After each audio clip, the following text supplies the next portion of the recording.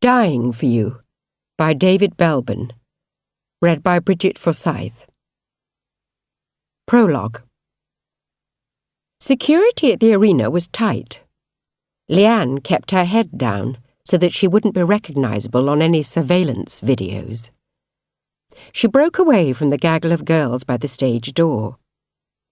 Lianne had made herself up to look much older than she was, but so had all the other girls. She wouldn't get away with pretending to be one of the road crew's girlfriends. So she made her way to the main entrance instead. A neon sign above the doors announced the Smash Hits New Millennium Tour.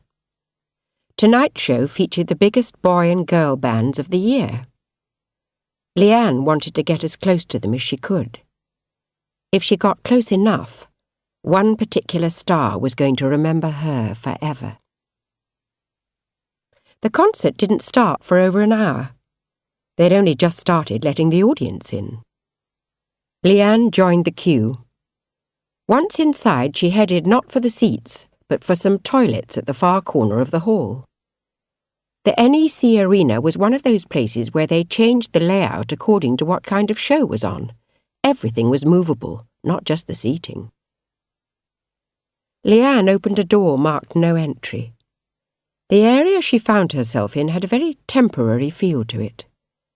There was no security in sight. A flimsy hardboard partition created a narrow walkway. What was behind it? Still no security guard, and no video surveillance camera to be seen. Lianne took the screwdriver from her purse and went to work on one of the hardboard sections.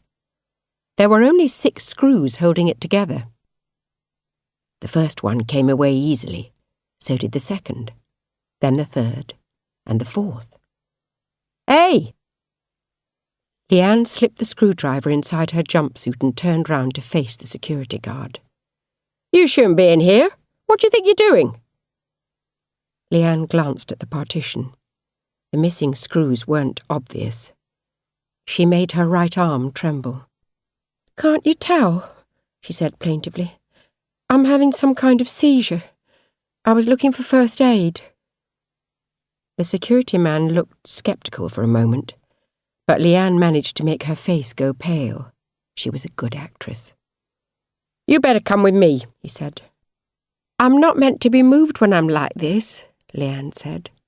The last thing she wanted was to be put in some medical section where they'd call her parents and she'd miss the show. She made her whole body shake. "Wait right there," the security man said. "I'm getting a doctor." Once he was out of sight, Lianne whipped out the screwdriver, crouched on the ground, and undid the bottom screw. Now the partition was held together by the top screw, which was out of reach. It didn't matter. Lianne managed to push the boards apart and slipped through. The boards twanged back together as the security man returned. "She was here, I swear," the guard said. "Where'd she go?" "We'd better check the toilets," said a female voice, presumably a doctor. "Did she tell you what was wrong with her?" "Just that it was a seizure." "Epilepsy?" "She didn't say." Some of these girls get hysterical at the idea of seeing a real pop star. Lianne heard the footsteps moving away and breathed a sigh of relief. She got out her lipstick and made a mark on the partition, a small heart shape, which would enable her to identify the escape route later. Then she hurried down the narrow corridor. When she got to the end of the temporary partition, Lianne could see the big revolving stage, which allowed one band to set up while the other was still playing. She'd read all about it in a magazine. But where were the dressing rooms? There were plenty of people around. Lianne had to make her move quickly before one of them clocked her. She crouched by the side of a speaker stack. The bands wouldn't be here yet. They'd have done their sound check before the fans were let in. Now they'd be having a meal or a drink back at their hotels. The girls waiting at the backstage door might get a glimpse of them as they arrived.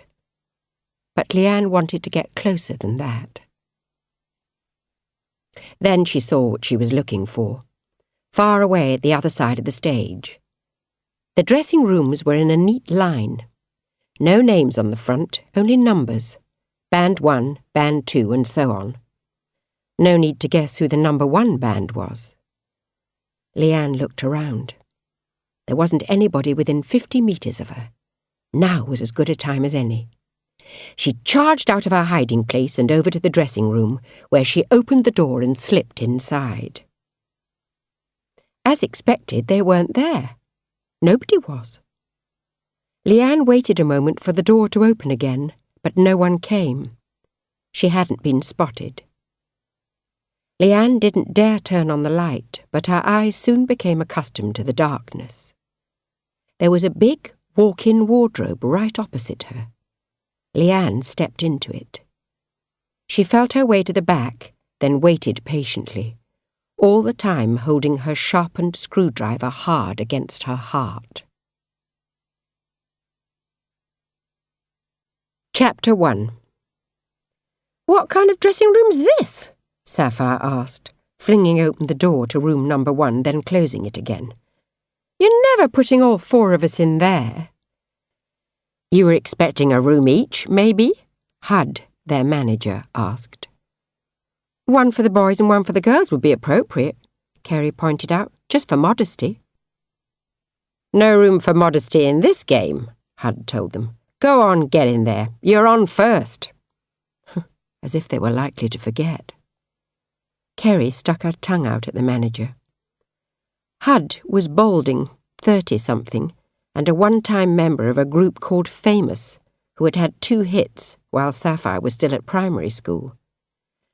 But he was in charge, so Sapphire admired Kerry's cheek. This was their big chance of success. 9 months ago, at the auditions, the 4 of them had seen off 100 other singers and musicians who wanted places in the group. Hud had made it clear that if any of the chosen 4 didn't come up to scratch, they'd be out in an instant. Sapphire wasn't going to blow it now. The manager had put his entire savings into creating Face to Face. He'd hired session musicians and a top producer. He'd brought in big-name songwriters to collaborate with them, and one of the best TV ad directors to do their videos. He'd started his own label, CPM, to ensure that he and the group kept most of their earnings. Then he'd done a licensing deal with a major label to ensure that their music was distributed properly. Finally, he'd rented the 4 of them a big house in Barking, where they'd been living, writing and rehearsing for months. Tonight was the moment of truth. The dressing room had just 1 shower, and there was only enough room for 2 people to sit in front of the mirror. "Ladies first," Art said, and Kerry took one of the stools in front of the mirror. "You go ahead of me," Sapphire told Art. "Age before beauty." Art laughed. At 19, he was the oldest member of the band. Art was tall to the point of gawkiness. His face had an angular quality. It could be made to look good in photos.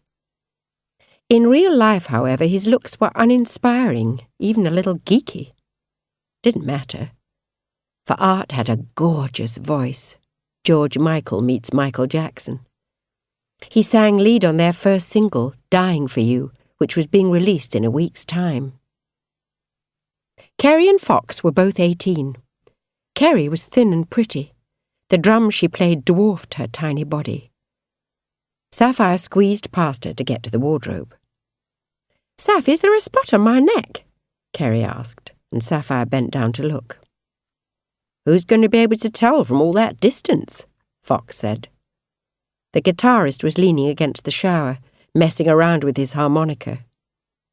Fox had long, straight black hair and was almost as thin as Kerry. Sapphire had fancied him like mad since the first moment she saw him, at the auditions. Hud, however, had made the rules clear from the off.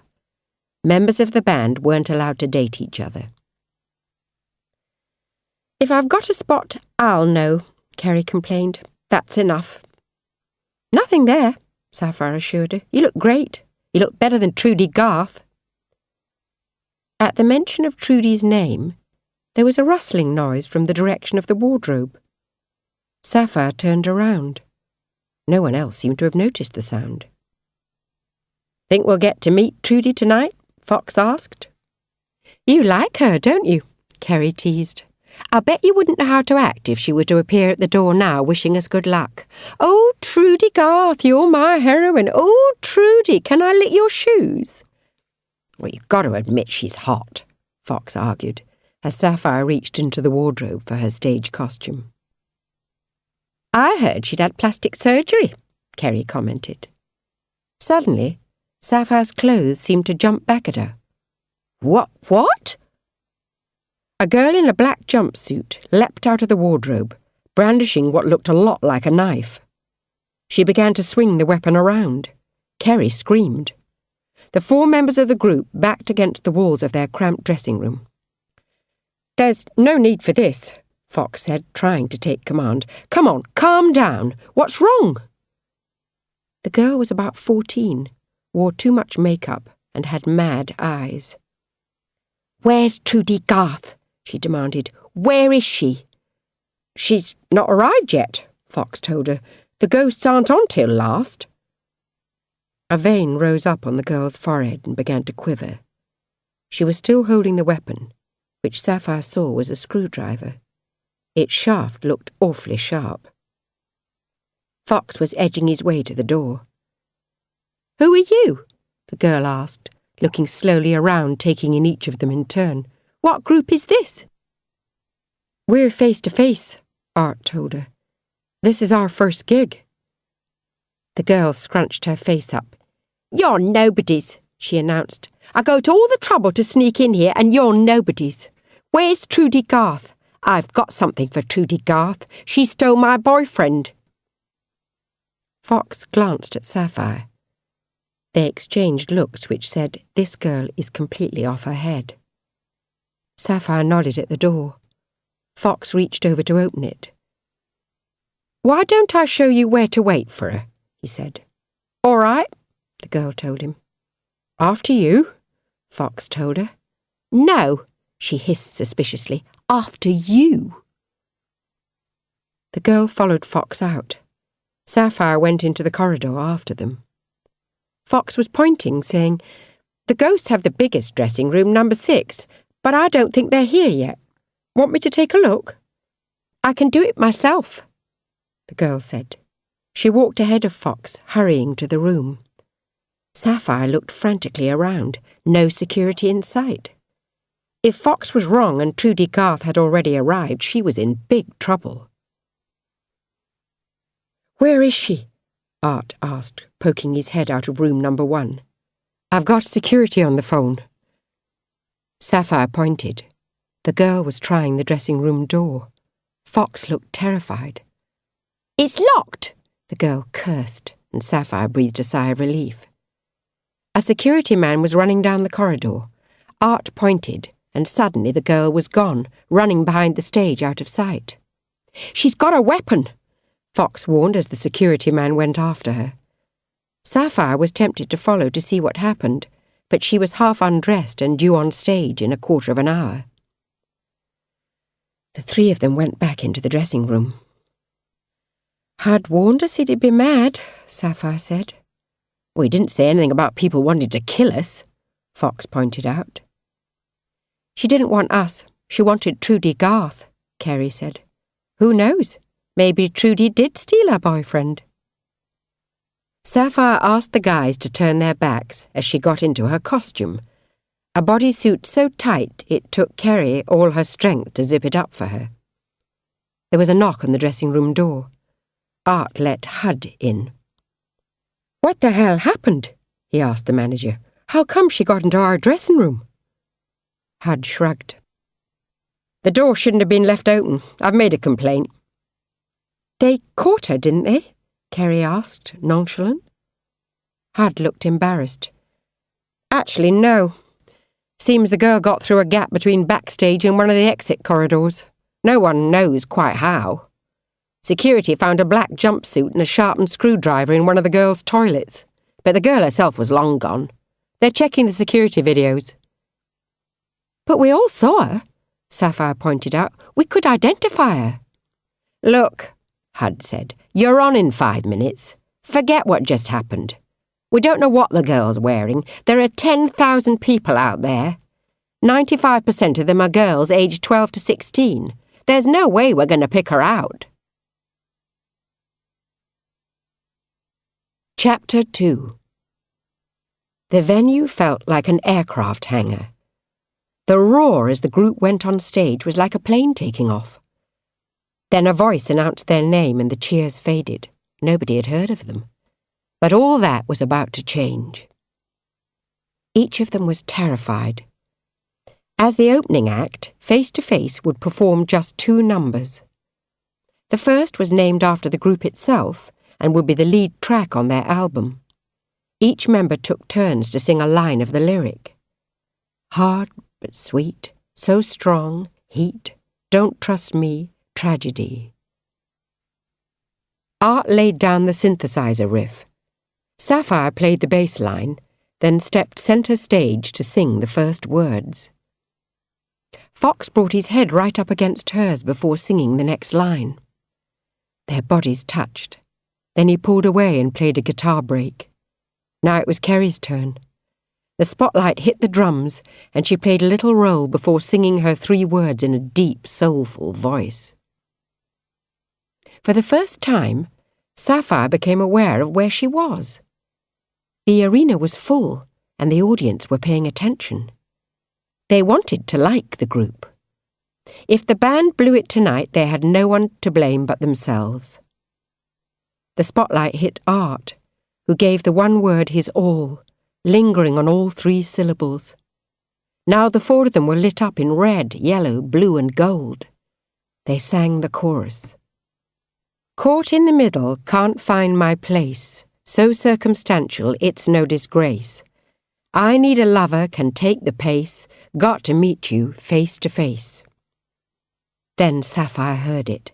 A roar of approval. The audience liked them. They liked the song. She was so relieved that she nearly missed her next line. The song was over before they knew it. Art left the keyboards and took centre stage. He introduced the band in his lilting Irish accent, then told the audience he'd like to play their first single, which would be in the shops a week on Monday. And this song is for each and every one of you girls out there, he said. The girls, taking their cues, screamed. Sapphire glanced at Fox, who was cringing. He and Art were poles apart. Fox had argued for a rock song as their first single, but Hud had insisted on a ballad. Seduce the girls, then shake them up a little, he'd told Fox. And Hud was proving to be right. As Art sang Dying for You, the audience hushed, only to erupt in screams and cheers at the end of each chorus.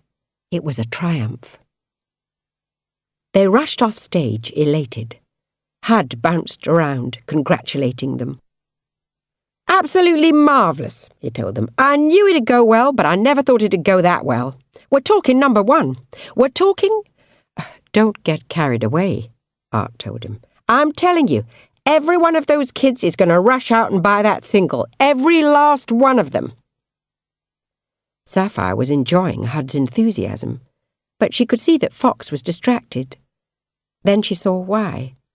There, wearing jeans and a shapeless sweater, a stark contrast to her sexy stage get-up, was Trudy Garth, lead singer of the Ghosts, and she was charging towards them.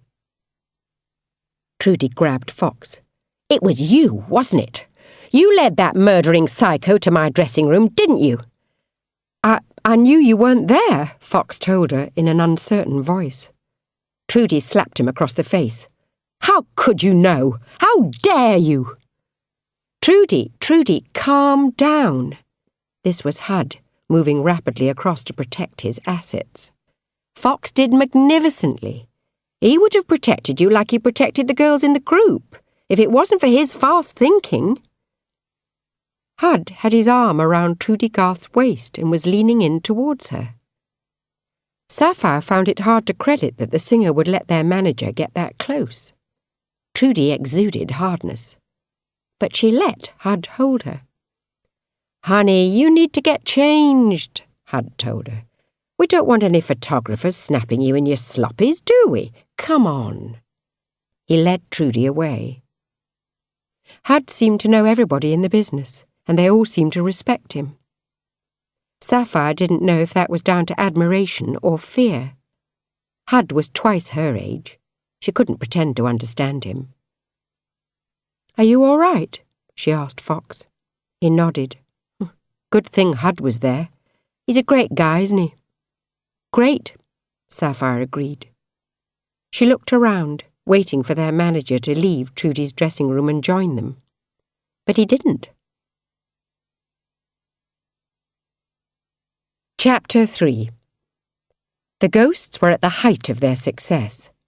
They'd just had their second #1 and were the most successful girl group for years. They played hard rock, interspersed with power ballads. Trudy sang most of the ballads, while Tina Toldeo took lead vocals on the fast songs. The gimmick was that Trudy looked like the rocker, dressed in leather, with chains and heavy makeup, while Tina looked demure. She had pale skin, long blonde hair, and often wore a dress on stage. The smattering of boys in the audience were only there for the ghosts. But Fox wasn't impressed by the band, not anymore. Their rock songs were old-fashioned, he thought, the ballads too schmaltzy. What Face to Face were trying to do was more interesting, but maybe he was kidding himself. Last year, when he was in a college covers band, he'd had posters of Trudy Garth on his bedroom wall. She was a big star and he was still a nobody. Hud had insisted that Face to Face stay to watch the ghosts act. Fox didn't like to admit that he'd seen them before, twice. On their own tours, the ghosts played harder rock, and there were a lot more boys in the audience. Trudy was the star. Tonight, though, the girls were mainly cheering Tina. Her rock songs went down a storm, while Trudy's ballads were received politely. The leather-clad singer looked angry as she left the stage. "We're better than them," Hud told the band, as he drove them to the bed and breakfast where they were staying.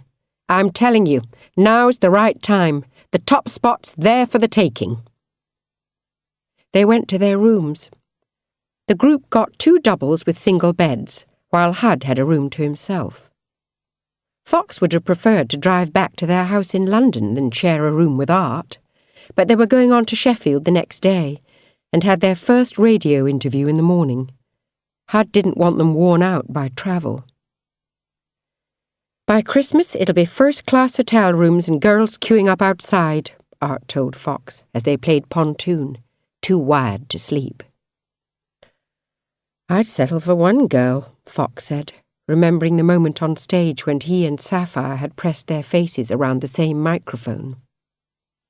When they were recording songs or shooting a video, there was some sexual tension, but it felt manufactured. Last night, the sexual chemistry felt real, exciting. Fox wondered if Sapphire felt the same. However, he had to remind himself members of the group weren't allowed to date. It was a sacking offence. Hud had made that clear from the start when they auditioned. Couples in bands upset the power balance and alienated the fan base, Hud said. To underline the point, he'd got an understudy for each member of the group, so that if someone was sacked or chose to leave, they could be replaced at a moment's notice. Fox had seen his understudy once, a lanky youth who bore a slight resemblance to him. Hud wasn't kidding. "There's one thing about the band that intrigues me," the DJ said the following morning after playing Dying for You. "I read that each and every one of you is an orphan. Is that right?" "Nearly," Kerry said. "I've got a dad somewhere, but I don't think he knows that I exist. My mum died last year after a long illness." "I was adopted," Fox admitted. "I don't know anything about my real parents. I don't want to." He didn't mention the huge rows he'd had with his adoptive parents and how he'd ended up in care. "And you?" the DJ asked Art. "My parents were in a show band," Art said, his voice taking on a lamentful lilt. "I don't remember them. They died in a bus crash when I was 2. I was brought up by nuns." "And what about you?" the DJ quizzed Sapphire after sympathising with Art. "If you don't mind me asking." "I do mind, actually," Sapphire said. "I have no parents, no past." The DJ looked intrigued. "Is Sapphire your real name?" she asked. "It is now," Sapphire said. That was all the DJ could get out of her. Fox was also intrigued by Sapphire. She had the second best voice in the group and was by far the better looking of the two girls, he thought. Kerry looked a little too tarty for him, whereas Sapphire had class written all over her. Her face was beautiful, but in a sincere, earnest sort of way. With or without the heavy makeup she wore in public, Sapphire was a sexy, smart English rose. But Fox was only allowed to go near her when they were on stage. For that night's concert, security was doubled. Video stills of the girl from the night before were circulated, but they showed little. A girl in a black jumpsuit, her straight brown hair tied back. The members of Face to Face weren't much help in fleshing out her description. Even Fox, who'd got closest to her, couldn't swear that he'd recognised the screwdriver girl if he saw her again. The Yorkshire crowd weren't as enthusiastic for the first song as Birmingham had been the night before. Then Dying for You won them over. Fox was worried. The band's format was indie rock meets classic pop. But Dying for You was so strong, and Art had such a good voice, that if they weren't careful, Face to Face would become a ballads band. Art, the frontman, would use the others as a stepping stone to a successful solo career like George Michael or Robbie Williams. Fox had to stop that happening. Chapter 4. The last day of the tour was a Sunday. They'd done 9 gigs in 10 days, during which Face to Face had been in front of the audience for a grand total of 70 minutes. Their single had been getting steady but unspectacular airplay on commercial stations and teenage TV shows. Tomorrow, Dying for You would be released. 6 days later, they'd know how they'd done in the only test that counted, the Top 40 chart. When the group arrived at Wembley Arena, Art seemed strung out. He'd been looking more and more tense as the tour progressed. Sapphire wasn't surprised. If Dying for You failed, he would take the brunt of the blame. The group was surprised to see a large press contingent waiting in the auditorium.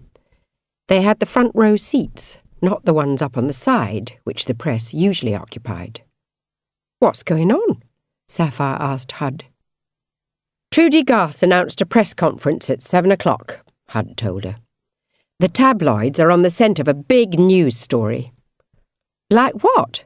Kerry wanted to know. "She's carrying Prince William's baby?"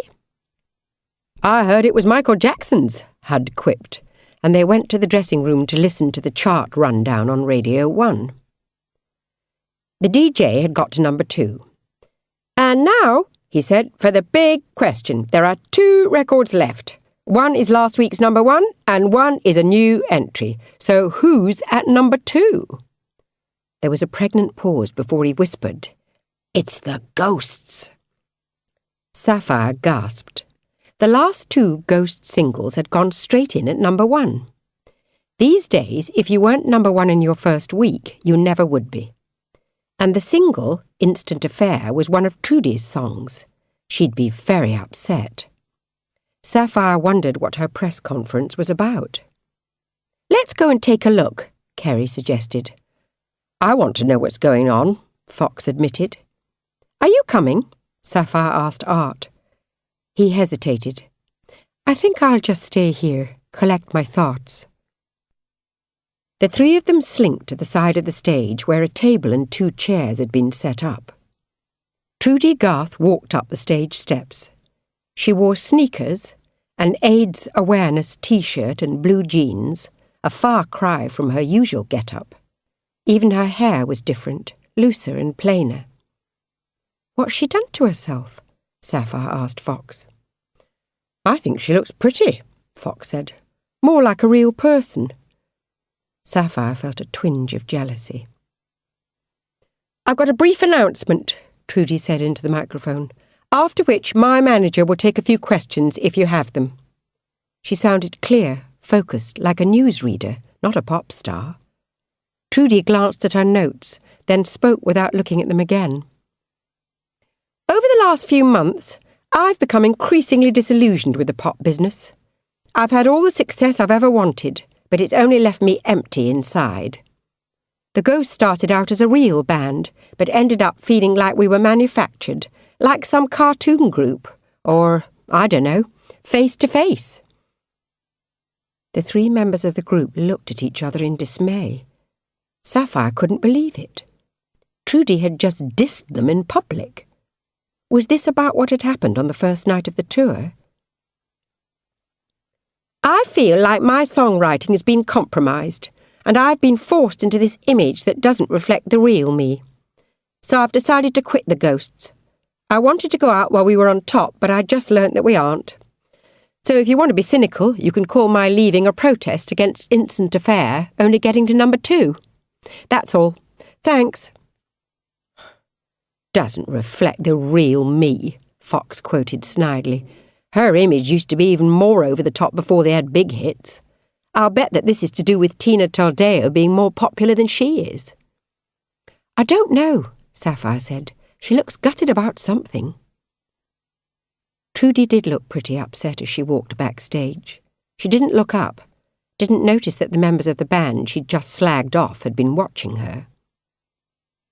On stage, her manager was answering questions in a rapid-fire voice. Was this connected with a fan who'd reportedly attempted to kill Trudy? No, definitely not. Was she pregnant? Absolutely not. Had she fallen out with Tina Tordeo? No, they remained good friends. If they wanted to know how Tina felt about the decision, they'd have to ask her. Did Trudy have a solo contract? No. But yes, the Ghosts were about to sign a new contract, and that might have affected Trudy's decision. No, the singer wasn't under contract to him or anybody. After tonight, Trudy was a free agent. She never had to play or sing another note unless she wanted to. Think we'll feel like she does in a couple of years' time? Sapphire asked Fox. He gave her his whatever look. If we're still doing this in 2 years' time, he said, that'll do me. You know, success is about compromise. Hud explained that to me. He paused, then shook his head incredulously.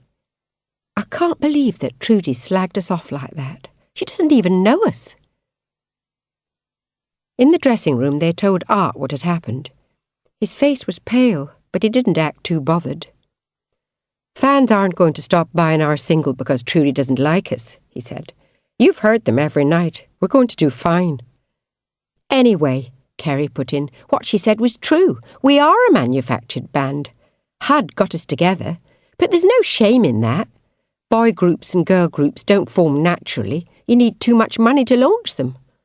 All right, so the Ghosts met at university, then dropped out and made a go of it. But they're the exception that proves the rule. What matters is whether our music is good, right? Right, they chorused. There was a knock on the door. Come on, Sapphire said. Let's go out there and knock them dead. Chapter 5. Afterwards, the performance felt like a kind of dream. It was so hard to credit what had happened. Fired up by Trudy's remarks, the band gave their 2 numbers everything. The first song went down a storm, and when Art announced their first single, there was a high-pitched scream of anticipation. The audience knew the song already. They were waiting to hear it. They would rush to buy it. Art sang the lyrics that he had helped to write. It's a crazy notion, we could go so high, unleashed emotion, don't let it go by. Never felt like this, you do it to me, just one sweet kiss, then baby you'll see that I'm dying for you. Can't live if you're not near. Oh yes, I'm dying for you, kill me if I'm not sincere. As he sang the final chorus, Art seemed to get really carried away. He clutched the microphone close to his heart. You couldn't hear the words properly. It didn't matter. The screams from the girls would have drowned the lyric out anyway. He's some performer, Sapphire thought, as Art took a step backwards and dropped to his knees. At first, Sapphire thought that Art was doing a classic star pose. It was really showy stuff. They hadn't rehearsed this. Art swooned. Then, in front of 12,000 screaming fans, Art keeled over completely. He'd collapsed. Sapphire stopped playing and ran over to the stricken singer. Fox got there as she was trying to lift his head. "Do you think he's fainted?" Sapphire yelled at him. Fox slapped the singer about the face, then started giving him mouth-to-mouth. Sapphire was aware of Kerry running over from the drums. She tried to get a pulse from his wrist, but felt nothing. That didn't mean anything. Sapphire had no first aid training. The microphone lay next to the collapsed singer. Sapphire picked it up, then realised that it could be live. But it wasn't. Art hadn't been electrocuted. "Someone fetch a doctor!" she yelled into the mic. "He needs a doctor now!" For the first time, Sapphire was aware of the audience's reaction. They were hysterical. Screams of delight and desire had turned into screams of distress and dread. Somebody brought the house lights up. 2 people from St. John's Ambulance Brigade came on with a stretcher. The other members of Face to Face followed their lead singer off the stage. The doctor wouldn't let them into the treatment room, but his stern expression showed that it was serious. "I think he stopped breathing," Fox said for the 3rd time. "Wait here," the nurse told him. "We'll let you know as soon as we have an idea what's wrong with him." Fox turned to Sapphire. They clung to each other. On the other side of the door, the doctor worked on Art. Hud tried to go in, but was refused entry. The other groups came and waited too. Sapphire was vaguely aware of whispered discussions about when to continue the show. A decision waited on the doctor's report. It didn't take long. The door opened. "Are there any relatives here?" the doctor asked. "Next of kin?" Hud shook his head. "We're his family," he said melodramatically. The doctor frowned. "The ambulance will be here any moment," he told the manager, "but there's nothing the hospital can do for him." "He's only 19, Sapphire protested. "He can't be—" The doctor shook his head. "If it's any comfort, he didn't suffer. He died almost immediately out there on stage." Chapter 6. The funeral took place on Saturday, 6 days later in the small Irish town where Art had been born. Despite the remoteness of the place, nearly 100 fans congregated outside the church. Many stars from the tour were there, though not Trudy Garth. The rest of the final concert had been cancelled, so Trudy had been denied her swan song with the Ghosts. There'd been huge publicity about Art's death, too, which had completely overshadowed the news about Trudy leaving the group. The service was long and heartfelt. Many people there had known Art since childhood. Some had been friends of his parents, who'd died in equally tragic circumstances. Several nuns from the orphanage where Art grew up were also there. Fox, who'd felt unloved all his life, found this outpouring of emotion hard to take. How many people would show up at his own funeral, he wondered. After the service came the burial. Light rain fell like spittle on the shining casket. Sapphire and Kerry each put a single red rose on the coffin before it was lowered. Then the fans were allowed to throw in their tributes, flowers, poems, even a teddy bear. Finally, the priest said a few words, and Fox threw the first piece of earth. He didn't know why he had volunteered for the task. At last it was over. One of the nuns came over and spoke to Sapphire. She seemed to think that Sapphire was Art's girlfriend, maybe because she'd been crying so much during the service. Fox didn't hear what they talked about. He thanked the fans for coming. Some were Irish, but most had travelled from England. They were kids who'd seen Face to Face on the Smash Hits tour. Fox was impressed by their restraint. Not one asked for an autograph. They were there because they'd adored art, not him. Then they were in the car returning to the airport. Sapphire looked distracted. She waited until they were out of sight of the village before turning to Hud and asking, "Did you know that Art had a heart condition?" Hud looked shocked. "No, of course not." "The nuns knew all about it. He was diagnosed at birth, one of them told me. They didn't expect him to live." "He kept it to himself," Hud protested. "He passed a medical. How was I to know?" "He had a hole in his heart," Sapphire announced. "He should never have been doing something as stressful as appearing on stage." Hud reached over and put his hand on Sapphire's knee. She brushed it away. "His death was as big a shock to me as it was to you," Hud said. "Art chose to lie about his condition. According to the preliminary autopsy report, the hole was tiny. Art probably thought that it had healed up and didn't want to lose his chance of being a star because of a childhood illness. No one could have predicted. If you'd given him a proper medical, maybe they would have done," Sapphire said. "Mine lasted 5 minutes, and the doctor was only really interested in the drugs test, making sure I wasn't on crack or heroin." "He was only 19, Hud argued. "How was I to guess that he'd had a heart condition all his life when he was determined to keep it hidden?" "That's enough," Fox said. Recriminations would get them nowhere. "The question is, what are we going to do next?" "It's too early to talk about that," Sapphire said. "We're mourning." Fox didn't agree with her. Sapphire hadn't been especially close to Art. Fox was the one who'd shared a room with him, who'd played pontoon with him until 2 a.m, 9 nights in a row. "I reckon that Art would have urged us to go on," he said. "All Art wanted was to be a star. He wouldn't want us to lose our chance because of what had happened to him." "Maybe you're right," Kerry said. "Of course he's right," Hud told the 3 of them. "The understudy will take Art's place, but we won't announce it for a couple of weeks out of respect. We'll have to get him to re-record Art's vocals on the album." "No!" Sapphire shouted. "That's obscene." "Just a thought," Hud said, shrugging. "With Art gone," Kerry pointed out, "we might not have a career. Think about it. With all the publicity about Art, the media don't think of us as a group of 4 equals. They see us as a dead singer's backing band." It was a ghoulish notion. Now would be the time, Fox thought, for the 3 of them to go back to their families and lick their wounds for a few days. But none of them had families to go to. The next day they found themselves in the London house which Hud had rented for them, waiting for the first singles chart that they were eligible to appear in.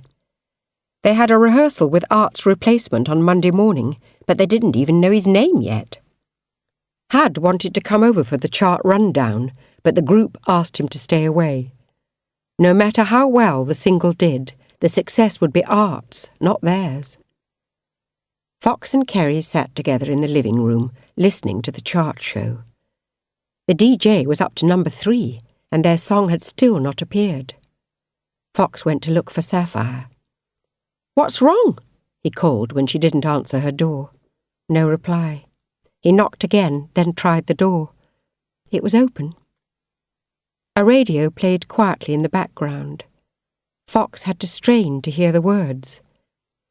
"And holding on for a second week at number 2, it's the Ghosts with what will be their last single featuring the original lineup." Sapphire was in bed, fully clothed. She hadn't been crying, but looked tired and depressed. To Fox, Sapphire seemed surprisingly young and vulnerable.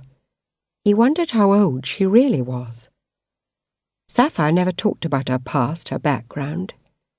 She gave the impression that she'd run away after being brought up in a children's home. Fox knew how awful most of them were. Unless you were really strong, they could screw you up for life. "I feel guilty," Sapphire said. "Why? What for?" "For feeling so rotten. I know the single might do brilliantly, but it doesn't mean anything. We're washed up, can't you see?" "We might be," Fox told her. "It's too early to say." And that's why I feel guilty, because I'm more upset about my career finishing before it started than I am about art. I'm horrible." "Not horrible," Fox said, sitting down next to her on the bed. "I think you're a beautiful person. I think you're being oversensitive, that's all. We're all worried about what'll happen to the band. That doesn't mean we aren't badly hurt by what happened to art." As the final rundown began, he held her. Maybe he would have kissed her too. But Kerry came bounding up the stairs and they pulled apart. "I don't want to hear this on my own," Kerry said. "Turn it up, turn it up." "And now," said the DJ, "for our brand new number one. It's been a tragic week for this group. All our sympathies go out to the members of Face to Face. Here they are, with a song featuring their late lead singer, Art Taylor, 'Dying for You,' the UK's new number one." Chapter 7. The stranger was tall and well-built, yet despite his blue eyes and cute, close-cropped hair, oddly anonymous-looking. "This is Chris," Hud told the group on Monday morning, "your new lead singer." "What's this lead singer business?" Fox asked. "The idea was that we all sing. Art was the keyboard player, remember?" But not a very good one, Sapphire thought. Session musicians had done all the keyboard pieces for the album. "I play piano too," Chris said. He walked over to the organ in the corner of the rehearsal room and turned it on. As Chris launched into House of the Rising Sun, Sapphire got a good look at him. He had classic boy band good looks, she decided. As a poster boy, he was much more appropriate than Art had been, and his keyboard playing was brilliant. Then he began to sing. Sapphire shuddered. Compared with Art, Chris's voice had nothing. It wasn't bad, just anonymous, like his looks. Hear him on the radio and he could be from one of a half-dozen boy bands. "I didn't mean to say lead," Hud apologised when Chris finished. "You're a group of equals. I guess I thought of Art as a lead singer, but—" His voice trailed off. Sapphire noticed a flicker of satisfaction cross Fox's face. "Look," Chris said, standing up and showing off his biceps. "I know this is a terrible time. Hud's had me under contract for months, like the rest of you, but if you don't want me in the band, I'll walk away." The other three looked at each other. If it wasn't Chris, it would be someone else, they all knew that. They'd come too far to give up now, so they might as well get on with it. Each of them nodded. "Let's give it a go," Kerry told Chris. Hud had been working out a revised strategy. He offered a compromise over re-recording Art's vocals. Chris would redo the two songs that were down to come out as their second and third singles, but Art's vocals would be left on the rest of the album. "It saves money and shows respect," Hud said. Sapphire noticed the order in which he'd made those points. "I think we should drop 'Dying for You' from our stage set," she said, "also as a mark of respect." "I agree," Fox chipped in. Kerry said nothing, but Hud was outraged. "Dying for You is a number one. It's a showstopper. You can perform it as a tribute to Art." "That'd feel ghoulish," Sapphire said. "Also, nothing personal, Chris, but Art had a very individual voice. You wouldn't sound right singing it." "I wouldn't feel right," Chris said. "Not yet, anyway, while I'm still stepping into a dead man's shoes. Why don't we see how it goes? If the fans really want us to play the song, they'll let us know." "If we still have any fans," Sapphire said. "On that point, I have some news for you," Hud told them. "You know those cards that we put in the singles, so fans could send off and join the mailing list or fan club? We've had over 50,000 returned. 20,000 of them want to pay money to join the fan club." Fox punched the air triumphantly. "I'm telling you," Hud announced, "this is only the beginning." Chapter 8. The video for the second single was being shot in secrecy. The original plan had been to use film from the Smash Hits tour, but Art's death had ruled that out. Instead, the director was shooting the band walking in Regent's Park. intercut with footage of the group playing to an imaginary audience. They had to be there early before many people were in the park. It was cold and there was a lot of waiting around. One journalist had been granted an exclusive behind-the-scenes interview. It would be the group's first since Art's death 7 weeks before. Hud had given them strict instructions on what to say and what not to say.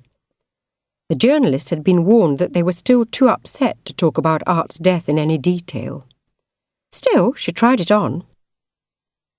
"Was one of you particularly close to Art?" she asked Kerry and Sapphire while the boys were being filmed. The girls looked at each other and both shrugged. "We were all very fond of each other," Sapphire said tactfully. "The way you rushed over to him when he collapsed," the journalist said, "it looked very—" "Sapphire got there first because she was the nearest," Kerry answered for her. "But you know, one of the things the group agreed when we started was that we wouldn't date each other. It could cause all sorts of problems, and we've stuck to that."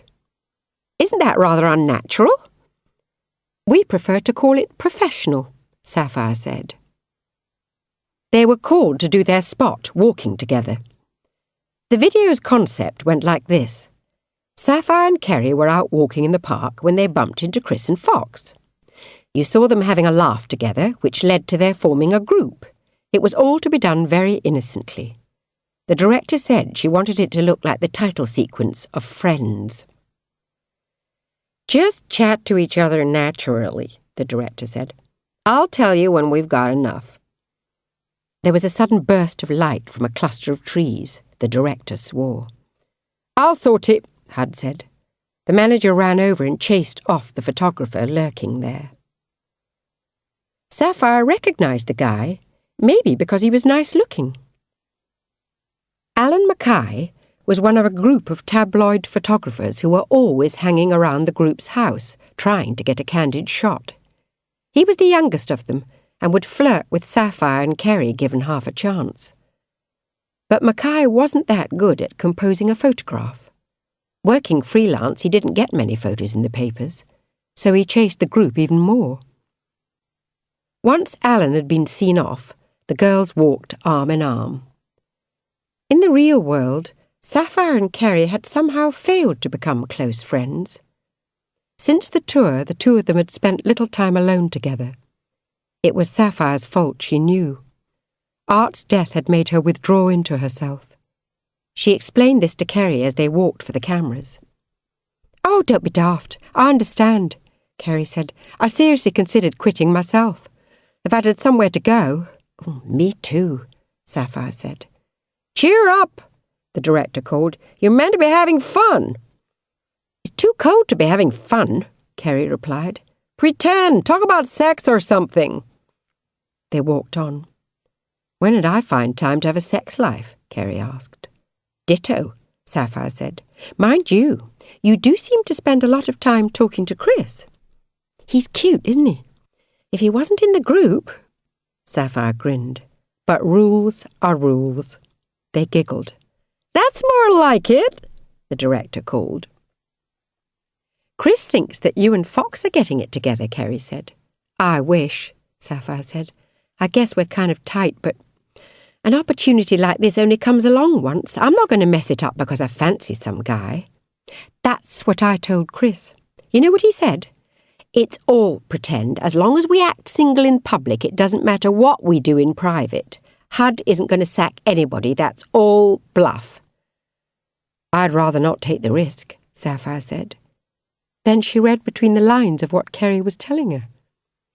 "Chris made a pass at you, didn't he?" Kerry started giggling again. "I guess he did." "And did you?" Kerry glanced down the footpath where Fox and Chris were waiting to accidentally bump into them. They weren't in earshot. "Not yet," she said. "I was sorely tempted. I mean, I'm 18 and I haven't had a boyfriend for a year." "Brilliant, girls!" the director called out. "Oh, God," Sapphire said. "I've just had a thought." "What?" Kerry asked. "All the things we've been saying. Suppose a lip reader watches the video. All our secrets will be out." Kerry burst into hysterical giggles. "That's even better," the director called. "Keep it up." Chapter 9. "Have you seen this?" Fox said angrily, throwing the tabloid newspaper on the dressing-room floor. Sapphire picked it up. This was an interview with Trudy Garth entitled "Why I Quit" by Rock's Sexiest Siren. Sapphire skimmed it. "It's more or less the same as she said at the press conference." "Read the penultimate paragraph." Sapphire did. "You have to be cynical about the motives of everybody in the business," Trudy says. She even casts doubts about the death of face-to-face vocalist Art Taylor.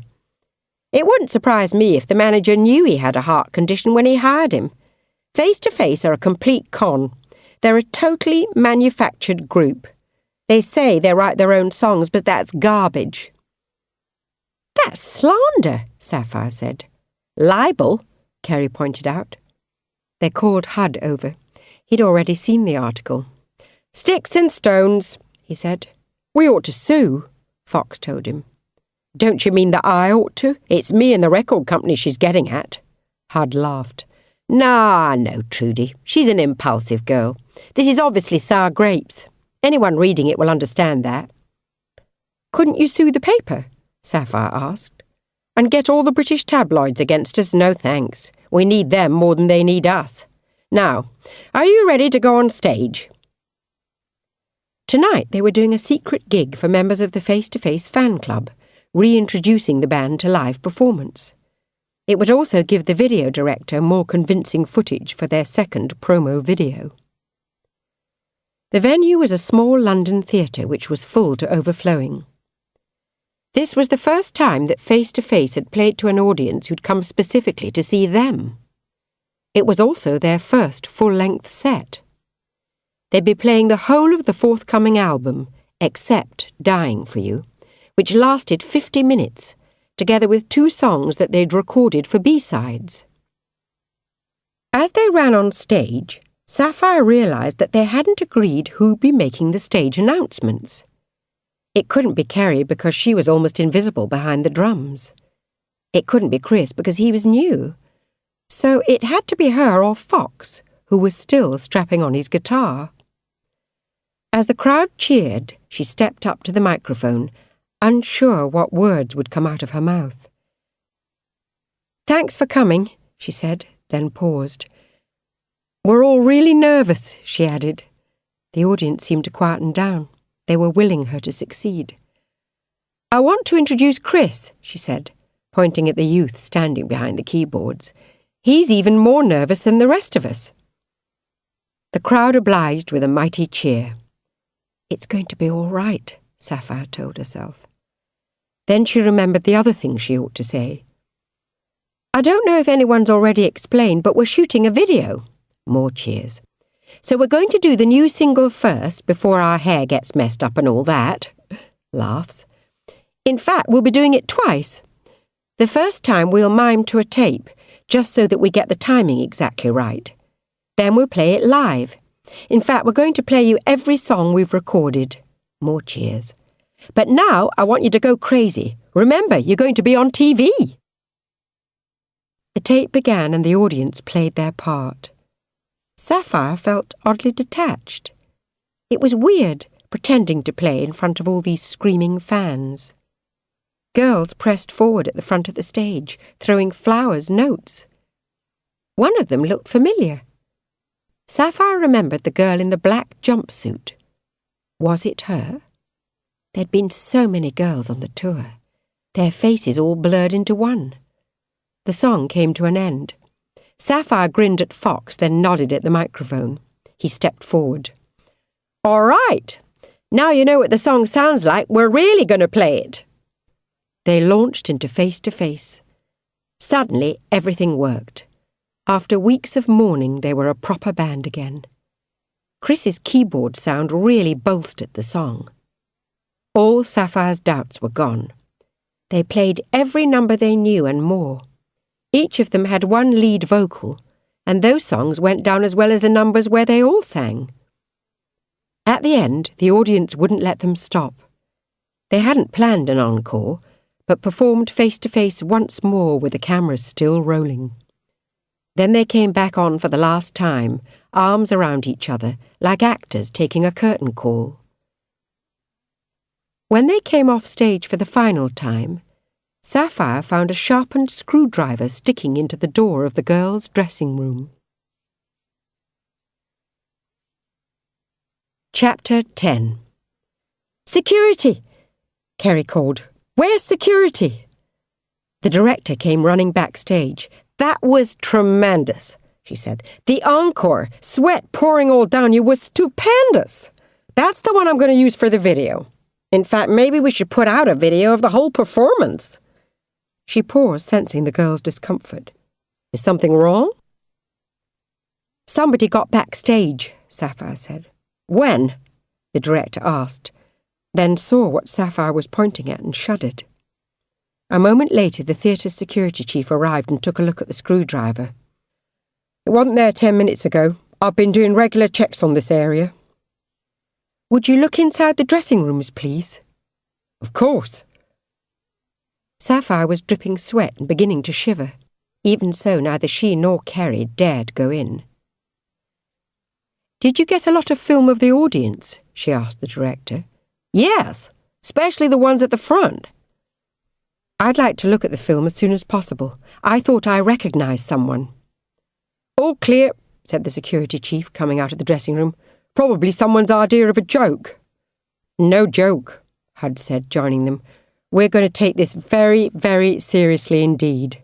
But for now, get yourselves washed and rested. I've booked us a table at the River Cafe. That was a performance to celebrate." Lianne joined her boyfriend in the slow-moving queue to leave the theatre. "What happened to you?" he asked. "You know they did another encore. It was brilliant. I needed the loo and I thought they'd finished," she interrupted him. "All right if we queue for autographs?" he asked, smiling sheepishly. She loved that smile. "I guess so," Lianne told him. "So, tell me, now that you've seen her in the flesh, do you still think that Sapphire's better looking than Trudy Garth?" "You bet," Jem said. "You know, she's younger, sexier, and she's got a better voice. Anyway, Trudy's retired. But what did you think? Were they better than when you saw them before?" Jem had given her his ticket for the NEC gig. He couldn't use it because he'd had food poisoning. Where he'd got it from was a mystery. It couldn't have been the shepherd's pie that Lianne had cooked in home economics. After all, she'd eaten some too and had been fine afterwards. "They've come on a lot," Lianne said. "That Irish guy could sing, but I fancy his replacement far more." She paused. "Not jealous, are you?" Her boyfriend grinned. "It's only fantasy, innit? Harmless stuff." "Harmless," Lianne agreed. There was a big crowd around the stage door. A 30-something guy in a baseball cap opened it. Behind him was a photographer, taking snaps of the fans. Lianne dropped her head. She didn't want to be recognisable. "Hi," the guy said. "My name's Hud. I'm Face-to-Face's manager. Look, I'm really sorry about this. Kerry, Sapphire, Fox and Chris would love to meet their fans and sign as many autographs as you want. But we've had a serious security alert and everybody's a bit shaken up. I'm sure you'll understand that we can't take any chances. So thanks for coming, but please leave now. Next time, I promise." Obediently, the crowd left. "Let's go," Jem said to Lianne. "They'll be out in a minute," Lianne argued. "With everybody else gone, you'll be able to get an autograph without queuing. You can tell Sapphire how much you love her." "And she'll think that I'm some creep who wouldn't go away when our manager asked me to. No thanks. Come on, let's go." Lianne slipped her hand into his, and they walked towards the tube station. Lianne kept a smile on her face, but inside she was seething. Jem was smitten. Sapphire was going to have to watch herself. "There," Sapphire said, pointing at the blonde girl on the right near the front of the stage. "She's the one." "How can you be sure?" Chris asked. "I'm pretty sure," Sapphire said, turning to Kerry and Fox. "What do you think?" "Could be," Kerry said, "but I didn't really get a good look at her before." There's a definite resemblance, Fox agreed. But if she's there, how could she get backstage? Fast forward the film, Sapphire told the director. As the show built to a climax, the director had ordered frequent shots of the crowd's mounting hysteria. During the first encore, the blonde girl was still there. She seemed less manic than the other people at the front, who were mostly girls. The director fast-forwarded to the second encore. "Look," Sapphire said excitedly, "she's gone." "She might be in the loo," Kerry said. "Or she might have fainted, been carried out," Chris suggested. "No," Hud said. "I checked with the medics. No girl of that description needed treatment." "Let's match her picture against the girl at the NEC," Fox suggested. They did. If you looked at the video freeze frame and compared it to the still image from the security surveillance tape, it could be the same girl, but her clothes were different, her hair shorter. The detail of her face was too grainy to be sure. "I think it's the same girl," Sapphire said. "What do we do if it is?" Fox asked. "She hasn't actually hurt anybody," Kerry pointed out. "Maybe she just wants attention." "Why's she following us?" Chris asked. "She's seen me in my boxer shorts," Fox pointed out. "Maybe she's in love." "I knew you were desperate for a girlfriend," Kerry said, "but I didn't think you were that desperate." They laughed. Kerry could always turn things into a joke. "Let's not lose any sleep over this," Hud said. "We'll take her seriously. I'll get us someone on security full-time just to be on the safe side, but not a word to the press.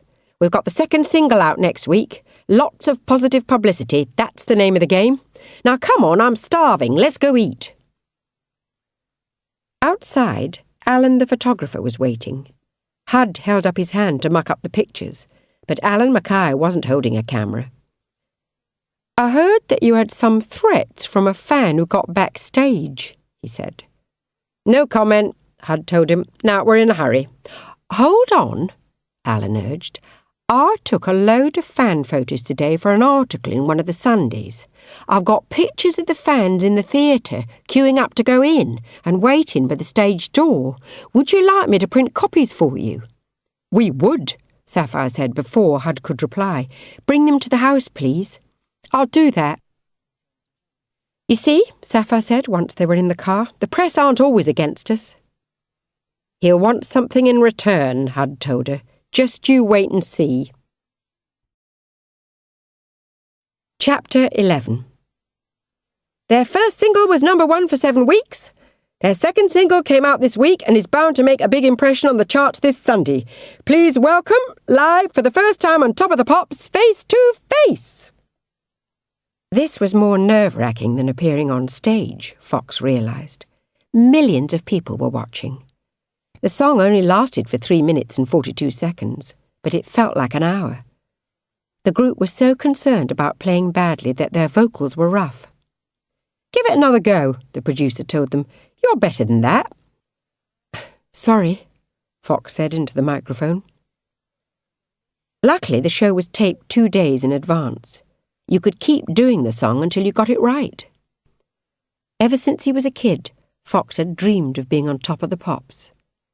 In his dreams, he'd be fronting his own band, playing really cool rock music, not power pop like this.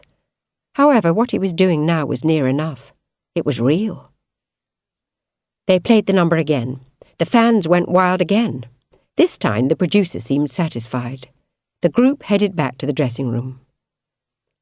"Fox, can I have a word?" asked a pretty young woman as he was coming out. "Sure." He thought that she was going to ask for an autograph. All right, she looked 5 years older than him, but plenty of older women had made a play for Fox over the last few weeks. This one was gorgeous. "Maybe I could buy you a drink?" "Why not?" As they headed off to the BBC bar, Fox saw Sapphire giving him a funny look. It was unfair, Fox thought as he watched Chris surrounded by teenage girls. Women came on to him and Chris all the time, but male fans were scared to approach Kerry and Sapphire for more than an autograph. The woman's name was Shirley. They talked for a while about the show and whether the single would hit #1. Shirley seemed to take control of the conversation. Fox found himself admitting that he didn't have a girlfriend. Shirley made it clear that she was interested in the role, for tonight at least. She was too old for him, Fox decided as he got another round of drinks, and she reminded him of his one-time foster sister who was bad news. "I hear that you were adopted, is that right?" Shirley asked when he returned with the drinks. "Fostered, but I don't like to talk about that," Fox told her. "But your foster parents threw you out. What was that all about?" "I said I don't—" Shirley put her hand on his knee to calm him down and left it there. "You know what they say? They say you stole from them, seduced their 15-year-old daughter, and when they got heavy with you, threw a party which ended up with their house being smashed to pieces." "What is this?" Fox asked. "Are you a reporter?" "Yes, with the Sunday Mirror.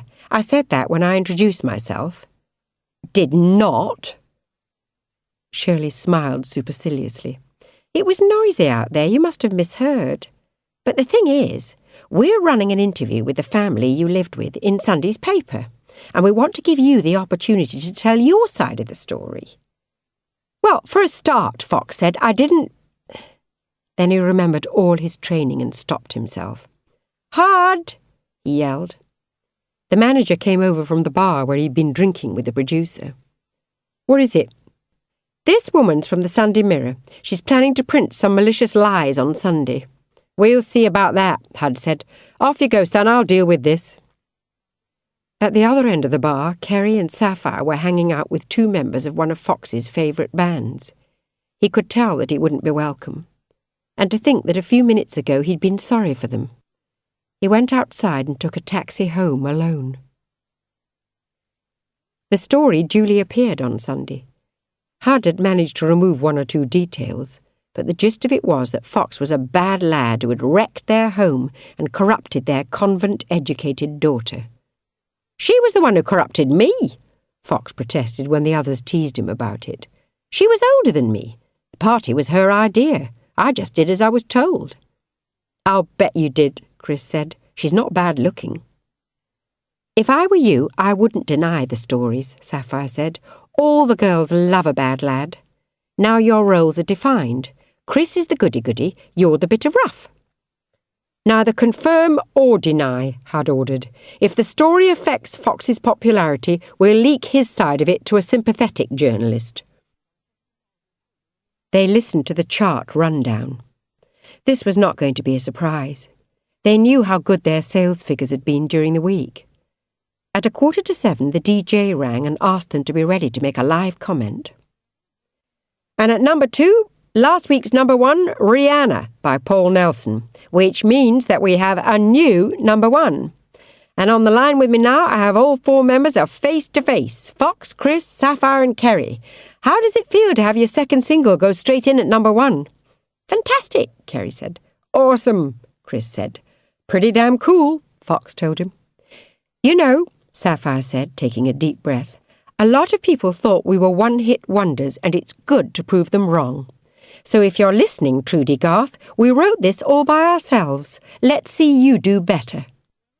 "Ooh," the DJ said. "Bit of good-natured rivalry there. But congratulations to Face as their second single does just as well as their first, going straight in at—" The number 1 jingle played and the song began. The band whooped and cheered, but their enthusiasm was slightly forced. They'd known what was coming. It didn't feel real yet. When the song was over, Hud turned off the radio and sighed. "Why on earth did you have to slag off Trudy Garth?" he asked Sapphire. "She started it," Sapphire said. "She did, and it made her look bad. Now you look bad too. And you don't know Trudy. She really bears grudges." "How come you know her so well?" Fox asked. "I don't," Hud said, "but I used to. I managed the Ghosts for a few months when they were still a hard rock band, playing small college venues. I wanted to take them in a more commercial direction, but they were happy being the darlings of the trendy music papers, so they sacked me. Later they realised I was right, made the change, so they've got respect for me." "Why didn't you manage them when they changed their minds?" Kerry asked. Hud gave a wry smile. Hiring a new manager's like falling in love. Timing is everything. Anyway, I've no regrets. If I were managing them, Trudy would still have left. They're in a mess now, whereas I've got you guys, and you're going to be far, far bigger than they ever were. The phone rang. Sapphire answered it, wondering who was calling to congratulate them. Sapphire? Said the voice at the other end. Speaking. I'm going to get you, bitch. What? Is that true? But whoever was on the other end had hung up. Chapter 12. After the second #1, everything got scary. While Dying for You was at the top of the chart, the group had gone to ground. Re-recording the album, shooting the video, rehearsing the stage show. But now they were doing radio appearances and TV spots all the time. Tickets for their first tour of the UK had sold out in a day. Performing didn't scare them. Being on stage was what they looked forward to most. The scary thing was the people. Crank phone calls and letters were the least of it. Everybody they met wanted something from them. An interview, an autograph, a job even. Worst of all were the ones who wanted to be their friends. It was all right, Sapphire thought, being backstage at Top of the Pops, meeting someone whose songs you knew. You were peers, you had something in common. What was weird was chatting to strangers who told you how great you were before they had a chance to get to know you. That kind of attention was exciting for a while, part of being a success, but the buzz soon gave way to a feeling of hollowness. How did you relate to people when you were a star? How did you choose your friends? Sapphire wasn't from London. Her old friends were still at school or college. She'd deliberately lost touch. They probably didn't even recognize her now that she had a different name and a new image. Sapphire couldn't go back. The rest of the band seemed to find it just as hard. Fox and Kerry both said how people they'd known for ages had started treating them differently. They couldn't relax around them anymore. Only Chris had London friends who he still hung out with. It's hard to know how to behave, he said. I've got 200 quid in my pocket, so do I buy all the drinks? And most of my mates are in the business. They're trying to get a record deal or a gig or whatever. If I talk about what it's like being in face-to-face, it sounds like I'm showing off. If I don't, it looks like I'm being standoffish. You can't win. Inevitably, the band closed in on themselves. They might not naturally be the best of friends, but they became a family, living one huge private joke. It helped, Sapphire thought, that they weren't allowed to go out with each other. Sex didn't get in the way. After all, suppose she had a thing with Fox and it didn't work out. They'd still have to be around each other 16 hours a day. That'd be awful. The tabloid papers kept printing rumours about the group's love lives. Hud said that they had to put up with it. The stories were free publicity. Headlines had Sapphire going out with both Chris and Fox. She was also supposed to have been secretly engaged to Art before he died.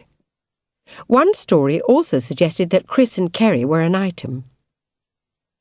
Fox was usually described as a teenage Lothario, partly because of the stories about him and his foster sister. He went to clubs sometimes, Sapphire knew. Occasionally girls came back to the house with him. Sometimes he came home late or not at all.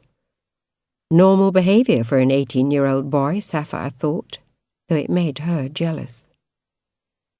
Sapphire herself had one admirer who the papers had no idea about. Jim was 22, built like a middleweight boxer and looked like what he was, a fully trained bodyguard. He was assigned to the whole group, but spent as much time as he could with Sapphire. He kept hinting that if he weren't on guard all the time, he'd like to spend even more time with her. Sapphire was flattered. Jim wasn't her type, but he was good company, and part of her liked the idea of making Fox jealous. There was nothing to stop Sapphire seeing Jim. However, bodyguards weren't supposed to get romantically involved with their charges. Big Jim hinted that he didn't care about that. He'd risk his job if she gave him the nod. "Plenty of other work for a guy like me," he said. But Sapphire didn't want to be responsible for Jim losing his job. How could she go out with him if he didn't work for the band anymore? So she stayed celibate and was only lonely when she retired to her hotel room at night. Even then, Jim was always only a door or two away.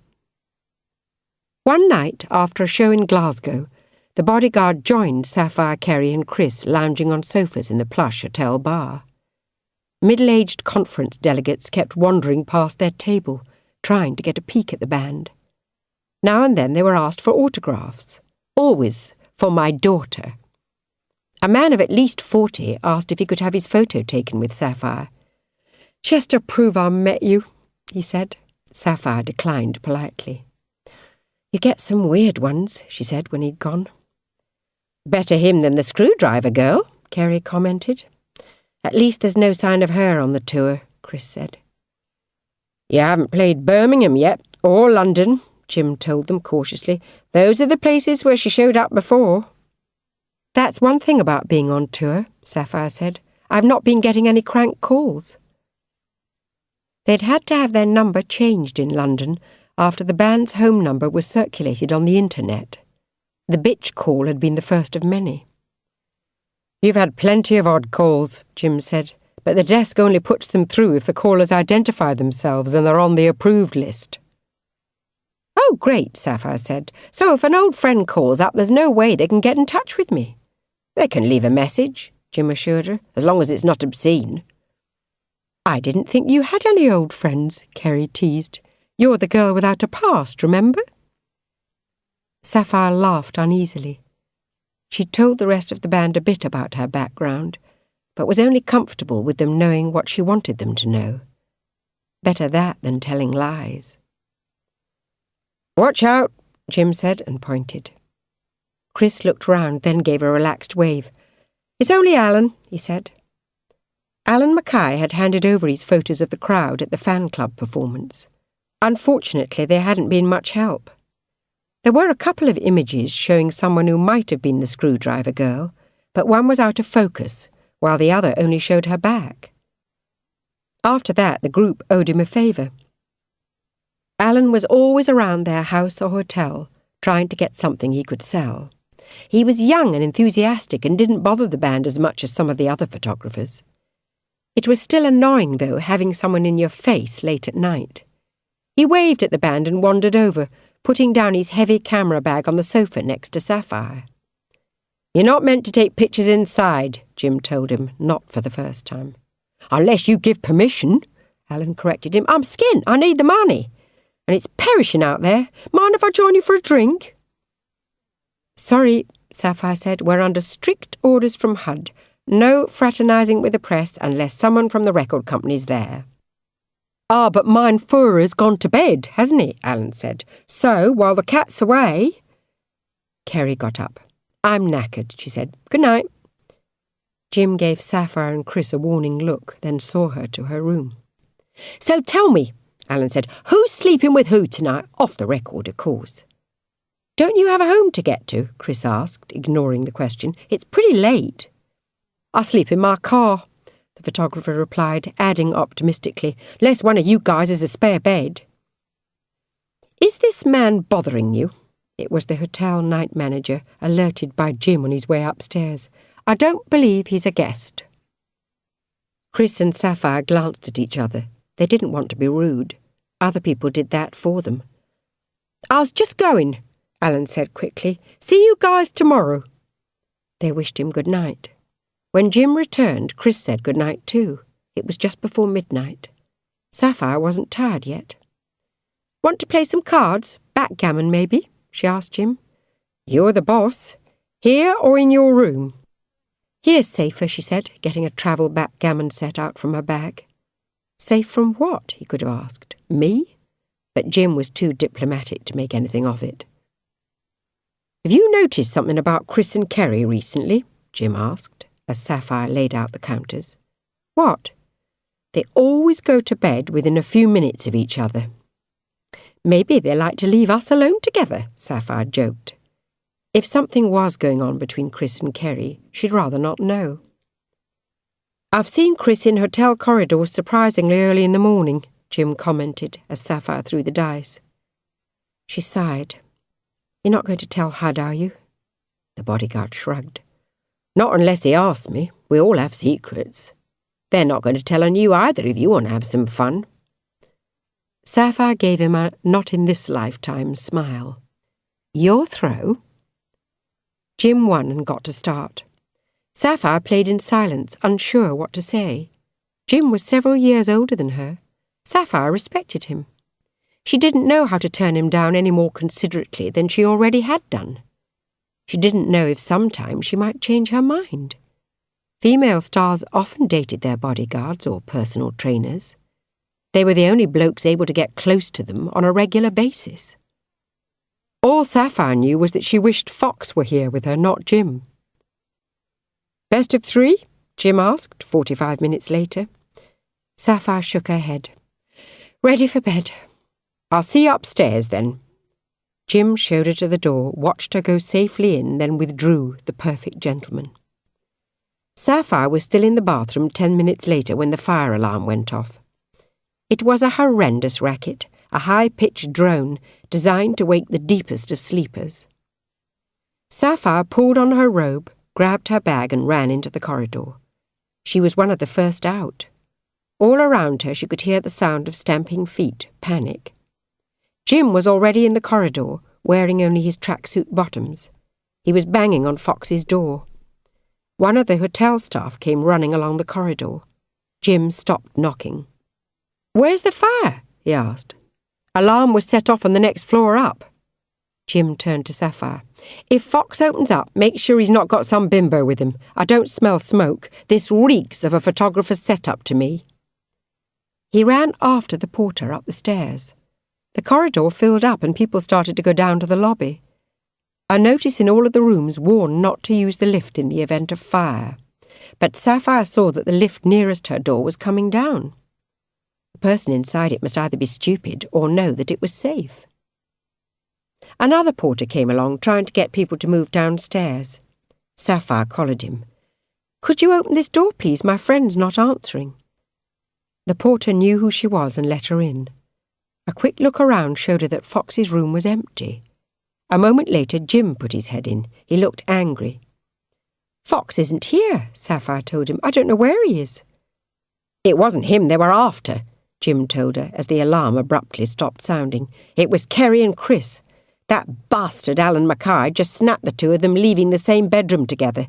He's probably on his way to the tabloids right now."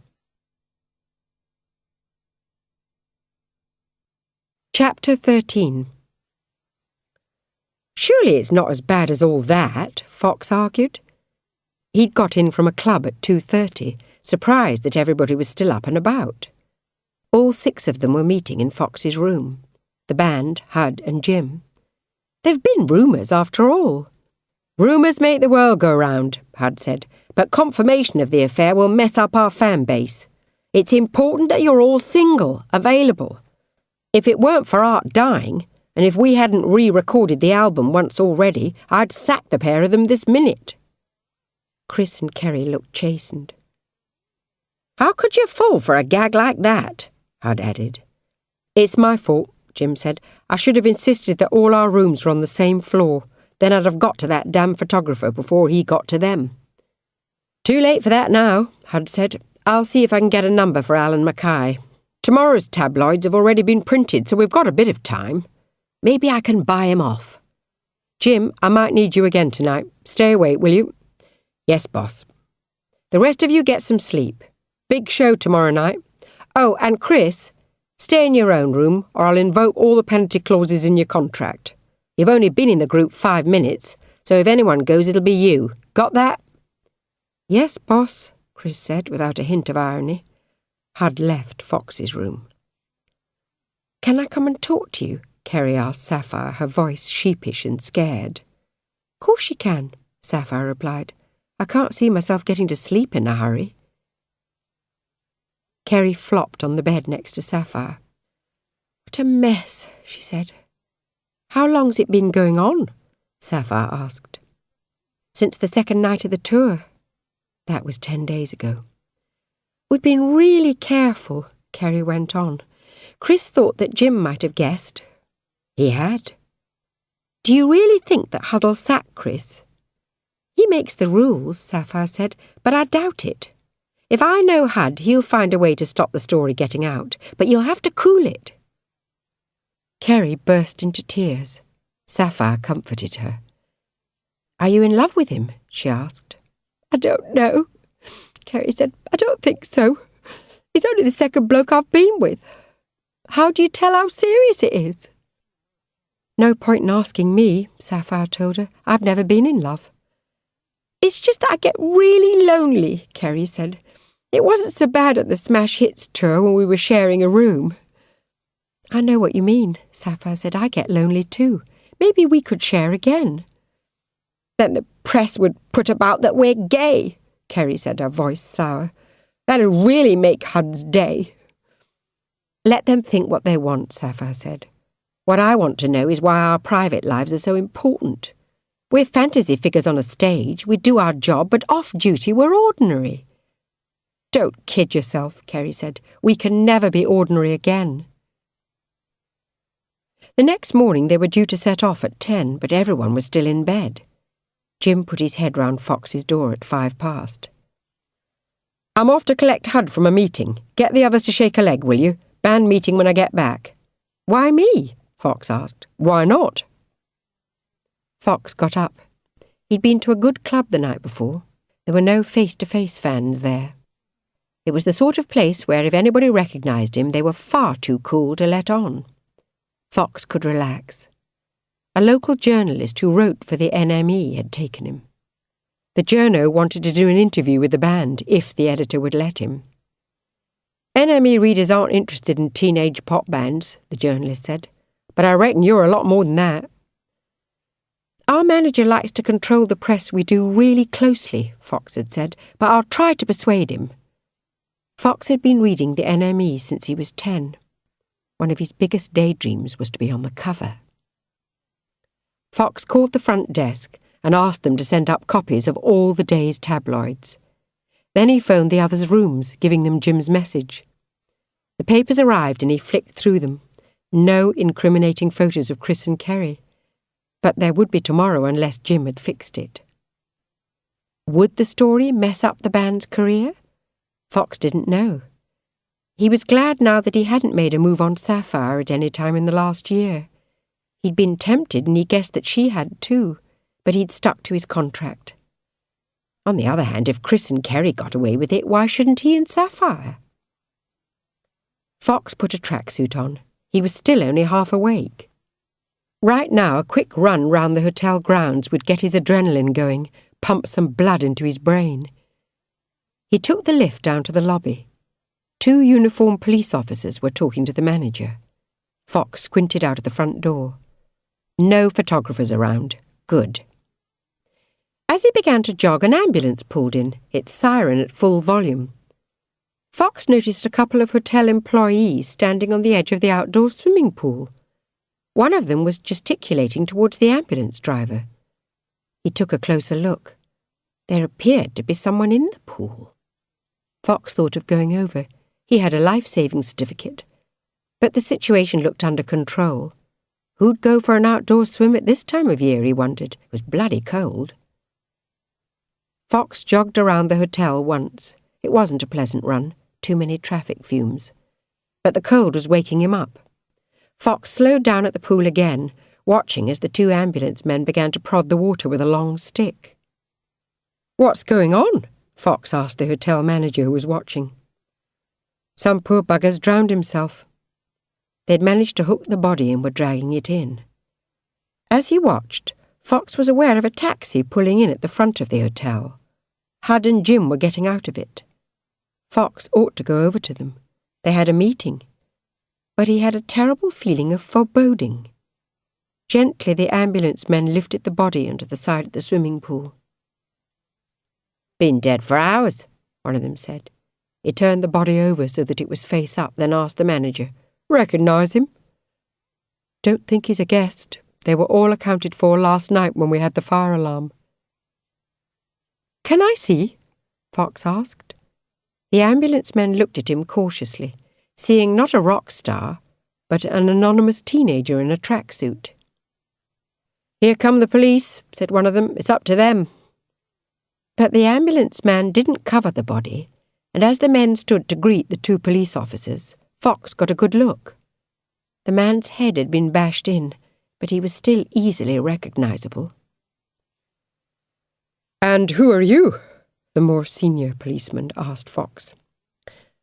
"My name's Michael Foxton. I'm a musician, and I'm afraid I know who the dead bloke is." "Who?" "His name's Alan Mackay. He was a photographer." Chapter 14. When Fox got upstairs, the meeting had already begun. The door was ajar and he walked in unnoticed. Everyone was intent on listening to Hud. "There's nothing to worry about," Hud was saying. "The lad agreed a price for the film." "How much?" Chris asked. "We made him an offer he couldn't refuse," Jim said jokingly. "But I warn you," Hud added, "it's coming out of your royalties." "Where is the film?" Chris asked. "Destroyed," Jim said. "I watched him take the film out the camera and do it himself." "That might have been a mistake," Fox interrupted. "The film was evidence." All five turned round, noticing him for the first time. "What's the problem?" Hud asked. "I think the police'll be after the film," Fox told him. "You see, Alan Mackay's just been fished out of the hotel pool. He's dead." "You're joking," Chris said. "That's not funny," Sapphire mumbled. "I wish I was kidding," Fox said, and this time they seemed to believe him. Kerry burst into tears. Sapphire looked stunned. Hud turned to Jim. "You gave him the money, yeah? 50 grand? "That's right. I met him in his car just before 4. Hud didn't seem convinced. "You're sure you didn't decide to keep the money for yourself and get rid of Mackay another way?" Jim looked affronted. "What'd you take me for? I followed orders. The tow rag probably decided to get drunk and fell in the pool." He'd have trouble getting a drink at 4 in the morning, Fox thought. Hud turned to Fox. "What have you said to the police?" he asked tersely. "Nothing," Fox protested. "I mean, virtually nothing. I said he'd been following the band around. I didn't mention him taking the picture of Chris and Kerry. After all, I wasn't there at the time." Hud put his head in his hands. "We've got to work out how to spin this. It'll be hard to make it look like his death wasn't related to the band. First, we better make sure that you all tell the same story. Jim, run over the events of last night, would you? Let's see if we agree on them." But before the bodyguard could start, there was a knock on the door. A man in a loose suit came in, accompanied by a smartly dressed young woman. "I'm D.I. Parker from Glasgow Serious Crime Squad, and this is D.C. Wordsworth. We're here about a man whose body has been recovered from the hotel swimming pool. This young man," he pointed at Fox, "tells me that you have some knowledge of him." Jim looked at Hud, who shrugged. "It's me you want to talk to," Jim said sullenly. "I may have been the last person to see him alive." "In that case," the D.I. told him, "you'd better come with us." The others were asked not to leave the hotel until they'd been interviewed. "But they've got a gig in Carlisle tonight," Hud protested. "We should be through with them by then," the DC told him politely. When they'd gone, Hud was furious. "Why'd you have to bring the police straight here?" he asked Fox. Fox was incredulous. "Hud, a guy was killed. I wanted to help. You could have given us time to sort ourselves out." "What's to sort out?" Fox asked. "We tell the truth, including how Jim paid him off for the picture. You believe Jim, don't you?" "Of course," Hud said. "If Jim was going to do someone in, he'd dump the body in a place a lot more clever than the hotel pool." This answer didn't comfort Fox much. He and Sapphire exchanged concerned glances. "I'm going to get some sleep before the shit really hits the fan," Hud said. "I've been up all night. If the police need me, I'll be in Jim's room." "We're meant to check out in half an hour," Chris pointed out. "I'll sort that. I don't want anyone leaving the hotel, OK?" Hud said, getting up to leave. "And no talking to the press, not a word." "There's this journalist from the NME coming to the gig tonight," Fox began to say, then regretted opening his mouth. He wanted to add that they could use a sympathetic reporter on their side, but Hud didn't let him finish. "Especially not the NME," he said. They were left alone. "What do you think happened?" Kerry asked. "You don't think that Jim—" All three of them looked at Sapphire. She was the member of the band who was closest to Jim. "No, I don't," she said. "I expect it was an accident." "Didn't look like an accident to me," Fox said. "It looked like somebody attacked him, then dumped his body in the water." "We've all got separate rooms," Chris pointed out. "We don't have alibis." "Don't be ridiculous," Sapphire said. "It won't come to that." "Why not?" Kerry said. "Somebody killed him." "But you're wrong, Chris. You see, Sapphire and I do have an alibi, each other. I stayed in her room last night." Chris met Fox's eyes reluctantly. "I didn't have a motive," Fox said. But Chris did. There was a knock on the door. D.C. Wordsworth. "I'd like a word with Chris Henderson, please," she said, then added, "Alone." That left three of them. "Chris couldn't have done it," Kerry said. "Why would he have done? He knew that Hud was sending Jim to pay Alan off." "Suppose Chris got to him first," Sapphire said. "He's a big lad, bigger than Alan. He could have beaten Alan up when he refused to hand over the film, dropped him in the pool. Maybe Jim's lying to protect Chris." "This is Chris we're talking about," Kerry pointed out. "He's not like that. God, I wish I'd stayed in his room all night." "The question we have to answer," Fox said, "is what Alan was doing back at the hotel. Why wasn't he on his way to a newspaper or somewhere he could get his photos developed?" "He must have been meeting Jim," Kerry said. "Maybe he was killed for the money," Fox speculated. "There are rough areas round here. 50,000's a lot of cash." "Presuming that Jim handed it over," Kerry said, "how did he get his hands on 50,000 quid in the middle of the night anyway?" Fox and Sapphire had to agree that that was a good question. Chapter 15. Lianne walked into the hotel past the police officers and the journalists who were starting to arrive. The group were meant to have gone by now. She'd been hidden in their tour bus since 5 this morning, waiting. The photographer's murder must have mucked things up for them. But not for her. Lianne walked straight in through the staff entrance. Face-to-Face always stayed at hotels in this chain. That had been easy to find out. The layout of these hotels was always the same. She'd researched them, too. Had even spent a day working as a chambermaid at the one in her hometown. Lianne knew where to find a uniform and changed into it. Then she headed up to the 4th floor.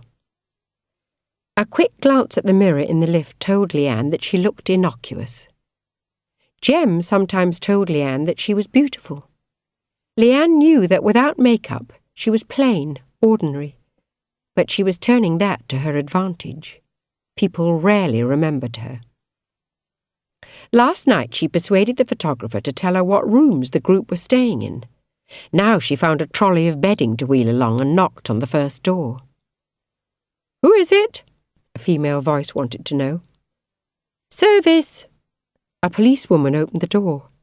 Over her shoulder, Lianne could see Chris looking rattled. "I'm sorry," Lianne said. "This room was meant to have been vacated by 12. I came to—" "The manager should have been informed that we need it until we've done. Maybe I should call—" "My mistake," Lianne said. "I'm sorry. Is this the only room you're using?" "No, next door as well." That was the room which Chris and Kerry had been photographed leaving together. Lianne went to the next door and knocked. Eventually it opened. Lianne recognised the band's manager, Hud. "I'm sorry," she said. "Did I wake you? Only the rooms are meant to be empty by—" Yeah, Hud said. "It's all right. I couldn't sleep. Here." He thrust a tenner into her hand. "This is for your inconvenience. I don't know when we'll be out. You'd have to ask the police." Lianne went down a floor. The first room she tried, Fox's, brought no reply.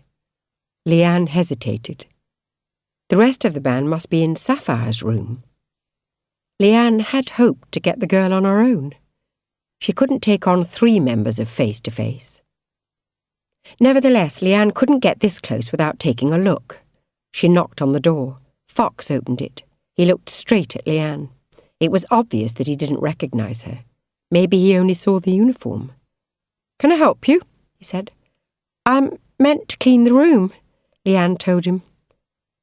There were the 2 girls behind him. Without makeup on, Sapphire looked no older than Lianne, not much prettier either.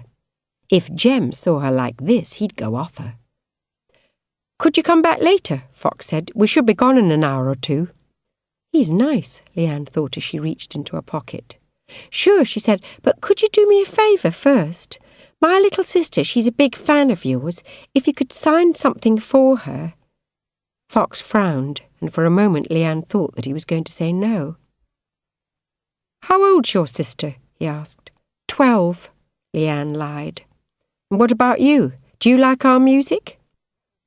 "The first single was a bit mashy," Lianne said. "The new one's good. I like it a lot." "The rest of the album is more like that," Fox said, almost apologetically. He'd found a piece of hotel notepaper. "What's your sister's name?" "Jem, with a J. It's short for Jemima, which she doesn't like." When he was done, Lianne turned to the girls. "Would you mind?" She leant over Kerry, noticing where Sapphire's handbag was. As she passed the sheet of paper to the bass player, Lianne slipped a little packet into the bag. Then she thanked the band profusely. "Stay in here as long as you like," she said with a thin, nervous smile. There was a hairy moment just afterwards when she ran into a real chambermaid. Lianne kept her head down and wasn't challenged. She returned to the 4th floor, stood near Chris's room, and waited. Chapter 16. Alan Mackay's car was found abandoned by a canal an hour ago, Hud told the group. "Was the money in it?" Fox asked. Hud laughed cynically. "Hardly." "It makes no sense," Sapphire said. "Why dump the car by a canal but dump the body in the hotel pool?" Hud had no answer to that. "By the way, how did you manage to get the money at 4 in the morning?" Kerry asked Jim. "2 receipts," Jim mumbled. "In cash?" Fox queried. "It's a tax thing," Hud said. "Let's not go into that now, okay? The important thing is sorting out a press statement. I was thinking of something along the lines of, 'Face to Face deeply regret the death of Alan Mackay, who was a friend of the band. We will do anything we can to assist the police in their inquiries as to how he lost his life. Agreed?'" No one argued. "We've got permission to leave the hotel," the manager went on. "The police want to interview us again tomorrow. But for now, let's get to Carlisle, see if we can do the sound check before the place is swarming with press." They headed down to the tour bus. Fox walked with Sapphire. "This is one hell of a day," he said to her. "I can't believe it," she said. "Someone dying over a silly photograph to protect our image." "Maybe it was a coincidence," Fox said unconvincingly. "If it wasn't about the photo, it was about the money." "I guess you're right." "Excuse me, Sapphire?" It was the female detective from earlier. "Yes?" "This'll only take a moment. I didn't get your full name before." Sapphire gritted her teeth. "Sapphire is my full name. I changed it by deed poll." "Your original name, then?" "I don't tell people that. It's a way of protecting my privacy." "You'll need to give it to us, I'm afraid," the policewoman said. "I can assure you it won't get out to the press." Sapphire shook her head. "Look, what's this about? I have an alibi for last night if you think I'm somehow connected to—" "Perhaps you wouldn't mind stepping into the manager's office." Sapphire was annoyed and confused. She looked pleadingly at Fox. "Can he come with me? Will you?" Fox took her arm. "I want to know what this is about," Sapphire told him. The detective gave a very formal smile. "I'd like somebody from the group with you, yes. Come inside." The two of them stood awkwardly in the office, next to a rubber plant which had been overwatered. The DC stood by the manager's desk. "This will only take a moment. It's probably a misunderstanding." "What?" Sapphire asked, irritated. "Look, we need to get to Carlisle." "I've had a report from a hotel employee which I'm afraid I have to take seriously. Would you mind emptying your handbag on the table, please?" "Pardon?" "It'll only take a moment." "Why should I?"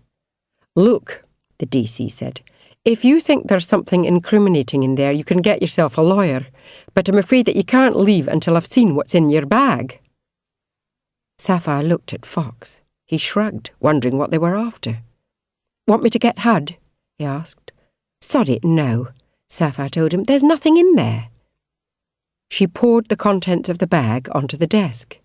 She was right. There was nothing unusual. Lipstick, lip gloss, eyeliner, a mirror, tissues, house keys, a Walkman with headphones, some scraps of paper with notes on them, a comb, a purse. "You want to look in the purse?" Sapphire asked. "I don't think that'll be necessary."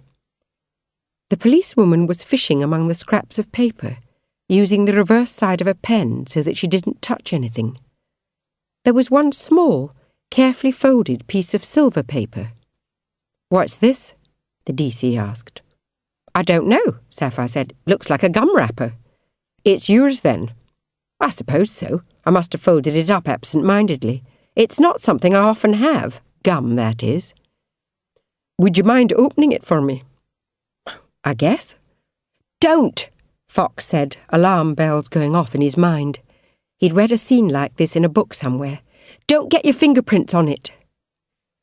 "Do you mind if I do?" The DC got out plastic gloves and tweezers.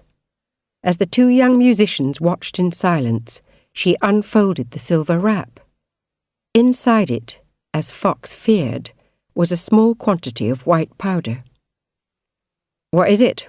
DC Wordsworth asked Sapphire. "Speed? Coke? Heroin?"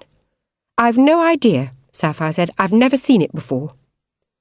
The DC rewrapped the packet and put it into an evidence bag. "I'm afraid that I'm going to have to ask you to accompany me to the station," she said. "You do not have to say anything, but—" The rest of the words went unlistened to as Sapphire burst into tears and Fox ran out to the tour bus to find HUD. Chapter 17. The scene outside the leisure centre was bedlam. This was the smallest gig on the tour and had sold out in a morning. Now there were 100 journalists clamouring for tickets which couldn't be had. CPM's press office had taken the phone off the hook. Outside the venue, ticket touts kept upping the price of black market tickets. First it was 50, then 60, then 70. By showtime it would top 100. But there might not be a show. Lawyers were busy arranging bail for Sapphire. She had volunteered to take a drugs test, which should prove that she didn't use illicit substances. HUD wasn't optimistic about it. Fox could tell the manager wasn't convinced of her innocence. Sapphire was a dark horse. She kept her past very secret. For all HUD knew, she was a former junkie whose history was about to come back and haunt her. The race was on for the press to find the truth about Sapphire. They'd exposed what little there was to tell about Fox, and found nothing on Kerry and Chris. Surprisingly, the police hadn't leaked the details about Alan Mackay.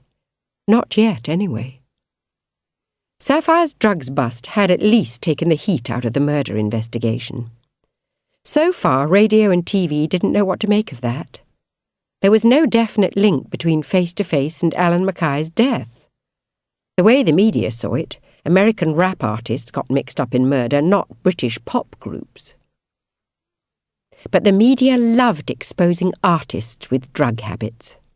A bust could mean Sapphire's sacking from the band. Face to Face weren't Oasis or the Rolling Stones. They had a young audience whose parents demanded that they set some kind of example.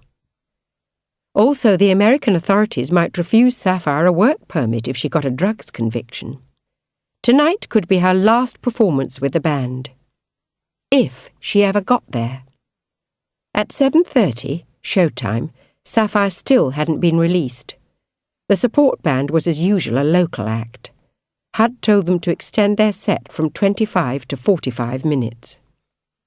"But we haven't rehearsed that many songs," one of them complained. "Then do songs twice, or add extra choruses, guitar solos, whatever. No one's going to be listening to you anyway." Once the support were on stage, while Kerry was in the bathroom, Chris approached Hud. Fox, pretending to listen to his Walkman, overheard their conversation. "You've got an understudy for her, haven't you?" Chris asked.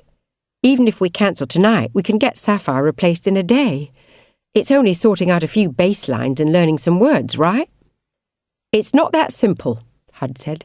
"Yes, I originally had an understudy, Yvonne, but then Trudy Garth left the Ghosts, and Yvonne got the spot with them. So we'd have to borrow someone from another band." Fox fumed. He couldn't believe that Chris would be so disloyal as to talk about Sapphire's replacement. To Chris, she was only a cog in a machine. But Fox was a musician, and so was Sapphire. He liked the tender but sinewy sound she got out of her bass guitar. He liked Sapphire's voice, half Trudy Garth, half Dusty Springfield. Losing Art had been bad enough. Losing Sapphire, as far as he was concerned, would mean the end of Face to Face. The support group's 45 minutes were up. "Look," Hud said, "how about if Kerry sings Sapphire's lines as well as her own, and we borrow the support's bassist? Could you wing it?" Kerry shrugged. "My voice is nothing like Sapphire's," she said. "I'm not going to be part of a substandard show," Fox told him. "They're going to be screaming like crazy out there," Hud argued. "They'll hardly notice the difference." "I don't care," Fox said. "No Sapphire, no show." "I agree," Kerry said, and turned to Chris, who muttered sheepishly, "Me too." The leisure centre manager arrived at the dressing-room door. "It's decision time, Hud. Is tonight's show going to be cancelled?" "It looks like it," Hud said.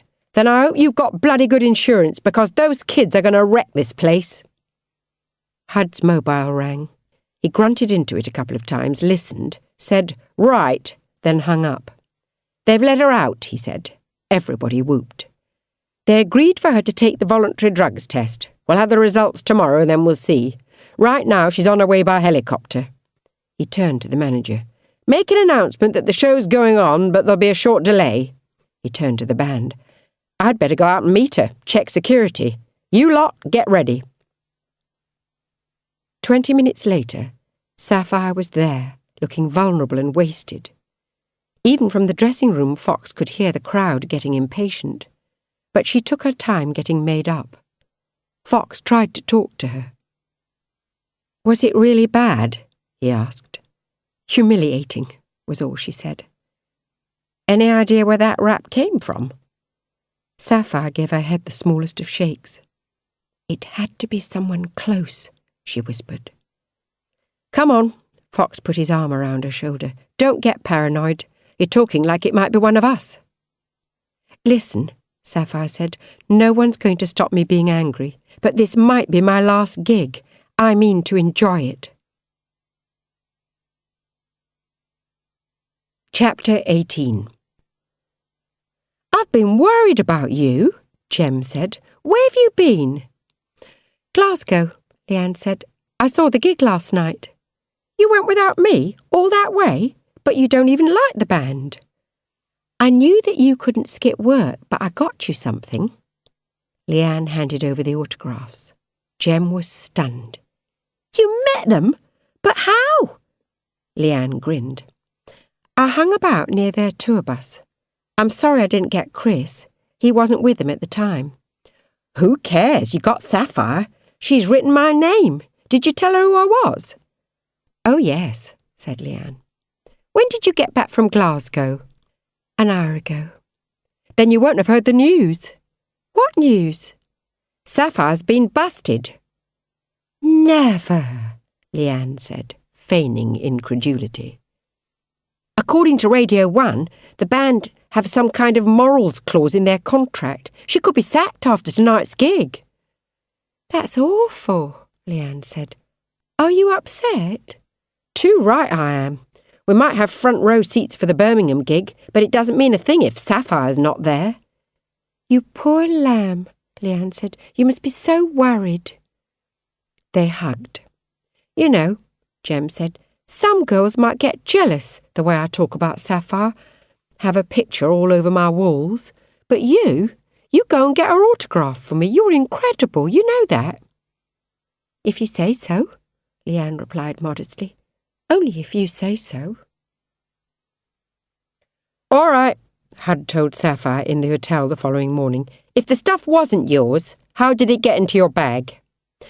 That's what the police kept asking me, and I kept telling them I've no idea. A fan? Fox suggested. Possibly, Sapphire said, but they don't usually get near enough to reach into my bag.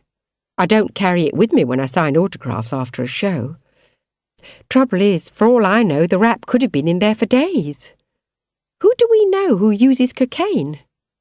Alan Mackay, Hud said. You've seen him use it? I've seen the signs. Glazed eyes, blocked nose. Charlie, or Speed, I'd say. It's not unusual. Half the industry have been into it one time or another. Did Alan give it to you? I keep saying, Sapphire insisted, I don't take drugs. We'll soon have the test result to prove it one way or the other. And if she's positive? Fox asked. Then she's out.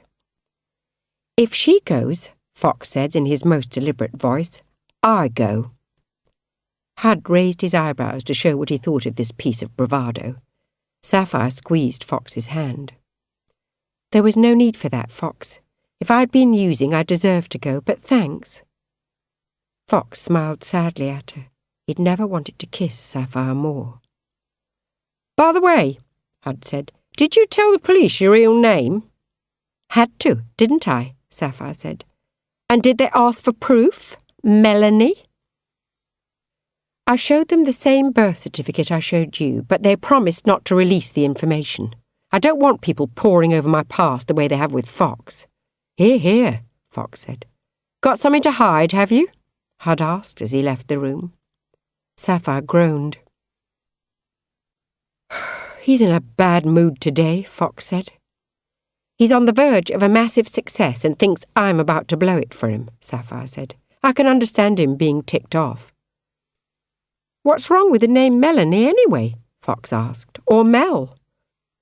No one can use Mel since the Spice Girls.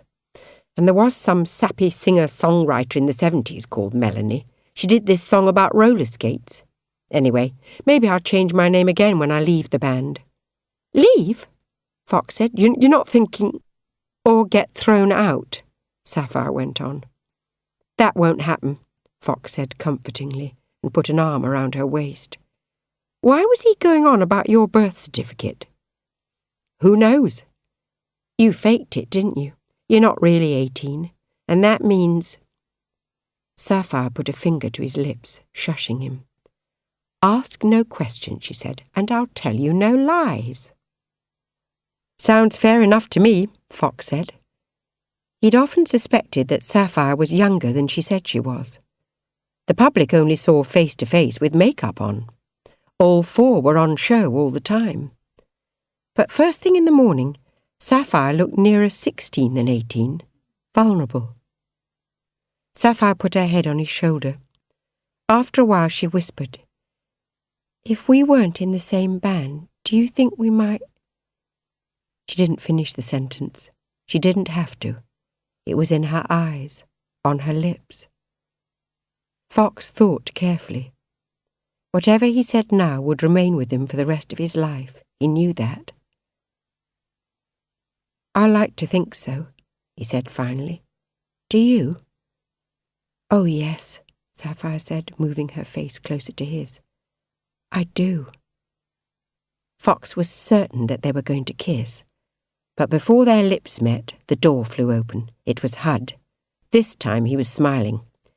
You're clear, he told Sapphire. No fingerprints on the wrap, no illegal substances in your system. I told you, Sapphire said. I'm sorry I doubted you, but guess who did test positive? Chapter 19. Face-to-face girl cleared. Sapphire, 18, the singer and bassist from chart-topping group Face-to-Face, has had charges of cocaine possession dropped by Glasgow police after fingerprint and blood tests came up negative. A spokesman said the police accept that cocaine found in her purse was planted on her.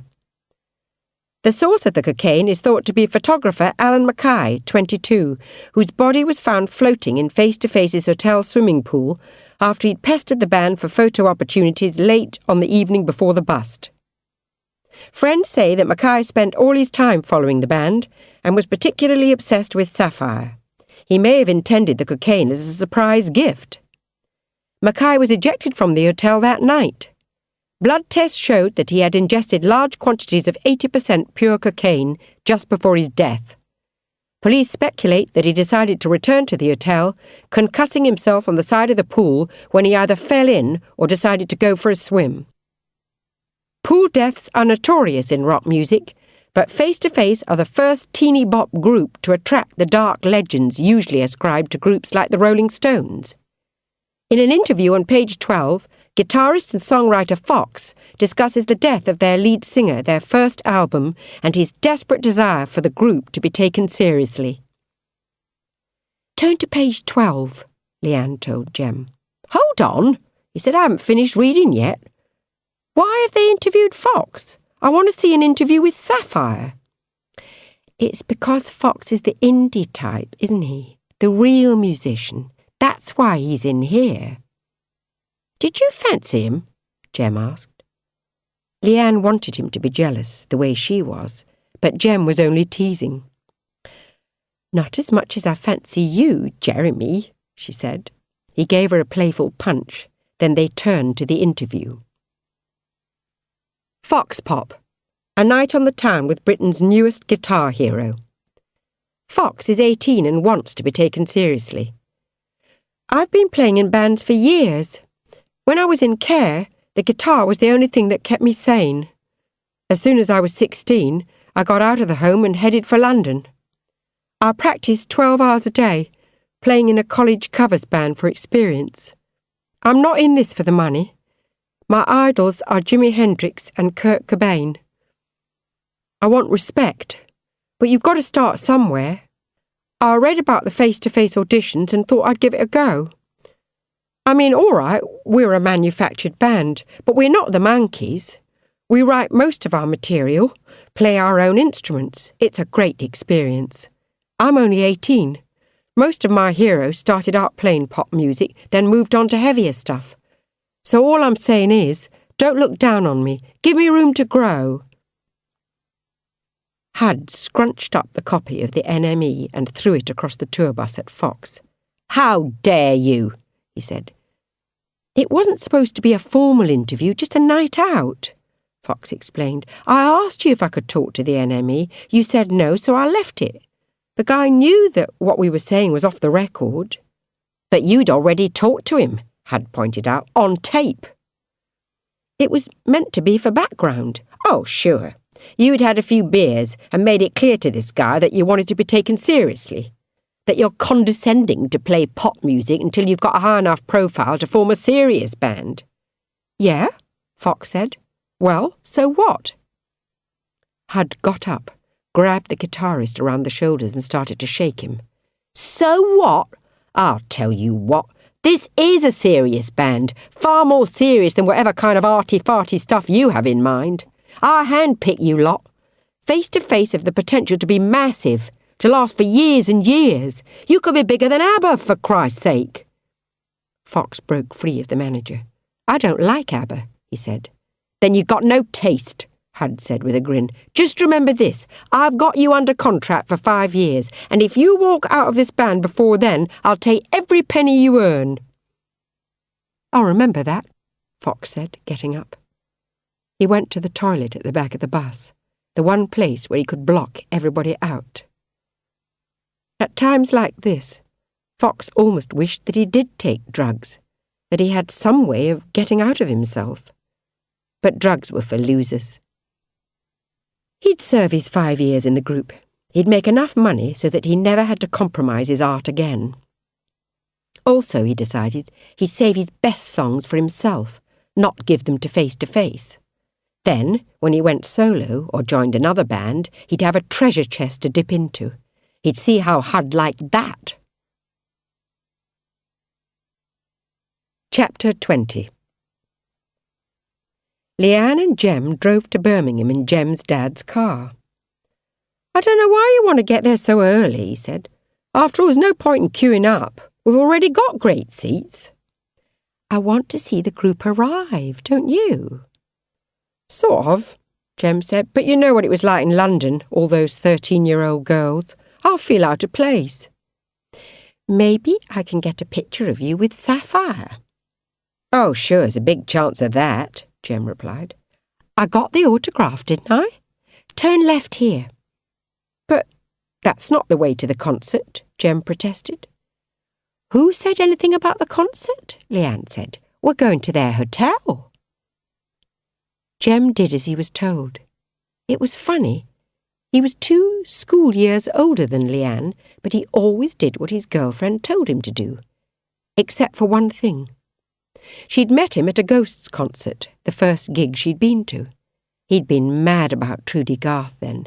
In fact, afterwards... Lianne didn't want to think about that. She'd always known that she was a substitute. But she hid her jealousy well. Most of the time, anyway. Now and then her mouth moved before her brain had told it what to say. Like now. "Can I ask you something embarrassing?" Lianne muttered. "Sure," Jem said. "When we're, fooling around, do you ever pretend, just to yourself, that I'm Sapphire?" "Course not," Jem said too quickly. "That'd be gross." Lianne could tell that he was lying. Served her right for asking. When they got to the hotel, the tour bus wasn't there. "Are you sure they'll be here?" Jem asked. "Positive. They'll be doing the sound check at the moment, but we'll get to see them when they come back to rest before the show. We need to find a place to—" "Hey, is that who I think it is?" Jem interrupted her. He stopped short.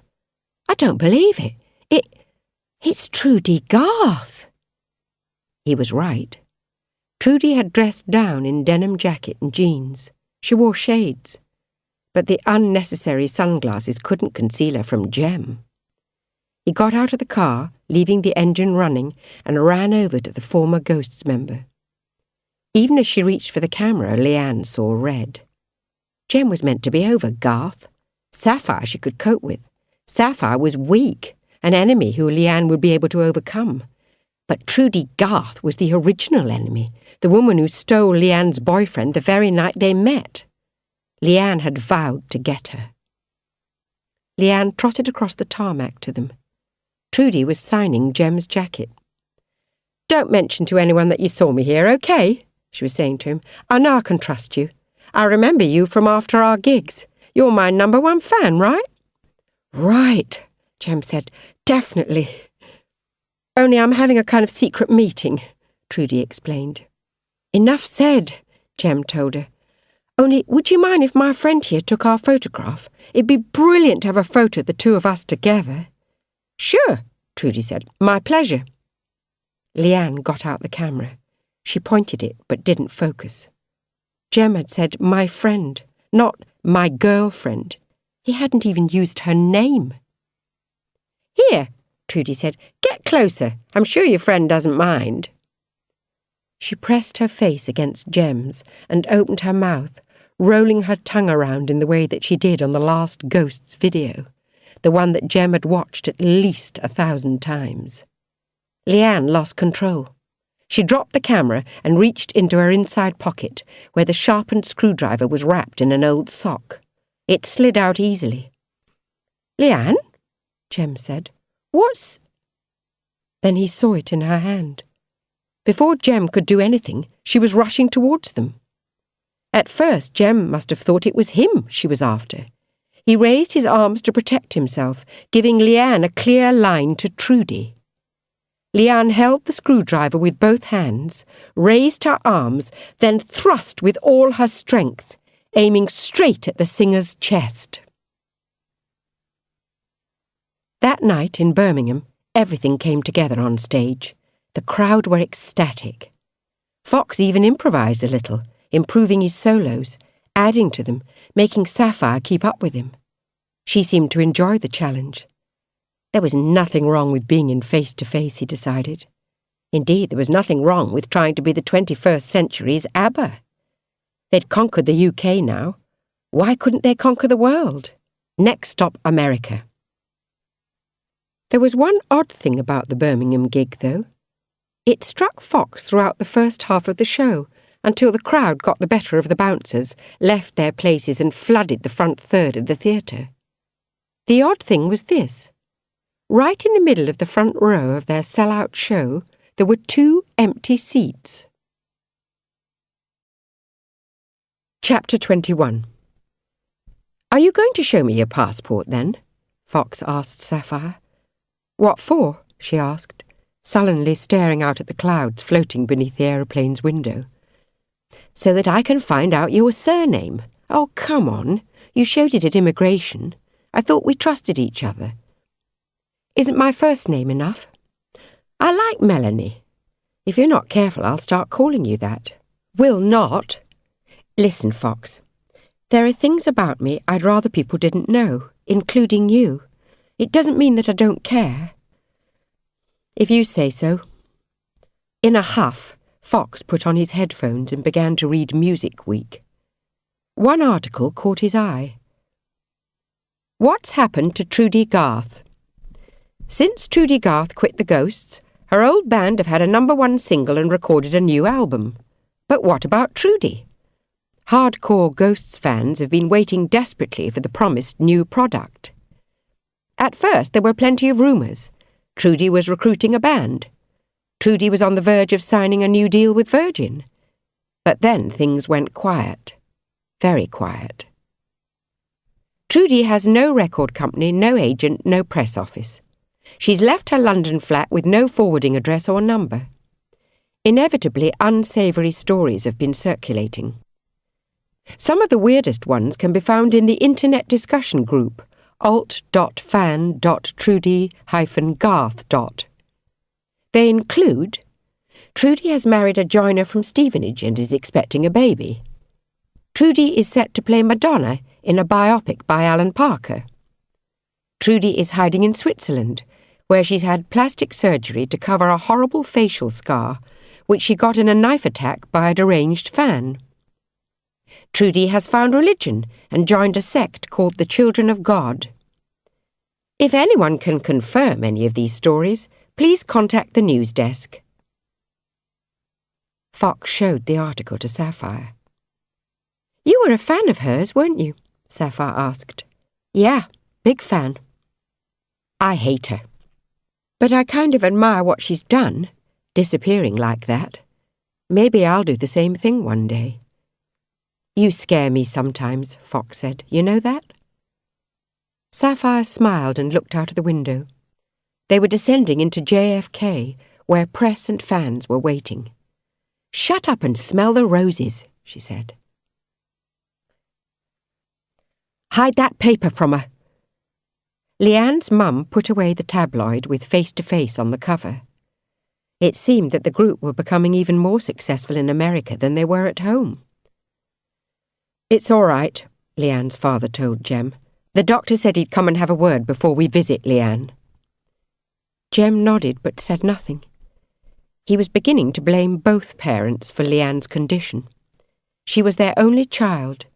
It looked like they'd spoiled her from the start, giving in to Lianne's every whim and later her every tantrum. Both worked hard. Her mother was a top lawyer, while her father owned a PR firm which did a lot of work for the government. They made bundles of money. Lianne was never short of anything, except for their time.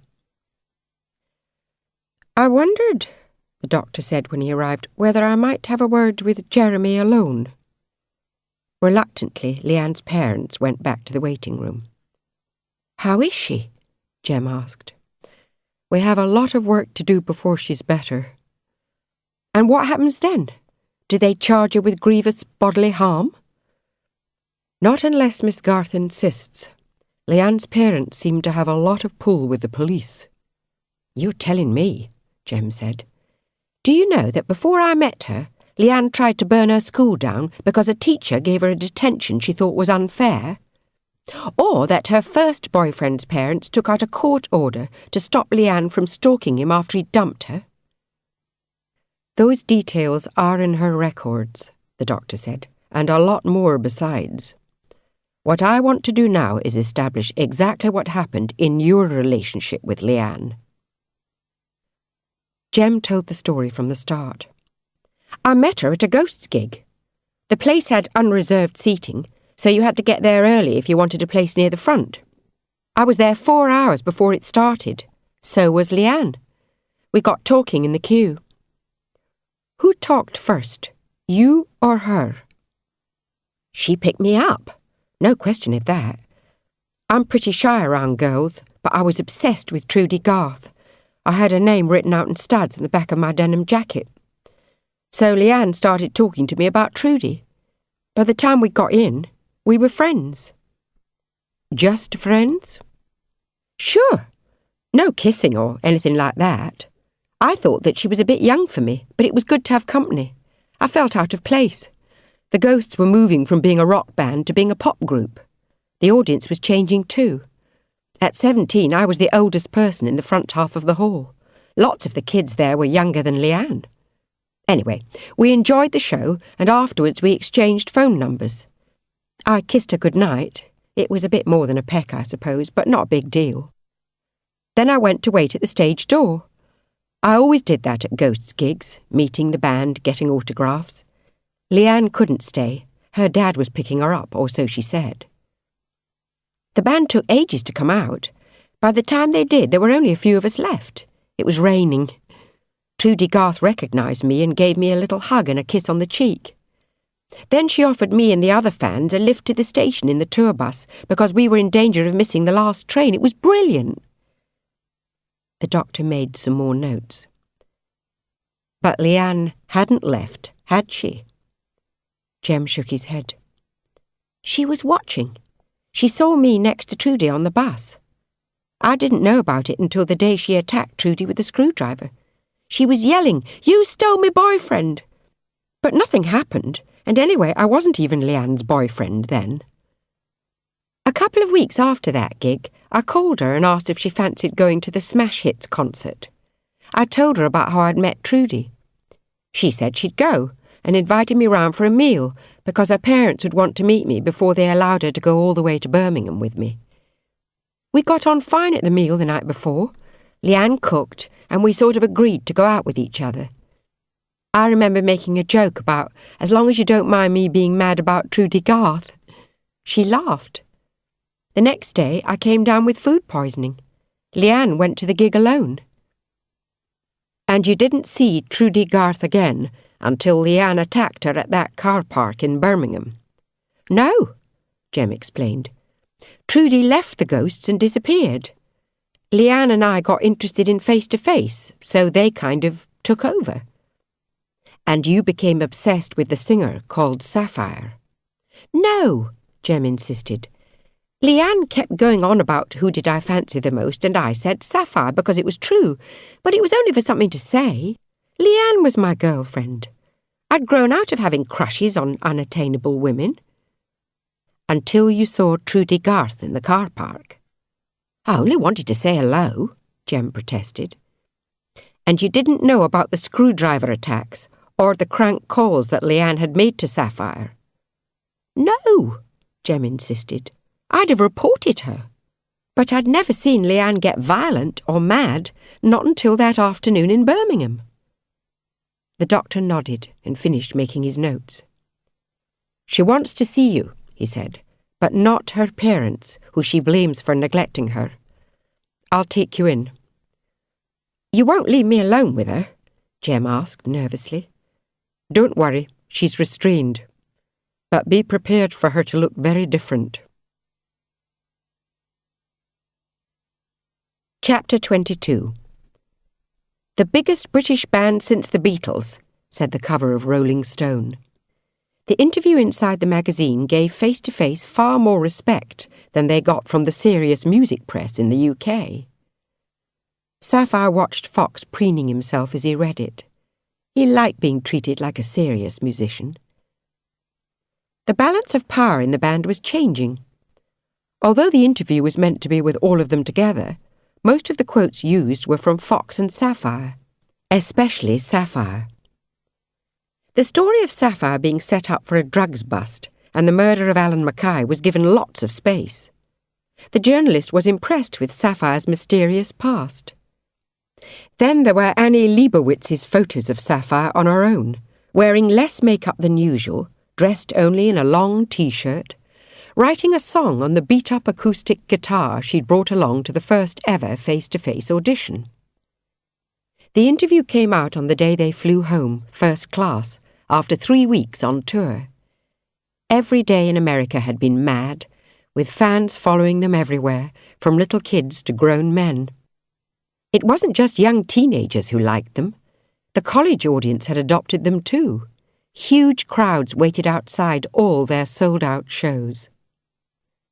The first week they'd arrived, Face to Face had rocketed to #1 in the US singles chart, and it was still there. Next time the band played America, they'd have to perform in sports arenas. Hud was complaining about something. Sapphire snapped out of her thoughts and gave him her attention. "What were you thinking of when you told them this, you stupid girl? It's completely off message." "What are you talking about?" Sapphire asked. Hud read out the offending passage. "Sapphire loves songwriting. We had a lot of help with the songs that are on our first album," she said, after giving me a preview of a new song she's written alone on acoustic guitar. "For the next album, I want to write all my songs completely by myself, but they'll only get on if they're good enough." "What's wrong with that?" Sapphire asked. "It's true." "I'll tell you what's wrong," Hud said. "The rest of us have been telling the world that we brought in other songwriters to smooth out the edges of your own songs, not to write them in the first place. The fans are meant to believe that you wrote every song yourselves." "But it's a lie," Sapphire said. "I don't care if it's a lie. This is public relations. We're selling product, and your product too." Sapphire swore at him. "Go on then," Hud said. "Get too big for your boots. Pretend you're Joni Mitchell. But I warn you, get out of line again and you're gone. Nobody in this band is irreplaceable." Sapphire looked at the others. Fox gave her a sympathetic smile. Chris and Kerry conspicuously turned away and stared out of the window. They were about to land. Sapphire checked that she had her passport, then caught Fox glancing over her shoulder at it. He was still trying to find out her real surname. "You won't need that," he said. "They'll be taking us in the VIP way." "I don't believe it," Kerry called. "Come and look at this!" They were descending into Heathrow. Fox, Sapphire and Hud went over to the window, ignoring the fasten seatbelt sign. The airport was awash with people. In America there'd been 1,000 fans waiting to see them arrive, and 3 times that number watching them go. But beneath them now were countless people, over 5,000 come to welcome them home. "This is it," Hud said. "We've made it. Remember this for the rest of your lives. No one can take this away from us. You're the biggest band in the world." Lianne looked painfully thin.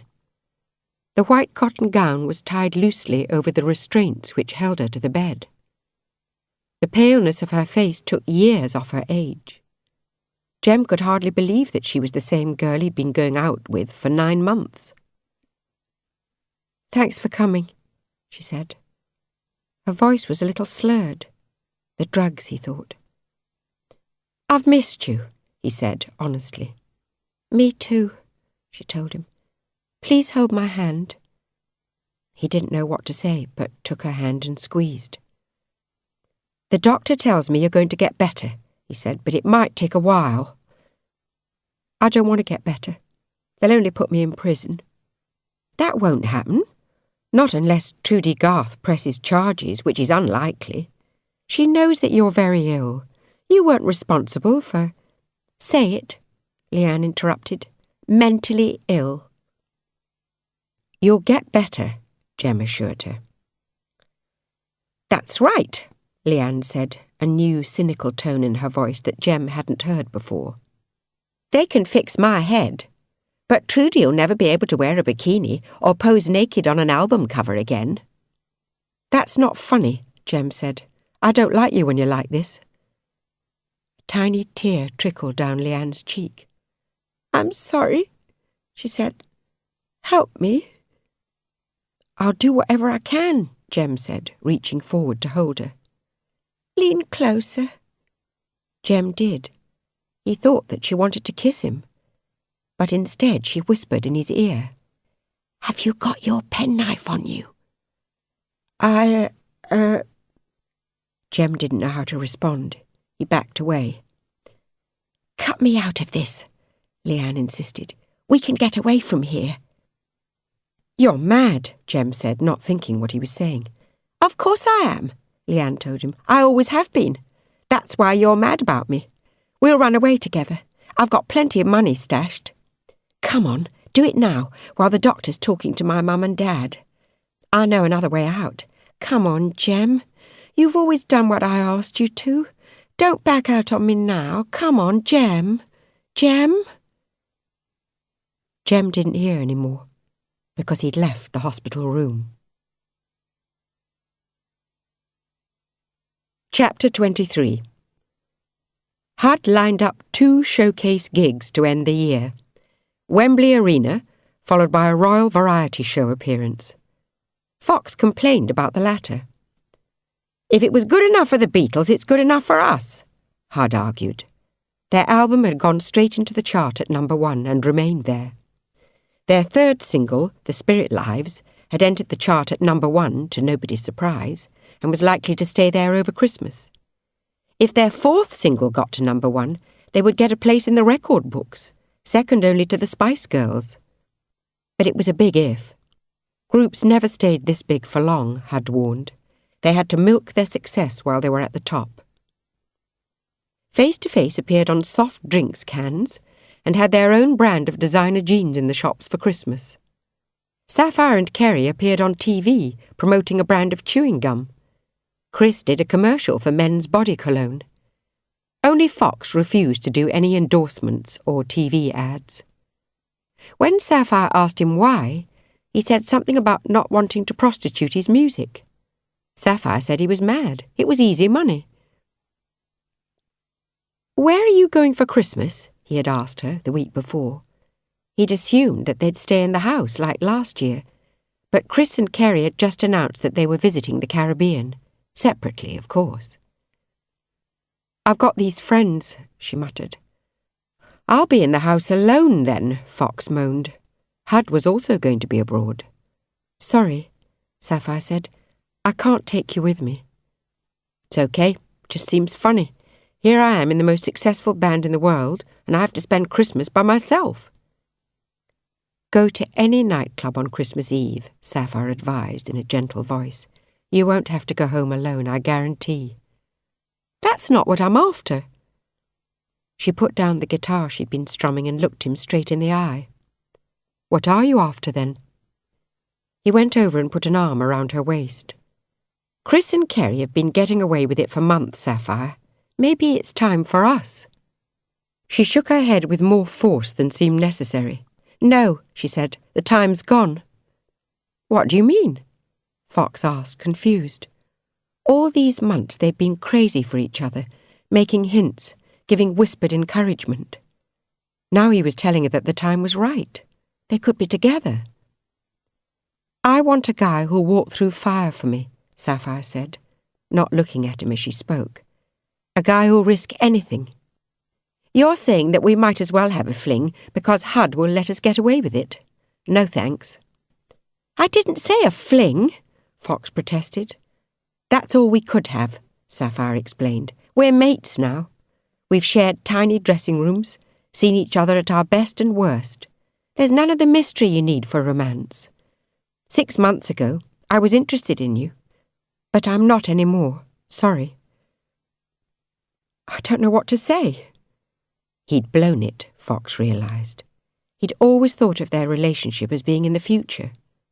but their future was in the past. "Do us all a favour," Sapphire said. "Write a song about it. That's what songwriters do, isn't it? They convert their misery into gold dust. We need a fourth number one. We need a second album. Go write." "Maybe we could write together," Fox suggested. "I don't think so," Sapphire said. She reached over and squeezed his hand affectionately. She had too much black eyeliner on, Fox noticed. Or maybe it was smudging because she was starting to cry. Whatever. Before he could say anything else, she put down her guitar and left the room, muttering something about seeing Hud before he went on holiday. Fox didn't see her again that year, but he followed her advice. He spent Christmas writing sad songs, resentful songs, some about Sapphire, some about forbidden love. He made sure that the lyrics were obscure enough to be universal, but clear enough for Sapphire to know what he meant. He didn't know where she'd gone, though. The others were away. Jim, now the chief of security, said he didn't know where Sapphire had got to either.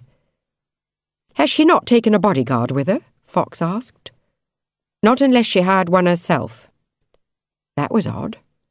Fox's bodyguard accompanied him everywhere, including the clubs where he went on Boxing Day. It was the first time he'd been out alone since the group's third number one. Everywhere he went he was mobbed. There was no chance of his having a conversation with anyone, never mind finding female company. By midnight, he was in the band's rehearsal studio, writing bitter songs about the shallowness of success. By 4 a.m, he was singing exactly what he felt. On the day that Chris, Carey and Hud were due to fly back from their respective holidays, Sapphire still hadn't reappeared.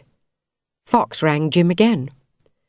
"She's not absent without leave," the security chief explained. "She's on holiday as far as I'm concerned. You're due in the studio Monday to work on the new album. If she doesn't turn up, that's when we have a problem." Fox remembered that Jim had a bit of a thing about Sapphire. According to Sapphire, he'd put the moves on her more than once. "Are you sure she's not with you?" he asked. "I should be so lucky," Jim said sarcastically. "She's probably on a beach somewhere, which is where you should have been." Fox listened back to the songs he'd written over the previous 2 weeks. He transferred most of them onto a tape, which he would put into his safety deposit box. They were songs that he was saving for his solo career. Then he re-recorded the ones which he thought would work for face-to-face, the more poppy ones. Finally, he went to work on the big ballad, the song he'd written about Sapphire at 4 a.m, the one he wanted as their 4th single. It was called "Too Little, Too Late." "Time to stop telling lies, I know it's over now. It's time to dry my eyes, thought we'd make it somehow. Had my head in the sand, but I thought we had to wait. Should have tipped my hand, I gave too little, too late. You tried so many times to get through to me. Thought we had the time, I was too blind to see. You always wanted me, but I kept closing the gate. Said I loved being free, what I really meant was hate. You said be what you want to be. I said too little, too late." The demo was rough in places, partly because Fox was singing and crying at the same time, but mainly because some sections of the song weren't suited to his vocal range. Fox thought the song would lend itself perfectly to a 4-part harmony, with he and Sapphire taking the lead vocals. Maybe when she sang it with him, she'd realise that the words were from the heart. Maybe she'd change her mind. But Sapphire didn't show up for the songwriting session on the Monday, nor did she show up on Tuesday. Nobody knew where she was. Chapter 24. "She's in breach of contract," Hud said. "If she doesn't get here by the end of the week, she's history." "I'll find her," Fox promised. "But haven't you any idea where she's gone? A family address, a friend, something?" "If I had, don't you think I would have looked there?" "The last time I spoke to her, she said she was going to see you." "I didn't see her after that," Hud said. "She phoned me on Christmas Eve, told me she was taking off to see friends. She said something about doing some thinking. I told her to think of some new songs, that's all." "I'm going to look for her," Fox insisted. but I need more to go on. Hud shrugged. I can tell you her surname if you think that'll help. I already know it. She told you? No, I saw it on her passport. Duckenfield. That's right, not that common a name. Wouldn't be hard to find her, if she's using it, which she won't be. Are you sure you haven't got an address? The address on our contract is the same as the one on yours, the band house. Look, Fox, if she doesn't show up, I'll hire a detective. But it wouldn't surprise me if she's done a runner. Checked your bank account recently? No. Fox didn't read his statements. Hud gave the group cash when they needed it. Royalties and performance fees were paid direct into each band member's bank account. An independent accountant checked that each band member received all that they were due. Well, you'll find an awful lot of money there. And Sapphire earned more than you, an extra 200 grand from the gum advert alone. That amount of money can go to a girl's head. Sapphire's not like that, Fox protested. Who knows what Sapphire's really like, Hud said. She's a mystery. Want to tell me something? How come with her picture in the paper all the time nobody's come forward to say that they knew Sapphire before she was a star? She's changed her image, Fox said. So what? If she can lose one life so easily, she can lose another. But suppose something's happened to her. All those crank calls, the screwdriver girl. That's something I forgot to tell you, Hud said. They caught the screwdriver girl. Fox was confused. Well, I didn't see it in the papers. It was hushed up. She's in a mental institution. I see, Fox said. Well, I suppose she didn't actually hurt anybody. Hud didn't reply. Got some songs to play me? He asked after a while. Fox got out the demos. He played Hud 3 songs. The manager seemed fairly impressed. We can do something with those, he said. A couple of album tracks and a B-side. But you're a singles group. I need to get you a 4th number 1. I've written it, Fox said. You're going to love it. But I want to work it up with the others first. It really needs Sapphire's voice. Hud put a hand on Fox's shoulder, an unusually paternal gesture. I know how you feel about Sapphire, Fox, but don't count on her coming back. We might be looking for a replacement. Why did he seem so pessimistic? Fox wondered. She's only been gone a fortnight. But the fortnight stretched to the end of the week. The band began recording without her. Fox began ringing all of the Duckenfields in the phone book. The only Melanie he found was 4 years old. Another week passed. Hud seemed reluctant to replace Sapphire. In America especially, she was the biggest star in the group. But rumours were starting to spread on the internet. Journalists kept calling, and the press office kept stonewalling them. The band couldn't keep Sapphire's disappearance a secret forever. I thought you were going to hire a detective, Fox said, at the end of the first week's recording sessions.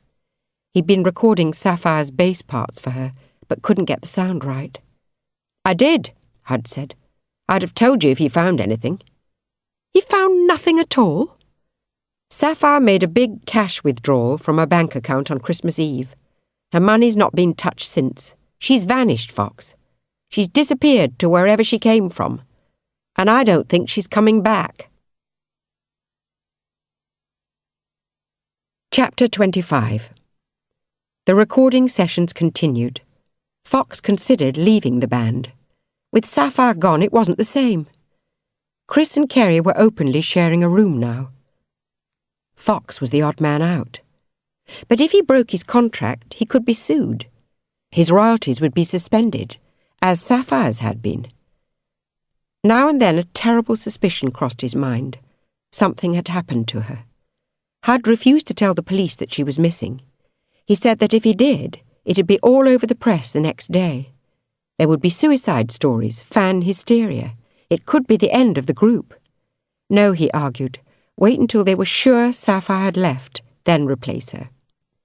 But when would they be sure? If she was alive and well, how could she be so cruel as not to call him? Fox remembered what had happened to Alan Mackay. The police had never determined whether his death was an accident or murder. It was mid-January and the country was frozen. Suppose that Sapphire's body was under a blanket of ice somewhere. The recording sessions weren't going well. Fox's new songs were received without enthusiasm. Chris and Kerry were going in a softer direction than Fox was comfortable with. Without Sapphire, nothing gelled. They were on the verge of taking a break when Hud called a band meeting. "Sapphire phoned me last night," he said. Everyone perked up. "And?" Fox was the first to say. "She's not coming back." "Why?" Kerry asked. "What more did she say?" "Not a lot," Hud told them. "She mumbled something about pressure and not caring about the money, then she hung up." "Where was she calling from?" Fox asked. "She withheld the number." Fox thought the manager must be lying. Sapphire hadn't called. It was the way that Hud was withholding eye contact which gave him away. But Fox couldn't challenge him. It was only an intuition. Maybe he was getting paranoid. "What else did she say?" Chris asked. "Nothing. That was the whole call. I didn't get the chance to ask her anything before she hung up." They sat in silence for a while. It was Kerry who finally asked the crucial question. "What do we do now?" "We replace her," Hud said. "Got an understudy lined up?" Fox asked suspiciously. "Not exactly," Hud said, "but I've got someone in mind. You'd have to want her. I'm not going to impose anyone against your wishes." That hadn't stopped him from bringing in Chris, Fox thought. But they'd been younger then, less successful, more easily controlled. "Who?" Kerry asked. "I'll bring her over tomorrow. Best if you meet her in person rather than go on reputation. Now, I want to talk about press strategy." Hud's strategy was simple. They needed something to distract the press from the significance of Sapphire's leaving. "We put out 2 announcements on the same day," he said. "By mutual agreement, Sapphire has left the group to start a solo career." "Did she say that?" Kerry asked. "No, but the truth's irrelevant." "Then we top that by admitting that the rumours in the tabloids are true. Chris and Kerry are in love." The couple looked at each other. Neither seemed too enthusiastic to share their happiness with the whole world. "I thought that having a couple in the band would upset our fan base," Chris pointed out. "You nearly threw us out. Why the change of mind?" "It's all I could think of," Hud admitted. "We'll give a press conference, announce that we're auditioning for Sapphire's replacement. Then, before the press can get their teeth into that, we'll drop the bombshell." "What bombshell?" Kerry asked. "That you 2 are engaged to be married." There was a long, jaw-dropping silence. "I'm only 19, Kerry said finally. "I'm too young to get married." "I didn't say you had to go through with it," Hud told them. "In fact, we'll milk your breaking off the engagement for all it's worth. But that's at least 6 months away." "I'm not sure about this," Chris argued. "It's like our whole lives are being arranged to make good publicity." "Wakey, wakey," Hud said. "What do you think's been going on for the last year? We live and die by publicity. Now, will you go along with it?" Chris and Kerry looked at each other. Fox was disgusted with him. He was disgusted with himself for not saying anything. Chris turned to Hud. "You're paying for the ring," he said. "Deal," Hud said. Fox stomped out of the room. Maybe he should go to the police. Sapphire was the second singer connected with Hud to have vanished from view. It was hard to believe Hud capable of hurting people, though. The manager seemed so amenable, so infectiously ambitious. But he had an authoritarian side, as the band well knew. Suppose that Sapphire had gone to see Hud, like she'd told Fox that she was going to the last time he saw her. Suppose she and Hud had had a row. Suppose the manager got carried away. Fox had to find Sapphire. He had to find out the truth. Chapter 26. The press conference went according to plan. Nearly all the questions were aimed at Kerry and Chris. As expected, news of their engagement kept Sapphire's absence off the front pages. There was some speculation about why the singer hadn't given a press conference herself, the way Trudy Garth did when she was leaving the Ghosts.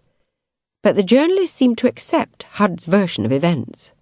Sapphire's solo career would, they presumed, be news on another day. Afterwards, Jim drove the four of them back to the house. Kerry was excited by her new engagement ring. Chris seemed oddly quiet. Fox hid behind a copy of Mojo magazine. The traffic was slow due to the icy conditions. At one point, a couple of girls at a bus stop spotted the band. They ran over and banged on the side of the car, asking for autographs. Fox wanted to wind down the window. Hud wouldn't let him. "You never know what's out there," was all he said. Fox gave an exaggerated shrug and blew the girls a kiss as they drove away. He couldn't even meet the fans anymore.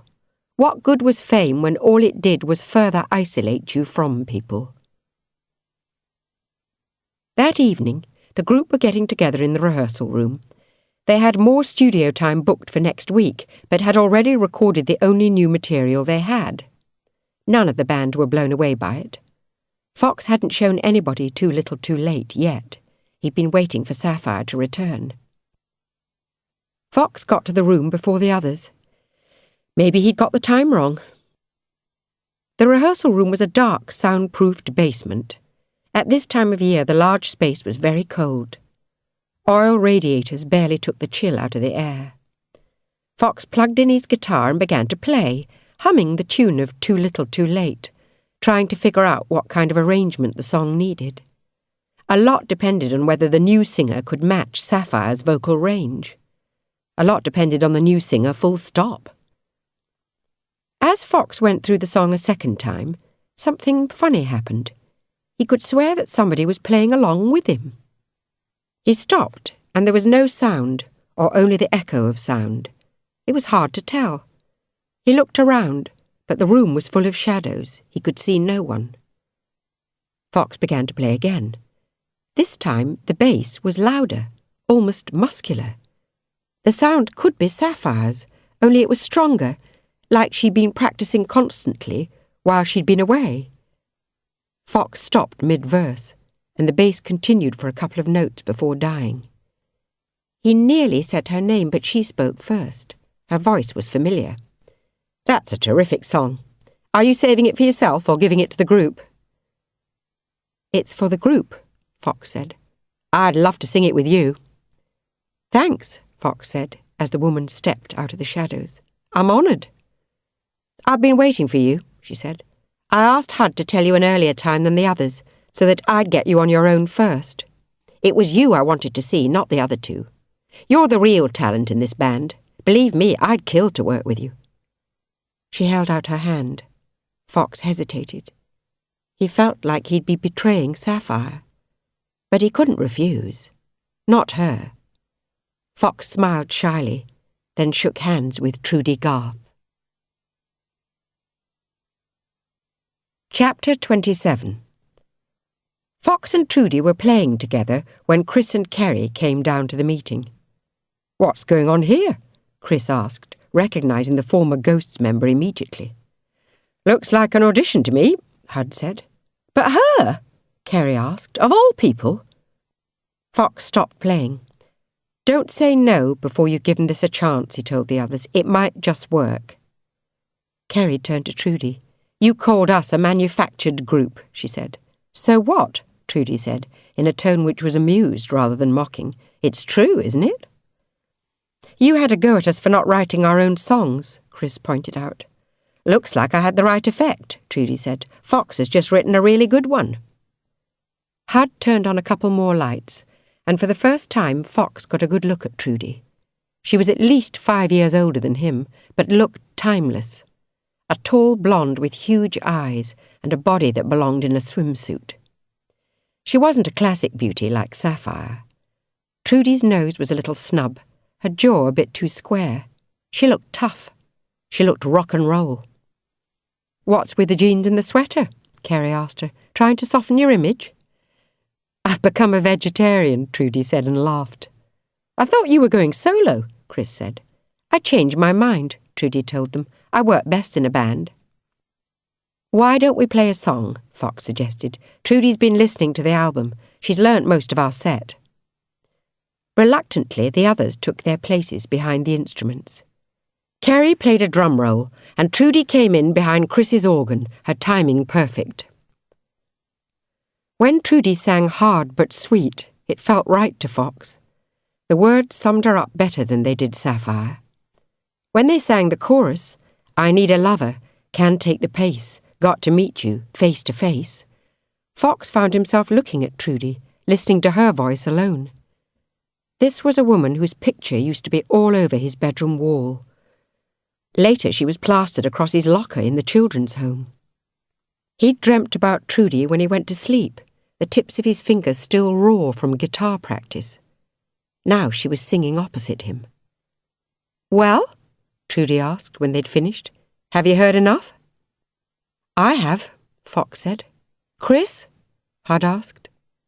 He looked at Kerry, but her face was concealed behind the drum kit. "It sounded fine to me," he said, somewhat hesitantly.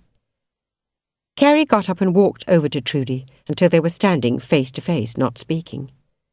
Trudy was 4 inches taller than Kerry, 2 inches taller than Sapphire. Kerry had felt outshone by Sapphire, Fox realised. Maybe she'd been looking forward to being in the limelight more. With Trudy in the band up front and her behind the drums, Kerry would always be overshadowed. Kerry turned to Hud. "Trudy's too old," she said. "Maybe she'll broaden the group's appeal," the manager pointed out. "I didn't know we were short of fans," Kerry riposted. Trudy whispered something to Kerry which Fox couldn't hear. Kerry flinched. Fox glanced at Chris, who was looking increasingly uncomfortable. "We need her," he said. Chris, to his surprise, nodded agreement. "That's it then," Kerry said. "I'm outvoted." "I want it to be unanimous," Hud told her. "So do I," Trudy said. "I want us to be friends." "Oh, yeah?" Kerry said. "Like you really care about anyone, Trudy Garth. I've watched you on tour. You're a hard bitch.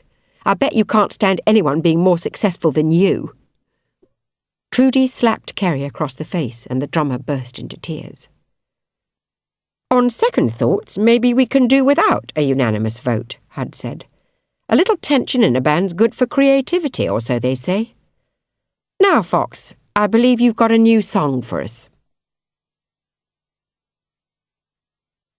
Chapter 28. The news that Trudy Garth had replaced Sapphire made the front pages, not just in the music press and the tabloids, but in the broadsheets too. It created controversy among the group's fans, who were divided 50-50 over whether it was a good idea. Still, there was no word about Sapphire.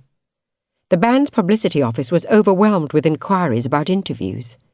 Everybody was told the band were too busy recording.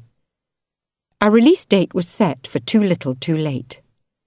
Hud wanted to time it very carefully, making sure that the single went straight in at number 1. They didn't want to be up against some novelty hit or a charity record. Face to Face wanted to go down in history for entering the charts at number 1 with their first 4 singles. In the studio there were tensions. Trudy had brought lots of material with her. Some of it seemed more suitable for the Ghosts than for Face to Face, unless they changed direction. That wasn't all. Trudy wrote her songs on her own. In the past, everyone had chipped in on songs, suggesting ideas, lyrics, guitar riffs, a new middle eight, whatever, until they were sure that they got it right. Trudy was having none of that. Until Trudy arrived, the group had shared their publishing royalties 4 ways, regardless of who first had the idea. If there was an outside songwriter involved, he or she would get a 5th share. When they started, Hud had explained that this was the best way to avoid rows. Lennon and McCartney didn't argue over who contributed how much. Neither should they. Trudy argued that if she wrote a song herself, she should keep all the publishing royalties. "Look," Trudy said to Fox, as they completed mixing the orchestral overdubs on Too Little Too Late. "This song is going to be a massive worldwide hit. It's going to sell millions and millions of copies. Lots of people are going to cover it. You could make enough money to retire on from this song alone. Why give 3/4 of that away?" It was a compelling argument, but Fox wasn't having it. "I'm not doing this for the money," he said. "If you aren't now, you will be eventually," Trudy argued. Success like this doesn't last forever. Make a stupid financial decision now, and it'll haunt you for the rest of your life. All right, so you all mixed it up for the first album. You were young then, but you're a professional now. Take advice from another professional. Fox said he'd think about it. Trudy made it clear from the start that she wouldn't live in the band house. I'm too old to be a member of the Monkeys, was all she said by way of explanation. She returned to her penthouse flat after rehearsals. Fox was disappointed. He wanted to get to know her better, to build up the kind of rapport he'd had with Sapphire, maybe even something more than that. Chris and Kerry, however, were relieved. It feels like she's a session musician, Kerry said, after Trudy had gone home for the day, leeching on our success. She's got some good song ideas, Fox tried to argue. They sound like Ghost rejects to me, Chris reckoned. If we don't sound like ourselves, we're finished. He and Kerry went upstairs. We're ordering a takeaway, Chris told Fox. Want some? No, I'm off out. Chris didn't ask where he was going. They'd been in each other's pockets all day. Each of them needed time to themselves. Soon they would be on tour again, stuck inside their bubble of fame, competing for the same air. Fox phoned for a taxi. When it arrived, he ran outside and jumped in, avoiding the fans who clustered around the steps outside the house. Sometimes he didn't have the patience to deal with them. It was time, he thought, to get a place of his own, a protected penthouse like Trudy Garth's. Or, he should say, like he imagined Trudy's place to be, for she'd never invited him to her home. Fox and Trudy had an odd relationship. They'd written a couple of songs together. She flirted with him, or at least he thought that she did. At other times she acted like she was his big sister. Trudy must realise how much he fancied her. If so, she'd done nothing about it. Maybe it was the age difference. Trudy claimed to be 24. For that to be true, she'd have to have made her first single when she was 16.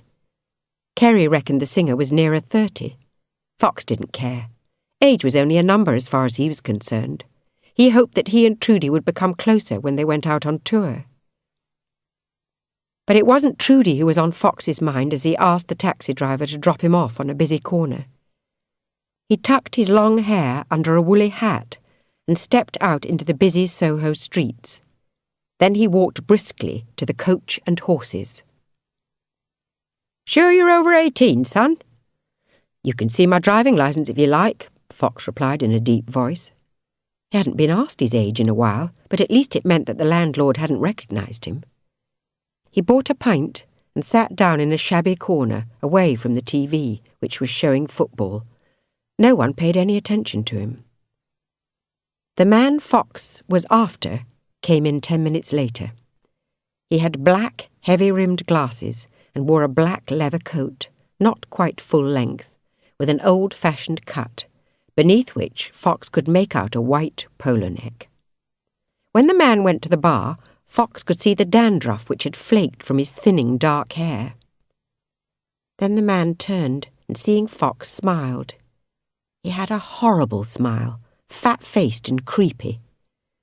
But Fox had been told that this was the one man who could help him, the Hunter. "Take that hat off," Hunter said in a Yorkshire accent which didn't fit his face. "You look like a stupid bugger. Surprised they served you."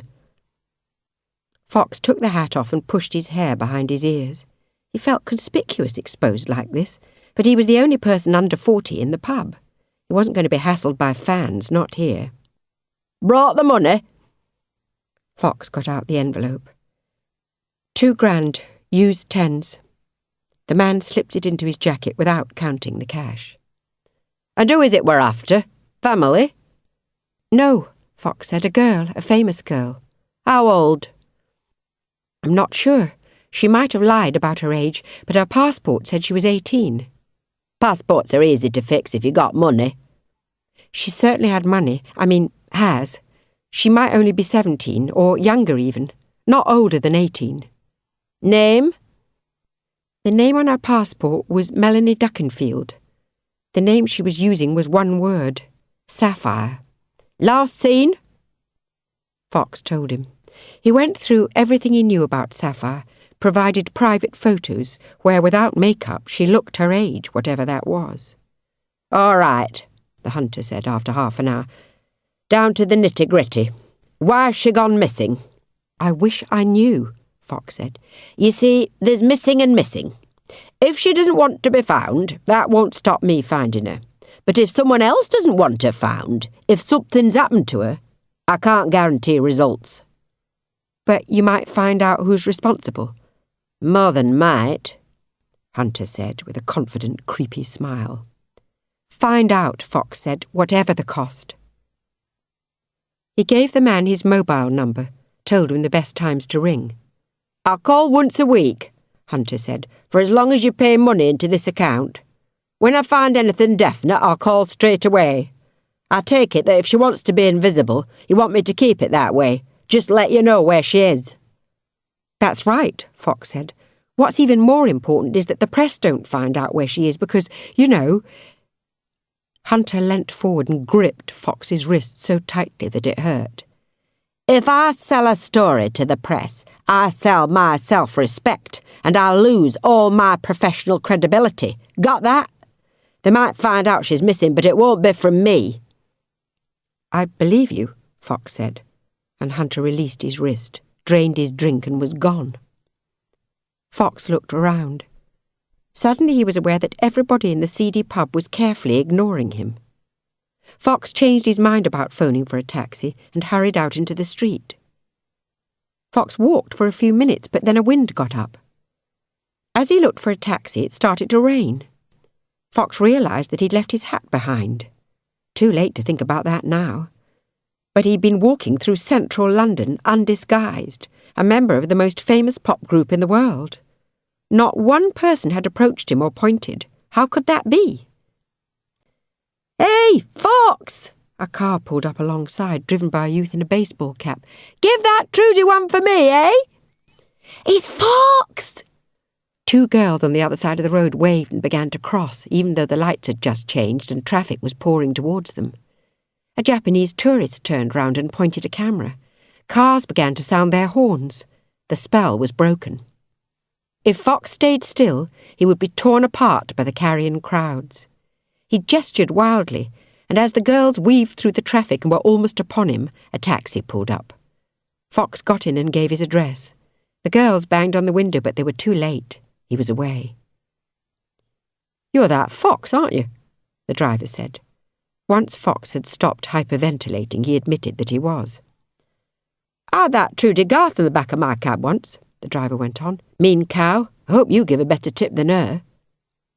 Fox realised that he'd just given Hunter all his money.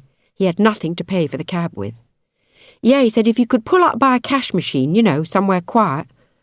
"No problemo." The driver started asking questions which Fox answered monosyllabically. His mind was on Hunter. $2,000 a week made over 100,000 a year. Suppose it took a year to find Sapphire. So what? Fox could afford it. Sapphire was worth it. But suppose she didn't want to be found. Then he'd say hello and leave her alone. He wouldn't tell anyone. They were at the house. "I'm sorry," Fox said, fumbling in his pocket for his last bit of change. "I don't have enough on me. I asked you to stop at a cash machine." "Forget it," the cabbie said. "Here." He thrust a book of receipts at Fox. "Sign me a few autographs." "Sure." The guy was astute, Fox realised as he did the 10th one. Genuine face-to-face autographs were rare. The group normally had too much security around them for fans to get near. Each of these signatures would sell for several times the unpaid fare. "Thanks again," he said, getting out. "Take my advice," the driver said. "Watch out for that Trudy Garth. She'll have you for supper and spit out what she can't digest. I know her type." "Good night." Fox went into the house, angry that he'd let the cabbie talk to him like that.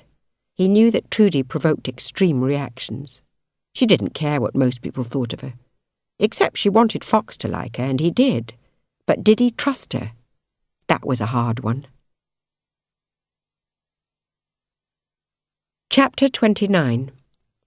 Face to Face relaunched themselves with a fan club-only concert at the Savoy Theatre. Fox was nervous before the event, they all were. But it was like they'd never been away. Trudy fitted in. She was as good on the old songs as she was on the new ones. Too Little Too Late had been released to the radio stations the day before. The fans already knew it. The song got the best reception of the evening. Afterwards, there were no screwdrivers in dressing room doors, no strange events of any kind. The band stayed behind for an hour and a half, signing autographs. When they were through, Trudy hugged Fox. "That was terrific. You know, it felt really right, like I belonged with you guys. I can't wait for the tour." "Me neither." Chris and Kerry seemed cheerful too. They felt like a band again. The group had a few days' holiday, and then the build-up to their second album began in earnest. First the single, which should be their fourth #1, then the album, then the UK tour, then the USA, until finally the rest of the world. They would be on tour until the end of the year. "Going anywhere special?" Fox asked Trudy, kind of hoping that she would ask him along. The singer smiled. "I don't know. If I have any luck, it'll be somewhere with lots of slim, sun-tanned, handsome young men." "I could do with working on a tan myself," Fox quipped, but Trudy didn't take the hint. "A couple of announcements," Had said before Fox could ask Trudy anything else. "We need the track listing of the album finalised before you guys get back from holiday, so if anyone has any input, fax or email me a list before next weekend, all right?" They all murmured agreement. The album tracks almost chose themselves, Fox thought. They had a dozen really strong ones. He was happy for Hud to choose the running order. The manager had a more detached ear. "The other thing," Hud went on, "I don't want to send you off on holiday on a bum note, but you're bound to hear. I've just been told the release date of the Ghost's new single." "They haven't," Trudy said, her face turning angry and sour. "They have. It's coming out on the same day as ours. Top of the Pops want to stage a kind of battle of the bands. As far as I'm concerned, we're going to win. But we could put back the release date by a week if you want. The question is, are you up for it?" "You bet we are," Fox said. "Whatever the Ghosts have got, it can't beat Too Little Too Late." "We can't be certain," Hud said. "It's not all down to the song. It's as much down to the marketing." "I've never backed away from a fight in my life," Trudy said. "I'm not going to start now." Chris and Kerry said nothing. These days they either spoke with one voice or they didn't speak at all. Fox didn't go abroad on holiday. He didn't want a suntan, and he needed to be available if Hunter rang with news about Sapphire. He ended up spending the 10 days by himself. He invited a couple of old friends over, but one was working, while the other couldn't take the time off from university. At least that was what they said. Maybe they had other reasons. He hadn't seen either of them for nearly a year. Fox wanted to form new friendships, but it was easier said than done. Most musicians his age were struggling and didn't respect what Fox did. Older musicians respected success, but why would they want to hang out with someone half their age? Fox knew hangers-on who he could invite to spend time with him, record company people, journalists, the in-crowd who he came across in clubs. But he didn't want that kind of shallow company. He'd never been so lonely, he realised. He missed the rest of the band. In particular, he missed Sapphire. So he sat around for a week, watching the media build up the story of the battle between the bands. "Who's got the biggest? The Trudy factor puts the niggle into the biggest battle of the bands ever. Ghost single is our best yet," says Tina Toldeo. "We're going to show Trudy what we're made of." "We never really needed Trudy," Tina said on TV. "In fact, she made our sound too soft." Fox began to worry. This wasn't about Face to Face and his new song. It was about Trudy versus her old friends turned enemies. As before, he'd shared the publishing of Too Little Too Late with the rest of the band. Now he saw in the press that as far as the media were concerned, it was Trudy's song. He was forgotten. That made Fox angry. But not as angry as Chris and Kerry were when Fox finally returned to the house. They'd returned from their holiday early. "Have you seen this?" Chris asked, thrusting some artwork at Fox. This was the cover design for the second Face to Face album. It was bright and cheerful, much like the first album cover. "It looks all right to me," Fox said. Not the cover itself, Kerry told him. The track listing. Fox looked. Immediately he saw what they meant. Too Little Too Late kicked the album off, and there was another of his songs as track 9. He'd been hoping for 3. The 2 songs he'd written with Trudy were there, credited to Fox, Garth. Chris and Kerry had 1 song each. The remaining 5 songs on the album were written by and featured lead vocals by Trudy Garth. "This is outrageous," Fox said. "You haven't done too badly," Chris commented. 2 songs and 2 co-credits. "The co-credits were meant to be B-sides," Fox said, "and I wanted us all to keep sharing the songwriting royalties." "But look at how the credits read," Kerry said. 2 songs by Garth and Fox, 4 songs supposedly by all of Face to Face, and 5 songs by Trudy Garth. What's anyone going to think? That we're Trudy's band. Precisely. "We've got to get this changed," Chris said. "I couldn't agree more." "We've been calling Hud since we got back to the country," Kerry told Fox.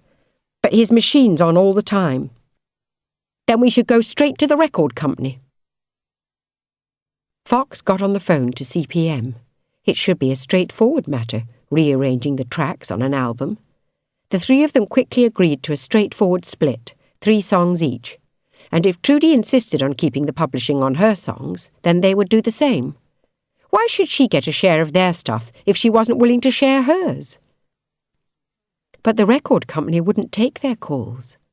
CPM was a small outfit. They were distributed by EMI, but nobody at EMI would change the track listing on the album without the go-ahead from CPM. And nobody at CPM would act without hearing from HUD. HUD was CPM. Eventually, the company agreed that they would make the changes if they were agreed by all 4 members of the band. Trudy was still on holiday. She returned on a Sunday evening, 3 days before the TOTP showdown with the Ghosts. At the first rehearsal, Kerry launched into an attack about the track listing on the album. "Well, it's got nothing to do with me," Trudy protested. "HUD made the decision. If he thinks my songs are the strongest, that's up to him. I'm too close to my material. I can't tell what works and what doesn't." Fox played conciliator. "Here's what we propose," he said. Trudy took the new track listing and read it. "Fine by me," she said, "and I'm glad to see that everybody's taking credit for their songs. I'd have been embarrassed if I was the only one keeping my own publishing. Now, can we rehearse?" Crisis over, they played until interrupted by Fox's mobile. He answered it. "This is Hunter." "Hold on, would you?" Fox turned to the others. "I need to take this in my room." As he left, Fox heard Trudy saying, "Looks like our lead guitarist got himself a girlfriend while we were away." "What have you got?" Fox asked when he was alone. He could hear pub sounds in the background before Hunter spoke. "Less than I hoped. I tracked down one Melanie Duckenfield. She's the right age, but she's not your girl. I'm almost certain that the birth certificate and passport Sapphire showed Hud were phony. Any chance of a look at the originals?" "I don't think Hud's got them. He might have taken a copy of her birth certificate." "See if you can get hold of it, but bear this in mind. Sapphire never really existed. Melanie Duckenfield didn't exist either. You've got me looking for someone who was never really there." Chapter 30. "It's too late to change the track order or the publishing credits," Hud told them on Monday morning. "The CDs are being pressed. Contracts have been signed. I asked for your input while you were on holiday. None of you got back to me. I chose what looked like the strongest running order. You've all got something on there." "But Trudy wrote half the album," Chris protested. "So what? It's the songs that count, not your egos. They were the best songs." "I don't agree," Fox said. "I think you're trying to change our direction, make us into the Trudy Garth band." "I want Sapphire back," Kerry said. "Don't we all?" Hud muttered wryly, "but nobody knows what happened to her. I've paid detective agencies thousands to track her down. No joy. You're about to have a huge hit. You want more of your songs putting out? I'll make up for it on the 3rd album, all right?" He left the rehearsal before they could reply. "There won't be a 3rd album at this rate," Kerry said. "I'm really sorry about this," Trudy said. "Want me to go and talk to him?" "What's the point?" Fox asked. "You heard the man. The CDs are already being pressed." "They could melt it down or whatever." "Let's just rehearse," Chris said. "I don't want to talk about this anymore." His confidence had been hurt, Fox saw. He and Kerry were being reduced to sidemen. Fox didn't like being pushed into number 2 position himself. But then Trudy smiled at him and launched into one of the numbers they'd written together. Fox decided to put aside the petty squabbles. He'd lost less than the others, and he was playing music with one of his all-time heroes. The single was in the shops. Advance orders for Too Little Too Late had been huge, nearly 200,000. In an ordinary week, a sale of half that number would guarantee a number 1. But this wasn't an ordinary week. The new Ghost single was coming out.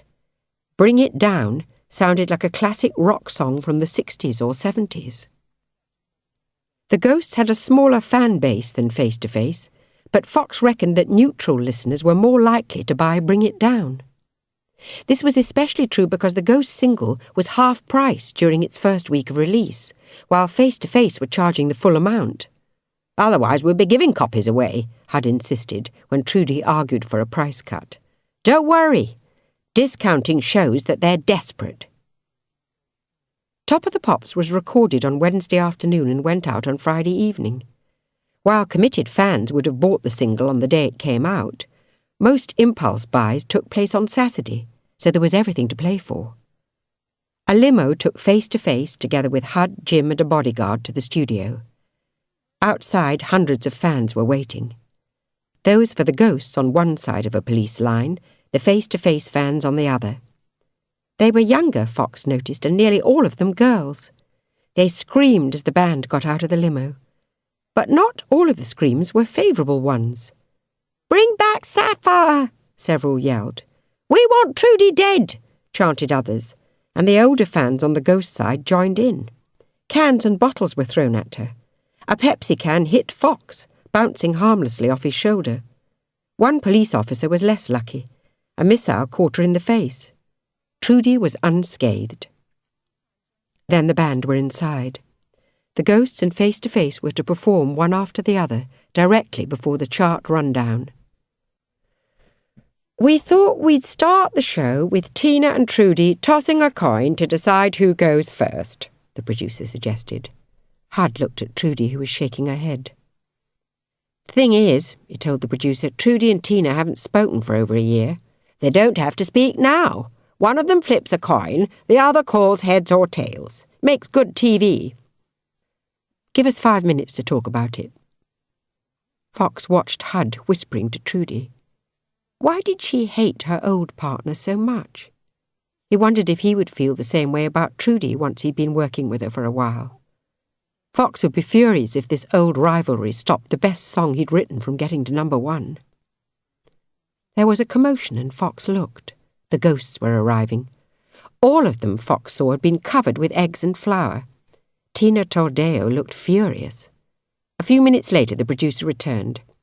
"Tina won't have anything to do with the coin tossing, so forget it. I'll sort it out with the managers." Hud followed him to the dressing room. He came back 5 minutes later, smiling. "We're going second."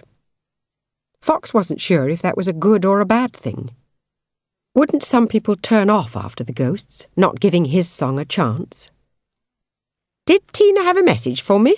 Trudy asked, smiling triumphantly. "Since you ask," Hud said she did. "The message was drop dead."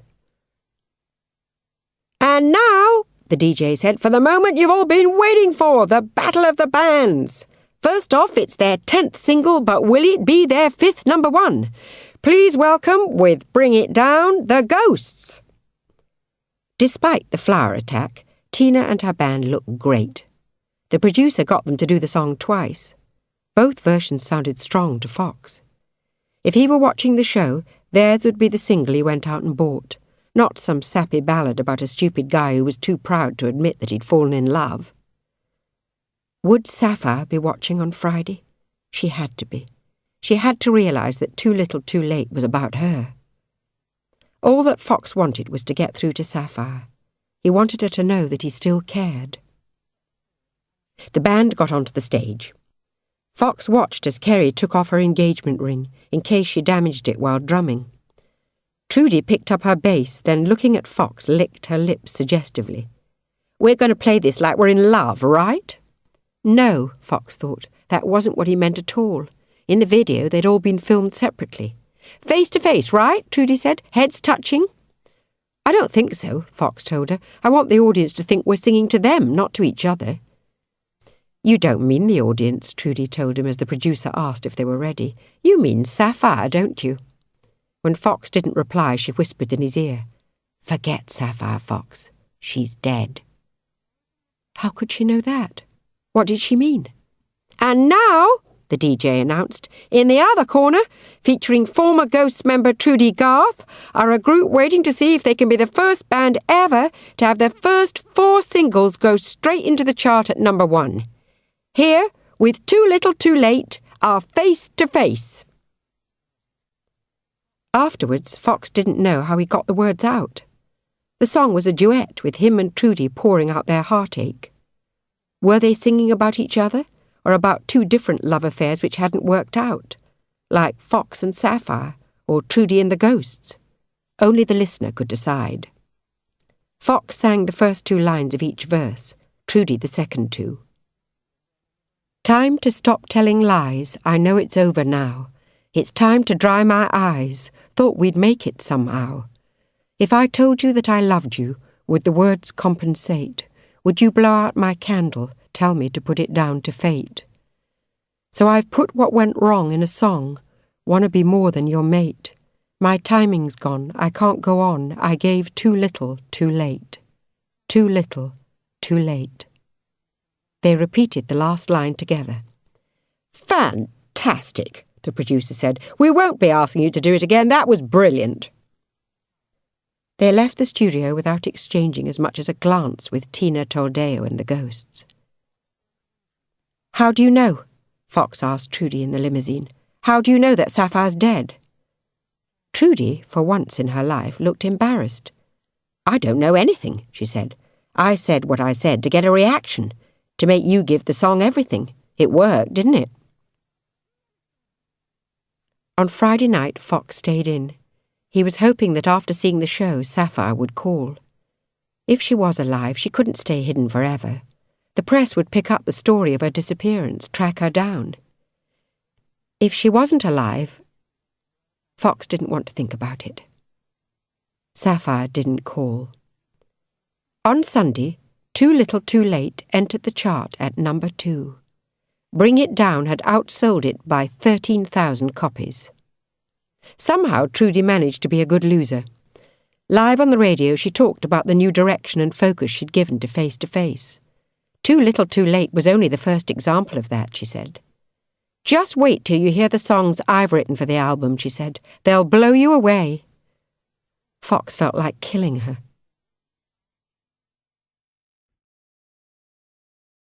Chapter 31. Despite Trudy's confidence, Face to Face's second album wasn't as well received as the first. Critics attacked it, the NME calling Trudy Garth's songs cynical attempts to write trashy teen fodder. A large proportion of their fans seemed to be waiting for Sapphire to return. Hudd had changed the marketing strategy for the group. Chris and Kerry were the nice ones. Fox and Trudy were the nasty couple. On tour, Fox got to wear leather like Trudy and act the guitar god during his solos. Fox had long since stopped trusting Trudy. Every night he tried to upstage her. It made for a good show. Fans were divided over whether they liked the new image. Many hated Trudy. But there was no violence on the tour. The group was still huge. Massive success insulated them from crazy fans and overzealous reporters alike. They travelled everywhere by private plane, performed in sports arenas and stadiums, then were whisked away to stay in penthouse suites. It was a lonely, lunatic existence. Fox was still distanced from Chris and Kerry. Offstage, Trudy was aloof. She looked rock and roll but didn't act it, going to bed early, spending her recreation time shopping in stores which opened especially for her. Fox decided that everything about Trudy was an act. She was an old-fashioned ballad singer pretending to be a rebellious rock and roller. Chris and Kerry were more rebellious than she was. Not only that, but as far as Fox was concerned, Trudy's songs weren't all that good. They always got the smallest cheers of the night, though Trudy seemed not to notice. One of her songs was slated as their 5th single. Fox didn't rate it. Stories had started to appear about Sapphire's disappearance. It was over 6 months now and nobody knew where she was. When asked about her, the band always told reporters, "She's having a rest. She'll come back when she's ready." But none of them believed it. Maybe they should tell the truth, Fox thought. Hunter hadn't come up with anything new. He phoned regularly, always asking Fox if he wanted him to continue. Fox was probably throwing his money away, but he couldn't break faith now. Not unless there was another way. If the press got the story that Sapphire had vanished without trace, maybe they'd found out what had happened to her. Trouble was, publicity could have the opposite effect, ensuring that Sapphire never surfaced again. Was it worth the risk? Fox didn't know who he could discuss it with, certainly not Hud or Trudy. "Kerry thinks that Sapphire's dead," Chris told Fox on the plane when everyone around them was sleeping. "Why?" Fox asked. "There's no evidence that—" "Except what happened to Art, then to Alan Mackay." "Art had a hole in his heart. Alan Mackay was probably murdered by drug dealers. Sapphire told Hud that she was leaving the band." "Or so he said," Chris responded. Fox gave Chris an incredulous look. "You're saying that Hud might have killed Sapphire? That's ridiculous. He's our manager. If you don't trust him, then—" Chris hushed him. Hud was asleep 3 rows ahead of them. "I'm not saying that Sapphire's dead. That's what Kerry reckons, but I think she's being paranoid." So did Fox. He couldn't bear the thought of never seeing Sapphire again. "Look," Chris said, "face-to-face is your first big break, right?" "Right," Fox agreed. "So what?" "So I've been around a bit longer, waiting for my chance. You get to find out things. The record business has as many crooks as other businesses. More because there's so much money involved. Did you get a lawyer to look at the contract you signed with Face-to-Face?" "No," Fox confessed. "It stinks. I had it looked at and found that there were all sorts of tricks, like if I get ill and have to leave the band, I get nothing. When you get right down to it, we're Hud's employees. I saw a solicitor, tried to make some changes, no joy. Hud told me to take it or leave it. I needed the gig, so I signed. The point I'm making is, if you want to succeed, you can't have too many scruples or unrealistic expectations." Fox still wasn't sure exactly what Chris was getting at. "So, what do you think's happened to Sapphire?" he asked. "I don't know," Chris said, "and I don't want to know." Later, Fox tried talking to Jim, the security chief. "Where do you think she is?" he asked, after they'd reminisced about Sapphire for a few minutes. "Probably in the Bahamas, sunning herself. She cleaned out her account. Did you hear that?" "No," Fox said. "Couldn't you trace the money?" "Why?" Jim asked. "Sapphire hasn't done anything illegal, far as I know. The Inland Revenue might be after her, but apart from that—" "Why do you think she left?" Fox asked. "You'd have to ask her," Jim said with an edgy grin. "Do you think Hud knows?" "No idea," Jim grunted. "The phone call that Hud says Sapphire made when she said she was quitting because of the pressure, were you there when he got that?" "No," Jim said. "I wasn't. Look, I'm not comfortable with all these questions. Go ask Hud, why don't you?" But Fox wasn't ready to confront Hud. He suspected that the manager had forced Sapphire out. Maybe he had even had her killed. Maybe he had had Art killed too, and Alan Mackay. As Chris said, there was a lot of money involved, and all that Hud seemed to care about was money. But Sapphire was the most popular member of the band before she left. She was a better songwriter and potentially a better musician than Trudy. Why would Hud want to get rid of her? Fox was probably only being paranoid. "Ladies and gentlemen," the manager said at their band meeting the next day, "here it is, your next single."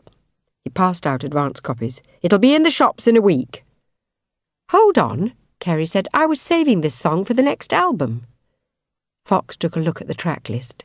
The A-side was an album track, Free Me, written by Trudy. The other songs were ones which had been missed off the second album in favour of Trudy Garth songs, one from each of them. "Think of it as an EP," Had said. "One song from each of you. I thought you'd be pleased." "I see what you're up to," Chris said. "We need a number one. All of our fans have already bought the album with Free Me on it, so you need 3 good new songs to make sure they'll buy the song again." "Precisely," Had said. "We might get a number one without these new songs. In the summer, you don't need to sell as many singles to get to the top, but I don't want to take any chances." "Hey," Kerry said, "I've got an even better idea." "What?" "Why don't we make one of the other songs the A-side? A new song's more likely to go to number one, and the other numbers are all better than Trudy's anyhow." "Pardon?" Trudy said. She and Fox had been sitting the discussion out until now. "You don't think Free Me's a number one?"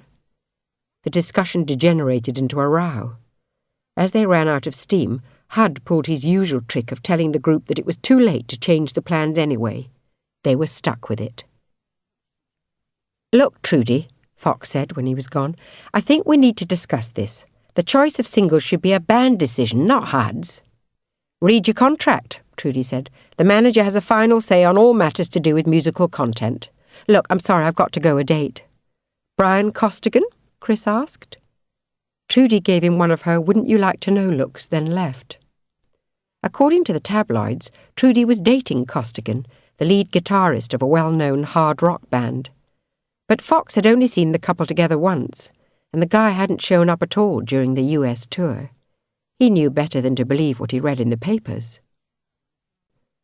Over the past year and a bit, Fox had been linked with Kerry, Sapphire, Trudy, a breakfast TV presenter, an ex-Spice Girl, a German tennis player, and 2 Page 3 girls, not to mention a member of Parliament twice his age, who persuaded him to sign a letter protesting about North Sea pollution. Even after their engagement, Chris and Kerry had both been linked with other people. There was no point in getting upset over the stories. Gossip, it seemed, made the world go round. "What about Top of the Pops?" Chris asked. "I'm not doing it," Kerry said. "Why should we be seen as Trudy's backing group? We can send the video." "Have you seen the video?" Chris asked. "It's all Trudy anyhow." "You're being childish," Fox said. "Why risk messing our career up?" "I don't care anymore," Kerry said. "Being top isn't everything. You know, after we perform at Wembley on Sunday, I think I might quit." "If you go, I go too," Chris said. "Read your contract," Fox told them. "Quit the group and you lose all your future royalties. Hud gets the money that's rightfully yours." "Maybe he deserves it," Kerry said. "We're an image, not a real group. Hud created us. He can replace us. You stay, Fox. Play with Trudy and Top of the Pops. I'm not sure how much more I can stand. If we hadn't already agreed to do the Wembley thing, I'd go now." The Wembley gig was a massive charity event featuring all of the biggest British acts of the moment. Fox couldn't remember what the cause was. They'd agreed to do it 6 months ago. He did remember that the show had sold out in half an hour, and the BBC were showing it live on the very day that Free Me would enter the chart. Face to Face were headlining over the Ghosts and a dozen other major acts. "No," Fox said. "If you won't do Top of the Pops, then neither will I. But I think you're cutting off your nose to spite your face." "We've had enough," Chris said. "It isn't fun anymore." "It was never about fun," Fox said. "You told me that. It's about making lots of money." "You're right," Kerry agreed. "But we've all made lots of money. How much more do you need?" Fox couldn't answer that. "We've hired a lawyer," Chris told Fox. "He's examining our contracts. I want to set up a meeting with Hud on Monday, once the Wembley gig's out of the way." "A meeting to do what?" Fox asked. "Break up the band?" But Chris and Kerry didn't answer. Chapter 32. Stephanie got off the bus and began the short walk home. Nigel Brown accompanied her for a couple of minutes, trying to work up to asking her out, as usual. Stephanie always managed to head him off before he actually asked. therefore saving him the humiliation of an outright rejection and her the embarrassment of delivering it. They talked about their English A-level lesson and how useless Thursday night TV was. Then Nigel mentioned the weekend. Stephanie started moaning about some imaginary relative she had to visit, keeping the story going until it was time for Nigel to turn off. At least Nigel was interested. Since changing her name and cutting her hair, Stephanie hadn't exactly been overwhelmed by offers from boys. The rumours about her nervous breakdown hadn't helped, but she needed some explanation as to why she'd been gone from school for so long that she'd had to drop back a year. Most girls saw Steph's short, severe haircut and assumed that she was trying to put off boys. Most boys decided that she'd gone lesbian. Many thought that she'd had a baby or an abortion. Steph neither confirmed nor denied any of the rumours. As long as nobody guessed the truth, she didn't mind what they thought. Steph was usually the first to get home. Dad worked late, and Mum, a teacher, often had meetings after school. But today Mum was already in and she wasn't alone. The man in the kitchen was portly and wore a long black leather coat. Beneath his heavy-rimmed black glasses he had pig-like Billy Bunter eyes. "Mr. Hunter's come to ask a few questions about Melanie," Mum said. "Why? What's going on? Is Melanie in trouble at university?" "Please sit down, Stephanie," the man said. "This won't take long." Mum looked anxious. She'd never been happy about the whole thing, but was so glad to have Steph back that she hadn't argued about what she'd done. "I met your sister a few months ago," the fat man said, "but she wasn't the person I were looking for." "Are you a journalist?" Steph asked suspiciously. "No, I'm a private investigator, and I assure you I'm very discreet." "Who's employing you?" Steph asked. "I'm not at liberty to say, not yet anyway." "What do you want?" "Where were you last year, Stephanie?" the fat man asked. "None of your business," Steph said. "That, I'm afraid, is where you're wrong.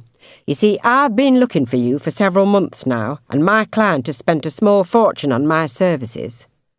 "How do you know that I'm who you're looking for?" The man who called himself Hunter gave a comic shrug. "You could come out and admit it. That would be the easiest way. Or I could take your fingerprints, compare them with the ones that you gave to the police when they arrested you for cocaine possession." "I don't know who you're confusing me with," Steph said, "but you're talking crazy. I ran away from home when I was 16 and lived rough in London for a while. Then I came to my senses, returned home and started doing my A-levels. That was the story she'd agreed with her family in the event of anyone asking questions like this. "A nice tale," the fat man said, "and more or less true, except for the details you left out. Like borrowing your sister's passport to prove that you were over 18 and therefore entitled to sign a recording contract. Her birth certificate too, I believe. You travelled to America pretending to be her, even though you're 2.5 years younger and don't look remotely alike. That took some nerve, I must say, Stephanie." Steph took a deep breath and then looked to her mother for help. Mum shook her head. "Or may I call you Sapphire?" the fat man asked. "That was very petty," Hud complained on Thursday evening, "not showing up for Top of the Pops." "You should have consulted us over the single," Fox said. "It was the last straw, sorry. If we don't go straight in at number 1, it'll be your fault." Fox ignored this. He'd agreed to broach a difficult subject. "Listen, Hud, the day after the Wembley gig, we want a meeting. The 4 of us. You, your lawyer, Trudy's lawyer, our lawyer." "What?" The manager sounded outraged. "Calling lawyers, they'll swallow all the money." Hud said, "They always do." "We'll take that risk," Fox said. "Are you quitting?" Hud asked, beginning to sound rattled. "I'll talk to you on Monday," Fox said. "Don't call me before then. In fact, I'm disconnecting my mobile." He hung up. With the phone disconnected, Hunter wouldn't be able to get in touch with him, but he hadn't heard from him for ages anyway.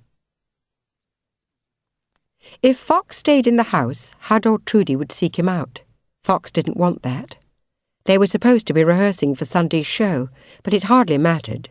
Face to Face had played so many shows this year that they were note perfect.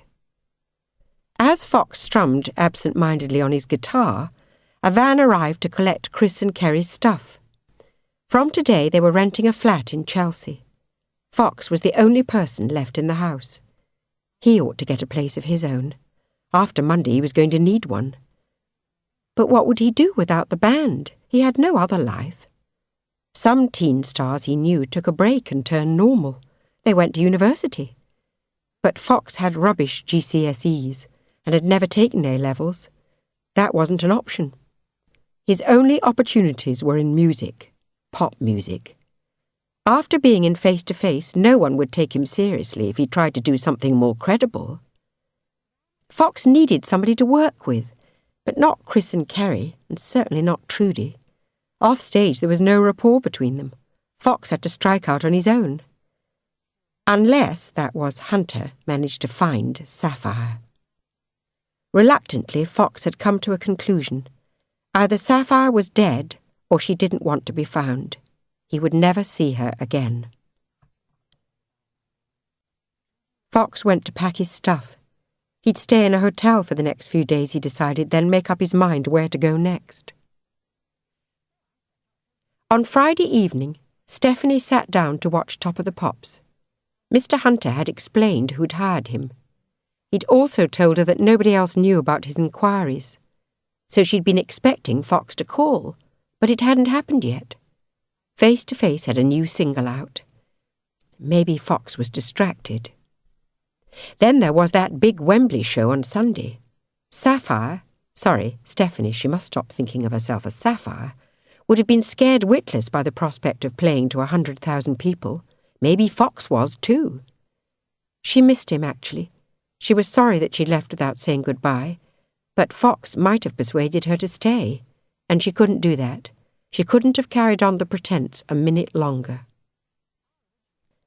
Top of the Pops began. As usual, they saved the face-to-face exclusive until nearly the end of the show, so that fans didn't turn over or turn off. When the band slot arrived, Stephanie was stunned. They weren't there. Trudy Garth stood in a single spotlight, singing a ghastly song about being free. No explanation was given for the absence of the rest of the band. The presenter finished by reminding viewers that Face to Face's final UK performance of the year would be shown live on TV the following Sunday evening. But will Free Me put them back at number 1? Tune in on Sunday to the only chart that counts and find out. What had happened to the band? Stephanie went to the phone and dialed the house number. It rang for ages without an answer. Mr. Hunter had given her Fox's mobile number. She tried that. A recorded message told her that the machine was switched off. She should try again later. Stephanie didn't need a sixth sense to know that something was wrong. On Saturday evening, Lianne boarded the overnight coach to London. Nobody knew where she was going. Her parents were out for the evening. Lianne's medication made her sleep late, so they were unlikely to check her room much before midday. By then, she would be at the front of the queue, waiting to be let into Wembley Stadium. She'd be wearing a black jumpsuit for old time's sake, but she wouldn't be carrying a screwdriver. Lianne had been on a home visit 3 months ago when she'd sneaked her mum's credit card, spent 3 hours on the phone and finally secured a ticket for tomorrow's show. Now she was free, cured. Lianne had convinced the doctors that she was a normal teenager. True, she'd promised that she wouldn't go near Face to Face in future, but they couldn't expect her to miss an event like this, could they? From what Lianne had seen on last night's Top of the Pops, tomorrow might be the group's last performance. She just had to be there. Chapter 33.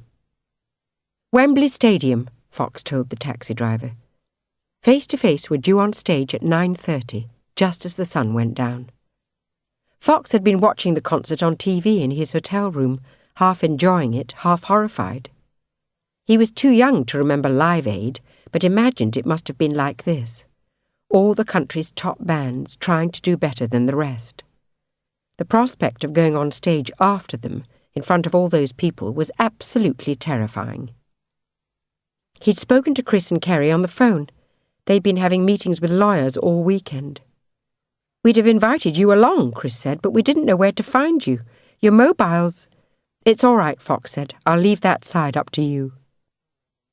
He had no desire to meet money-grubbing lawyers, nor did he want to spend day after day in court, fighting for his rights in a group he was growing to hate. Tonight, one way or another, would be their final performance. But you'll come to the meeting Monday, Chris asked. I'll be there, Fox had said. Now the taxi driver recognised him. You in that face-to-face? Yeah, thought it was you. That Trudy Garth, she's all right, but she's no Sapphire, know what I mean? I know exactly what you mean, Fox said. He wasn't in the mood for small talk, and he'd remembered something. Would you mind putting Radio 1 on, please? The chart rundown had reached number 4. You got a new single out then? Yes, Fox said. My daughter likes you. She says you always go in at number 1. Not this time, Fox said, wondering whether it was true. Free Me wasn't at number 4. It wasn't at number 3 either. Could you go to the artist's entrance? Fox asked. Yeah. So number 1 or number 2, eh? I expect our single's already been on. We probably missed it. Fox didn't want to be number 1, he realised, especially not with a Trudy Garth song. He hoped that last week's number 1, a dance record, had held on to the top spot. Here we are. There were a group of girls waiting outside. Keep the change, Fox said, handing over a 20. Aren't you going to wait and see if... But Fox was already out of the car. Teenage girls clustered around him, trying to get his autograph. Fox was early. He'd signed them all. Can you get us in? One of the girls asked. Sorry, it's for charity, so there's no guest list. How about me? Asked a familiar voice. Any chance of getting me in? Fox looked up and for a moment didn't recognise her. She had short hair, sunglasses, no makeup. She wore jeans and a T-shirt. She could be one of a million 17-year-old girls.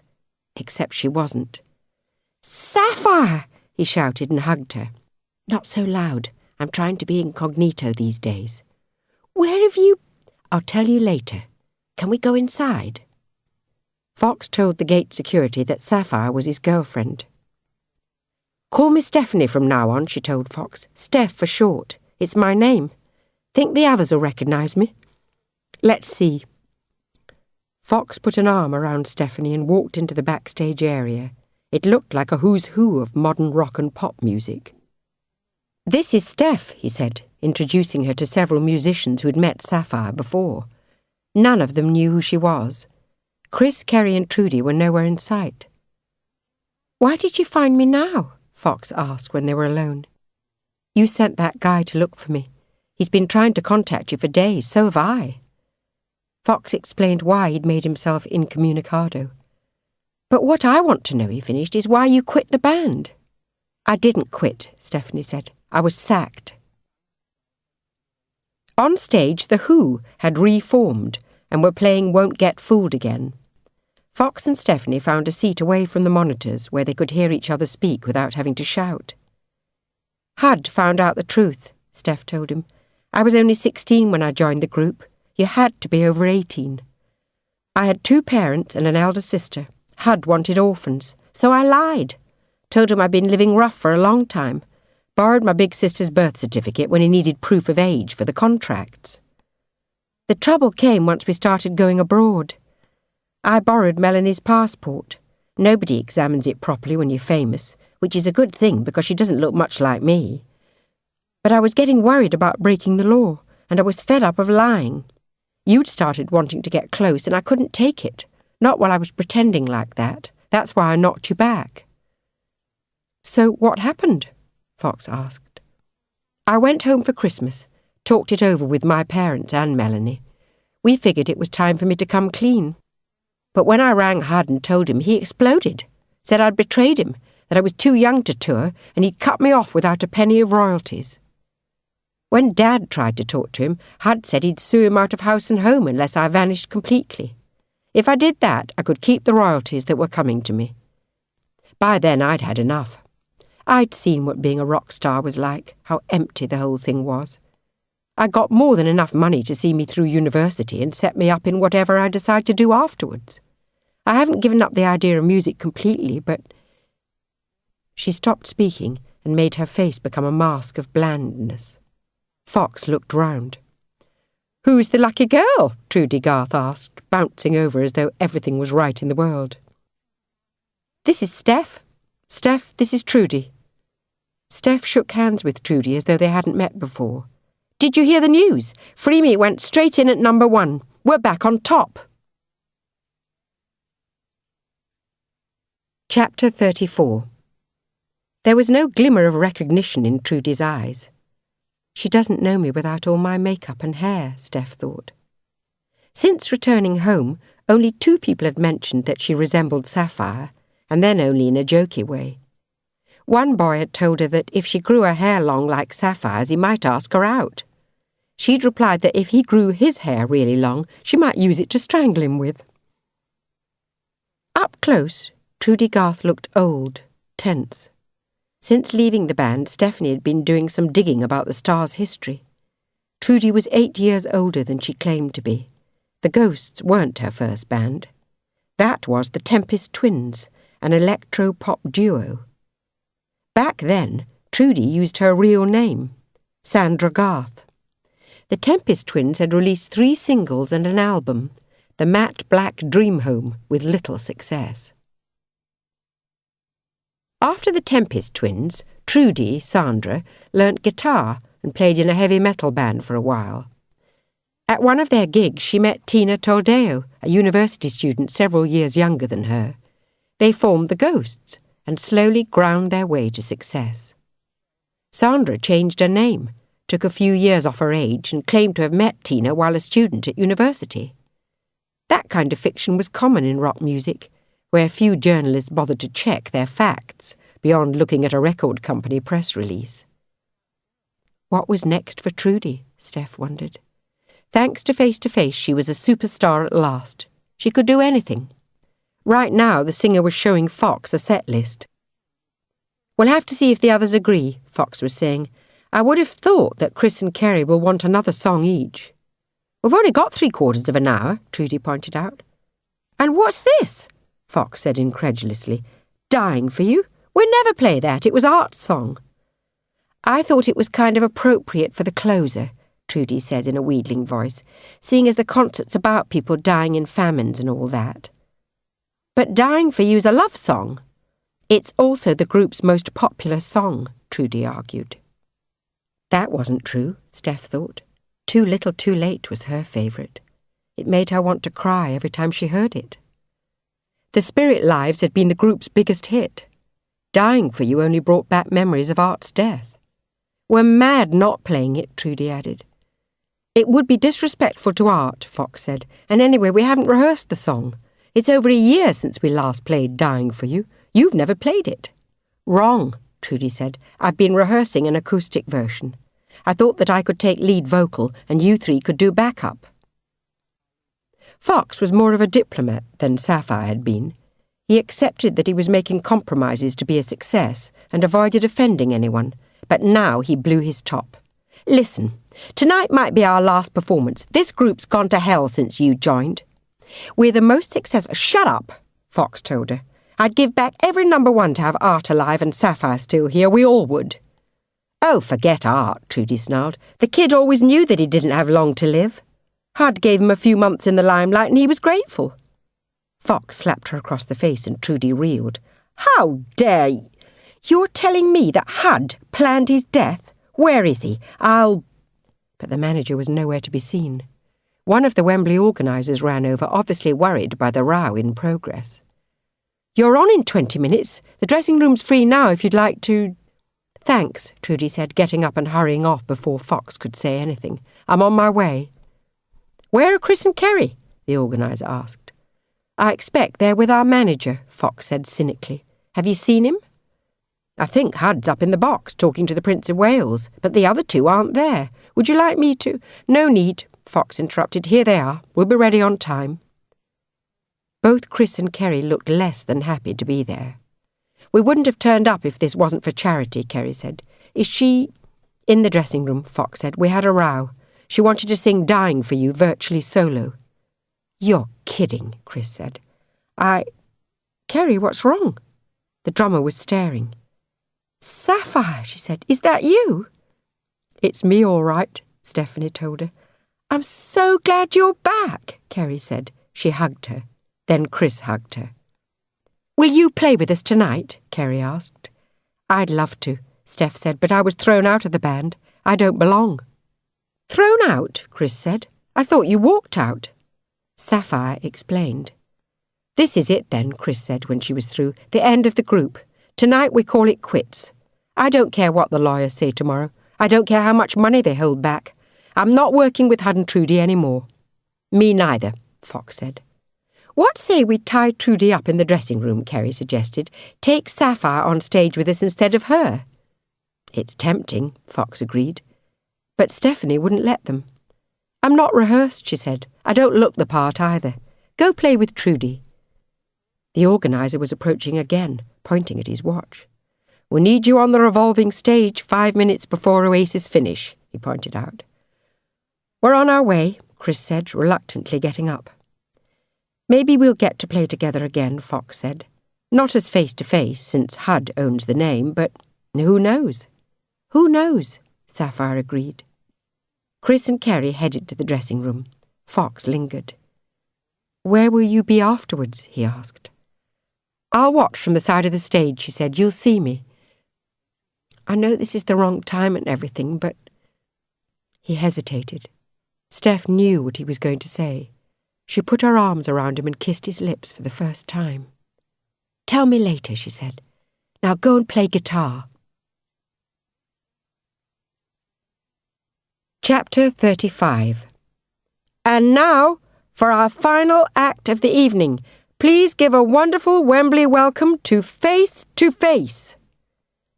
The band came on and played their theme song.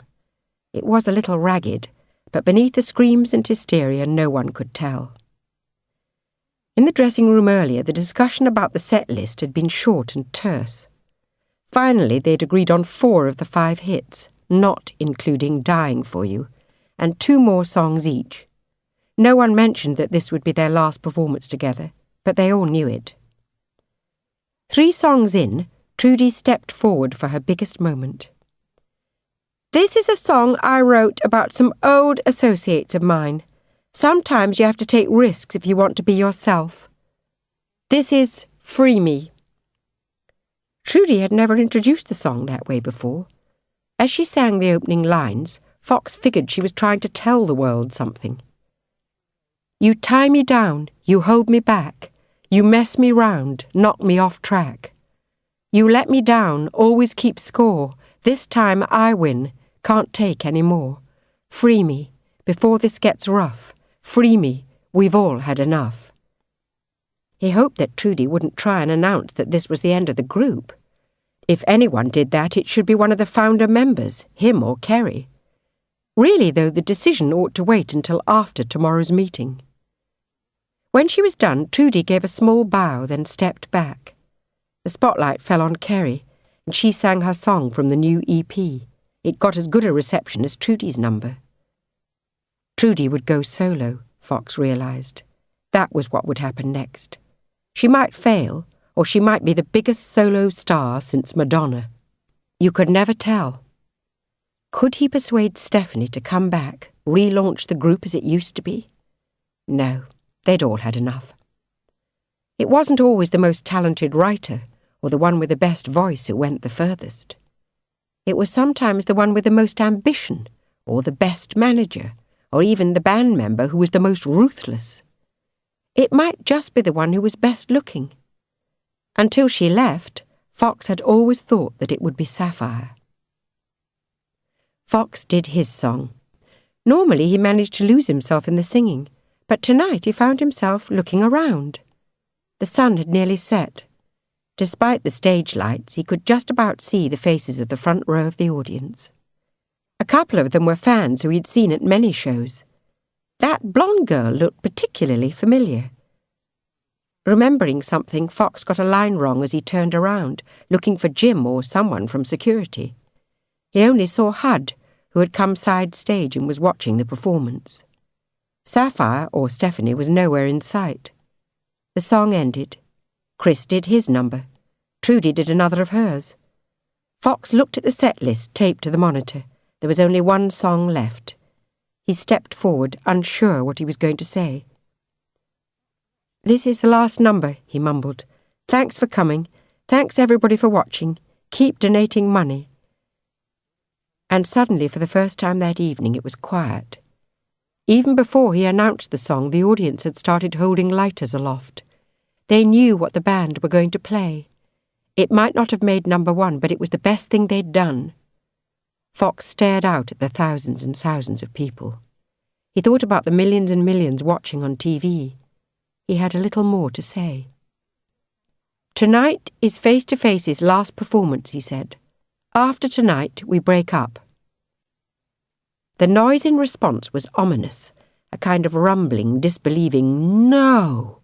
Sad, not angry, almost as though the audience suddenly realized that this had been inevitable all along. "I wrote this song for Sapphire," Fox finished. "I know she's watching.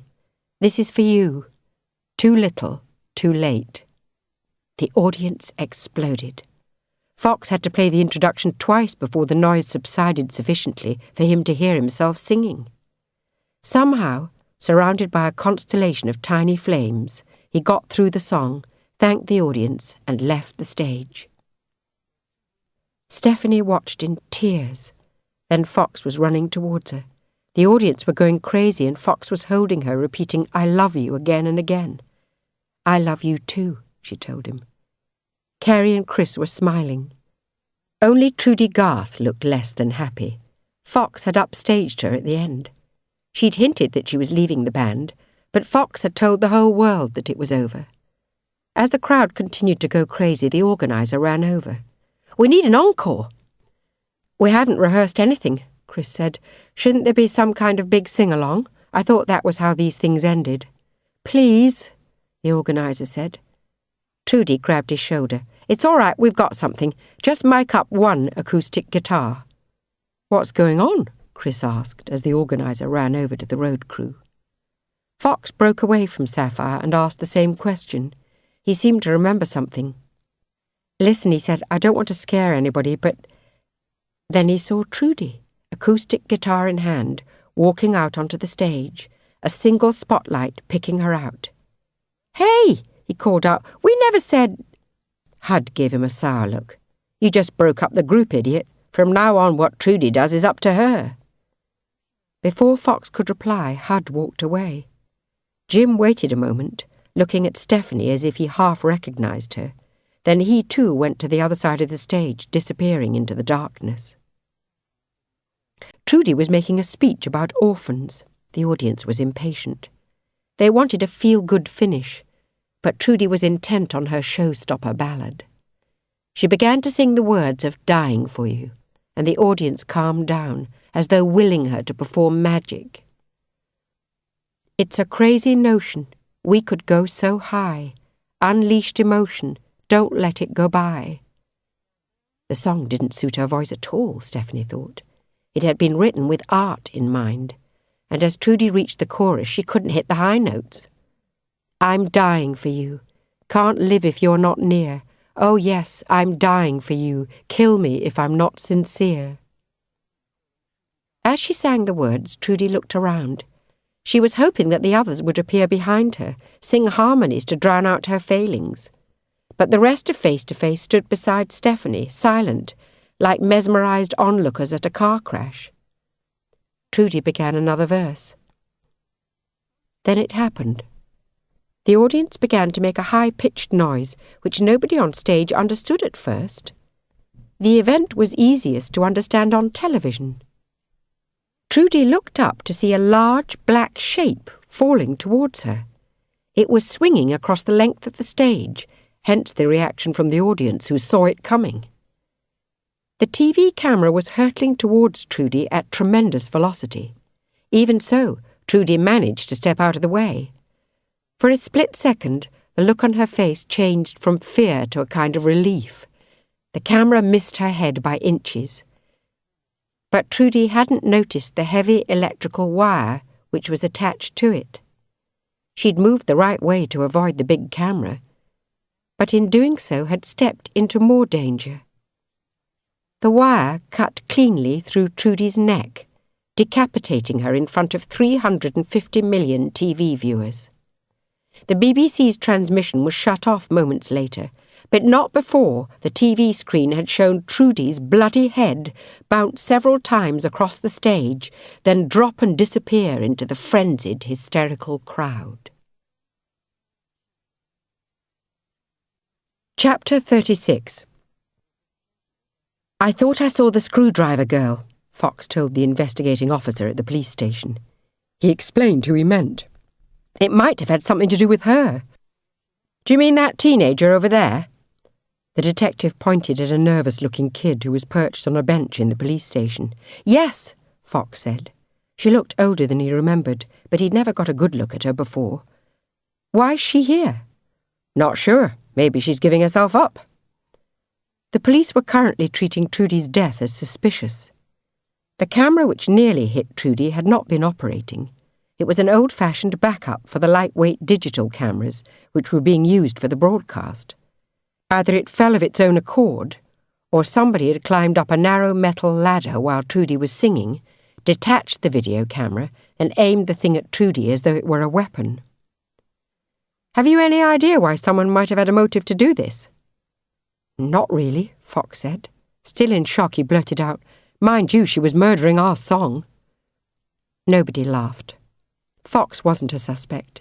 He, Stephanie, Kerry and Chris had been standing together. They were each other's alibi. Hud and Jim were together at the other side of the stage. Neither had seen anything before the disaster occurred. Lianne was led into an interview room, a cramped space with 2 chairs, a table, a tape recorder, and toilet green walls.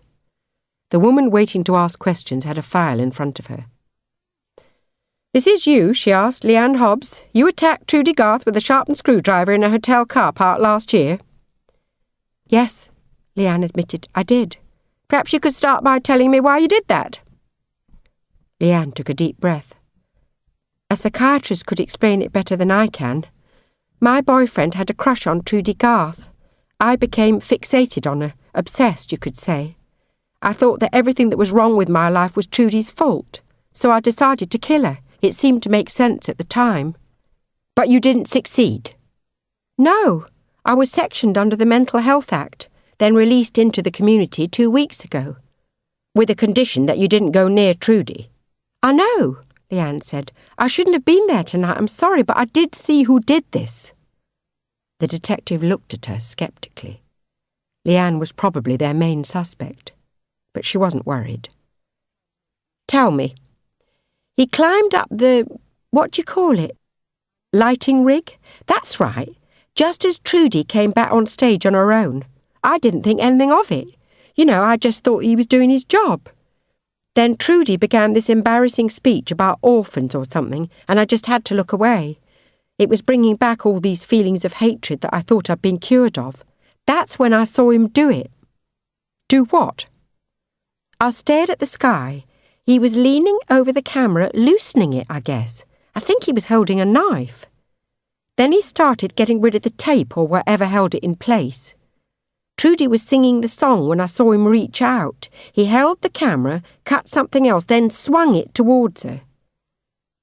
"Did you see what happened next?" "Yes. I was curious, but I still didn't know he'd done anything wrong. I thought it was part of the show.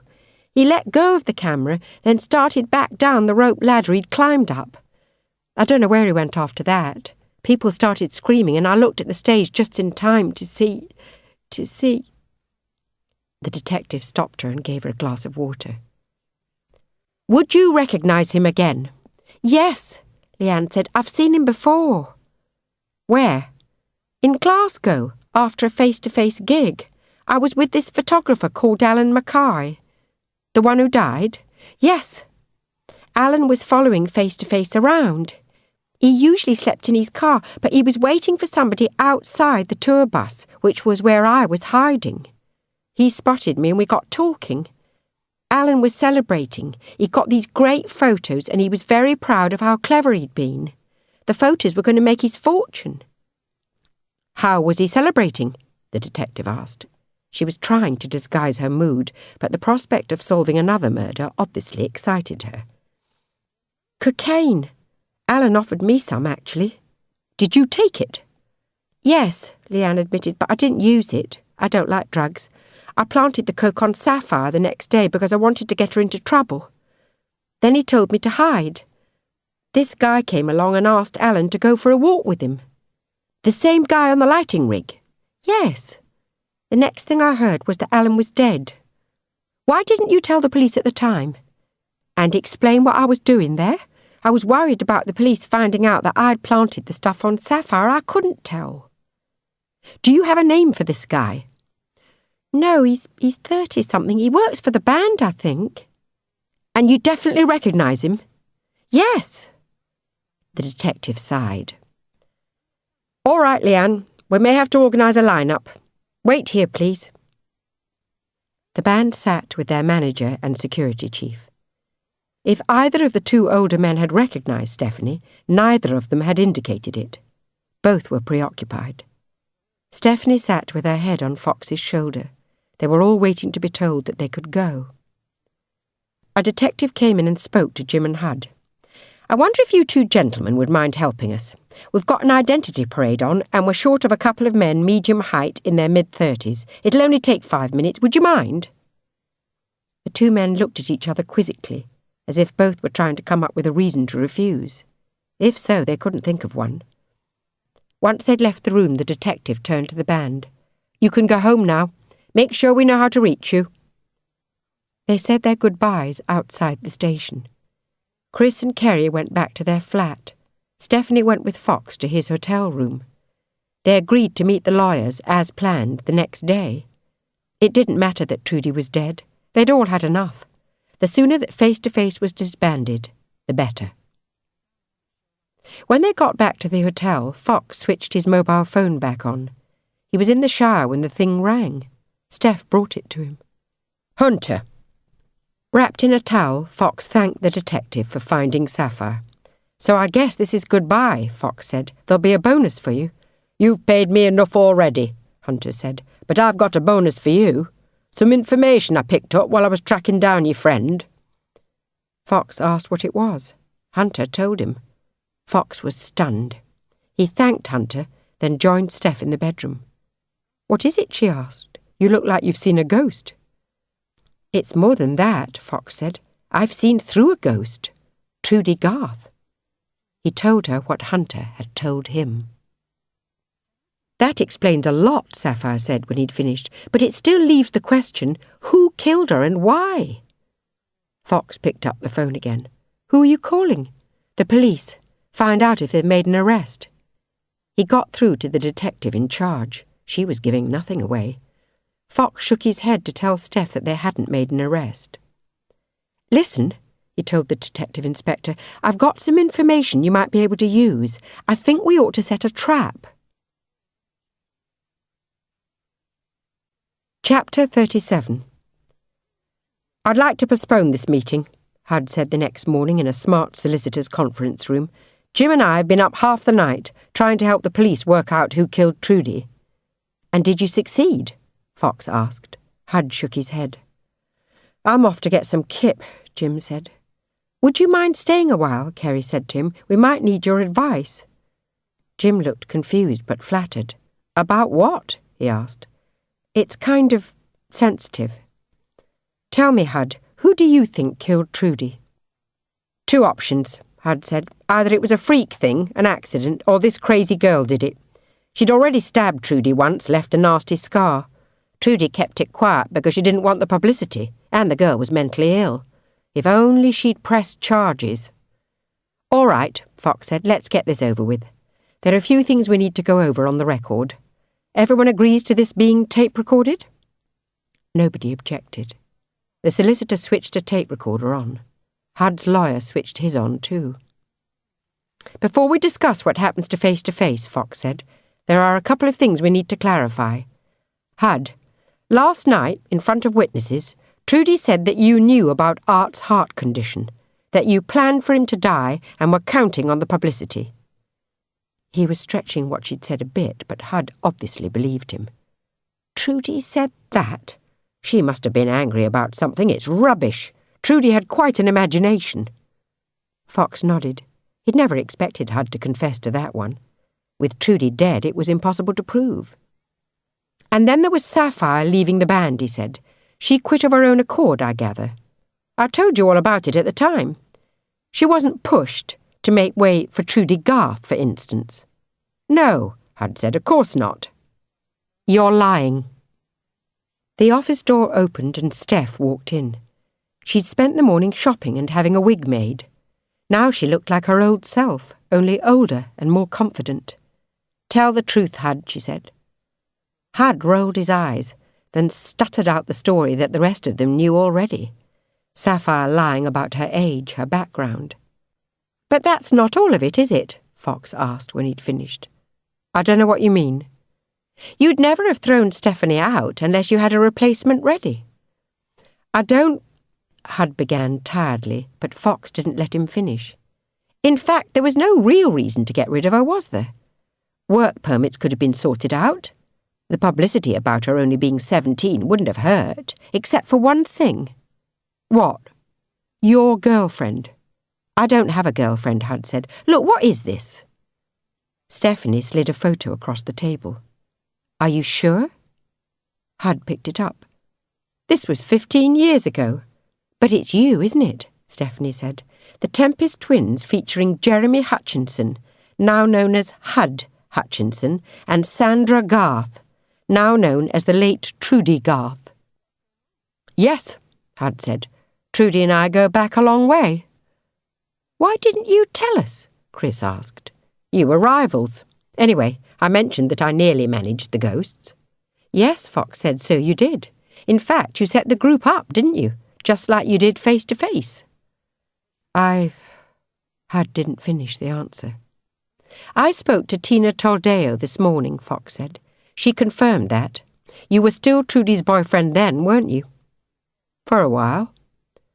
Only Trudy liked the high life and she dumped you. Yes, Hud admitted, she did.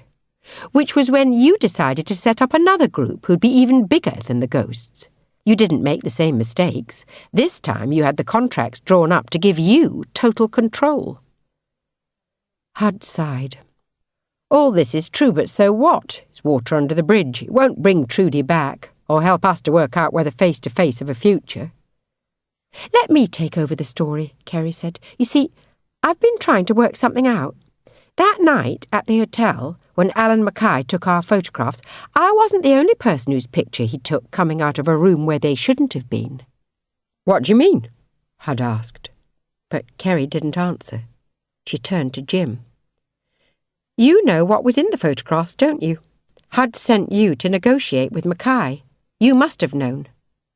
So? Jim said. He was beginning to look worried too. The thing is, when you or somebody went to see him, Alan Mackay wasn't alone. Jim glanced at Hud for confirmation, and Fox knew that they'd got him. There was a witness, Kerry said. She knows what was in the photographs, why Hud had to have them destroyed. It wasn't big news that Chris and I were sleeping together. There'd already been speculation in the press about that. No. The big news was that Trudy Garth was sleeping with the band's manager. Jim was silent. Hud was beginning to look angry. Stephanie spoke. How often did she sneak in to see you, Hud? We know that she was visiting you at the hotel in Birmingham when Lianne Hobbs stabbed Trudy.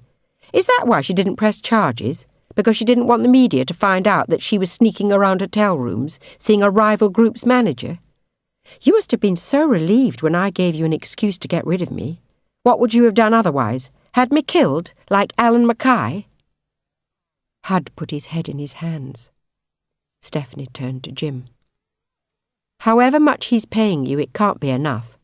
The police have a witness who saw Hud meeting Alan Mackay, then driving him off to his death. She saw Hud climbing up the lighting rig when you say that he was with you all the time. The only thing they hadn't put together was Trudy being Hud's girlfriend. Hud got up. I don't have to listen to any more of this. I'm afraid you do, the solicitor said, speaking for the first time. You can speak here, or I can arrest you on suspicion of 2 murders. We forgot to mention, Fox said. Miss Prescott's got a law degree, but she's also an inspector in Westminster CID. Hud sat back down again. Why did you do it? Chris asked. Hud looked at Jim. The security chief shook his head. He wasn't going to protect the manager anymore. I was in love with her, Hud told them. We'll need a little more than that, D.I. Prescott said. Chapter 38. At first it was brilliant, Hud told them. We were young. The Tempest twins were going to be huge, we thought. But it didn't work out. The group died a death and Trudy left me. She went into heavy metal. I formed Famous with a couple of mates and we did okay. 2 top 20 hits. But I worked out that I didn't have enough of what it takes to make it to the top, so I went into management. Once I'd become a success, Trudy got back in touch. I was still hurt over how she'd treated me, but I was a sucker for her. We became lovers again. I built the Ghosts for her, like Fox said. But as soon as the band were successful, they dumped me. Trudy tried to blame it on Tina, but I knew what she was about by then. Trudy wanted to be with rich, good-looking rock stars, not a boring, balding manager. She left me behind. So I set up Face to Face. This time I kept complete control, or so I thought. I didn't know about Art's heart condition. That was really a shock. I'd never have let him join if I'd known, for both of our sakes. He looked at Stephanie, who had now taken off her wig. I didn't know about Sapphire being underage either. I suspected that there was something dodgy about you, but you had so much raw talent that I took the risk. The only uncomfortable thing about doing Face to Face was that it brought me into contact with Trudy again. I still felt the same. And she started being nice to me. She was unhappy in the Ghosts. She and Tina kept falling out, mainly because Tina was more talented than her and wanted to call the shots. Also, the group weren't as successful as she'd hoped. Our original strategy was that the Ghosts would crack America, then Trudy would go solo, become some kind of superstar. Without me there to guide them, it didn't happen. Even so, I was as surprised as anybody else when Trudy quit the Ghosts. It was a big risk. For a couple of months I didn't see her.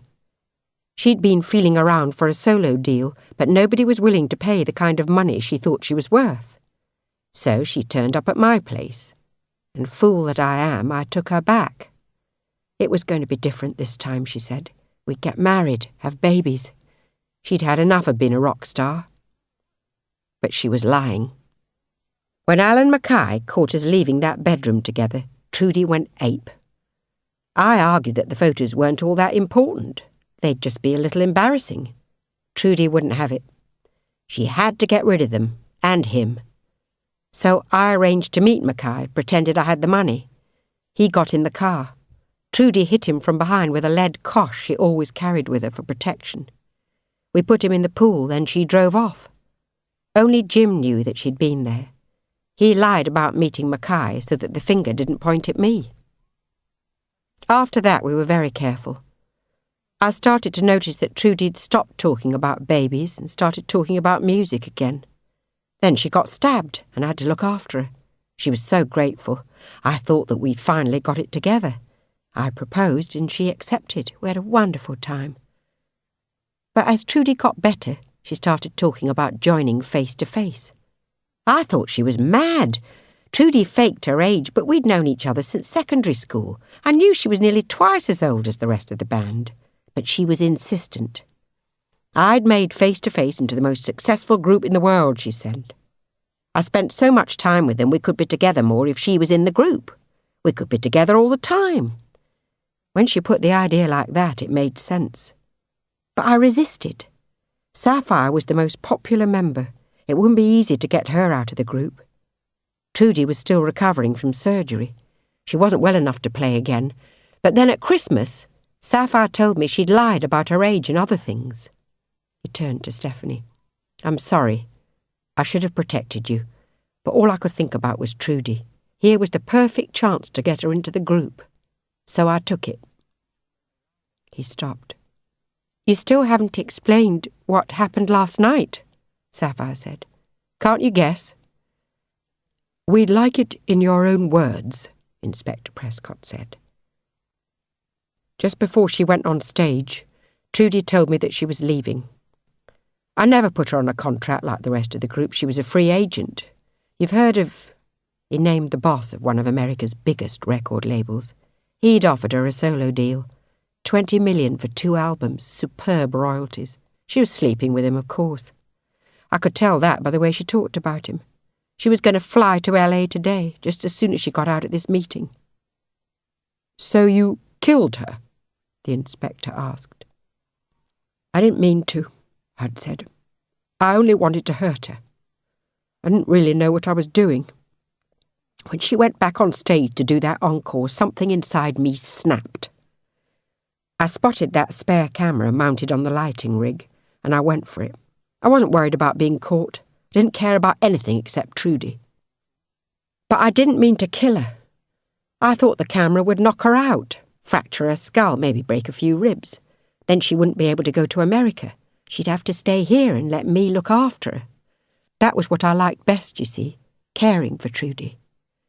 After the stabbing, those were the best times. Anyway, the camera missed her, but she took a step the wrong way and, I was so sharp." He began to cry. "I don't know if I can live with what happened." After a while, Hud recovered himself and held out his hands. "Want to handcuff me?" "I don't think that'll be necessary," the inspector said. "You'd better accompany me to the station." She looked at Jim. "You'd better come too. We'll have some charges for you." She thanked the others. Now there was just the 4 of them and Hud's lawyer, who was phoning a criminal lawyer to represent the manager and security chief. When he'd finished his call, Chris, Kerry, Fox and Stephanie were still sitting in shocked silence. "What's the position with the band?" Chris asked as the lawyer prepared to leave. The man thought for a moment. "Hud intended to persuade you to carry on, but that was before he confessed to murder." He corrected himself. "Manslaughter and assisting a murder." "What if we want to?" Fox asked. "I mean, continue." Fox looked at Stephanie. Suddenly the thought of playing music with her again was the most appealing thing in the world. She nodded. "He can't manage you from prison," the lawyer said. "No judge in the country would uphold your original contract anyway. They're hugely restrictive." "So we can carry on," Chris said. The lawyer smiled at Kerry, who grinned, then turned to Stephanie and Fox. "You can carry on by all means. But there is a slight problem. Your manager undoubtedly owns the name of the group. His being in custody doesn't affect that. If you want to keep the name, you'll have to pay him a substantial amount of money, and it may take a long time to settle." "Who cares about the name?" Fox said. "I always hated it anyway," Steph admitted. There was a knock on the door. A tousle-haired youth put his head around it. "Who are you?" the lawyer asked. "My name's Jem," the youth said. "The police said that Face-to-Face were here. There's somebody needs a word with them." "I'm done," the lawyer said, putting away his tape recorder and notepad. "I'll be in touch." "I've persuaded them to see you," Jem said. Lianne stepped into the room, light-headed from lack of sleep. The unreality of the situation hit her.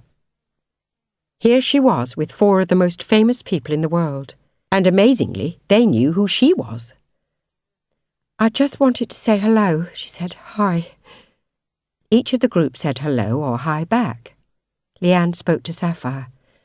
"I made some stupid phone calls and I put that cocaine in your purse. I'm sorry." "It's okay," Sapphire said. "You spotted Hud last night. Without you as a witness, he might have got away with it. So thanks." "It's really sad that you're splitting up," Lianne said. "I still think you're the best group in the world." "Me too," Jem said. "Actually," Sapphire told her, "we might have changed our minds." She turned to the others. "What do you reckon? Couple of months to recover and write a few new songs? Then record a new album, pick a new name and get back on the road?" "Sounds good to me," Fox said. Chris and Kerry nodded enthusiastically. Lianne grinned. "I'm so glad," she said. "Hey, I've just finished school. Any chance of a job in your fan club?" "We'll see what we can do," Chris told her. Sure, Kerry said. I'm starving. Would you guys like to come to lunch? Try and stop us, Jem said. The 6 of them set off into the sunlit London street, 3 couples hand in hand smiling broadly. Lianne felt proud. Her life had come full circle. She'd held on to her boyfriend, made up with Sapphire, and maybe even had a job. It had all worked out. Everybody seemed so happy that Trudy Garth was dead. The event had brought face-to-face together again, made them into a proper group. And it was all thanks to her, not Hud, her. For Lianne had had her own plan to kill Trudy Garth. Early the day before, she'd sneaked up the lighting rig and carefully attached razor-sharp wire along the lead attached to the reserve camera. She'd planned to do what Hud did, only more efficiently. But when she went to do it, Hud was already there. She'd thought he'd caught her out. Instead, he'd carried out the plan for her. Should Lianne tell the others what she'd done? They'd all wanted Trudy dead. They ought to be grateful. Lianne considered telling them then and there as they all sat down in the smart restaurant and ordered champagne. No, she thought. Better to keep quiet.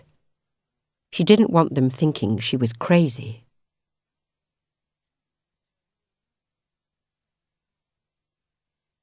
That was Dying for You by David Belbin, read by Brigit Forsyth.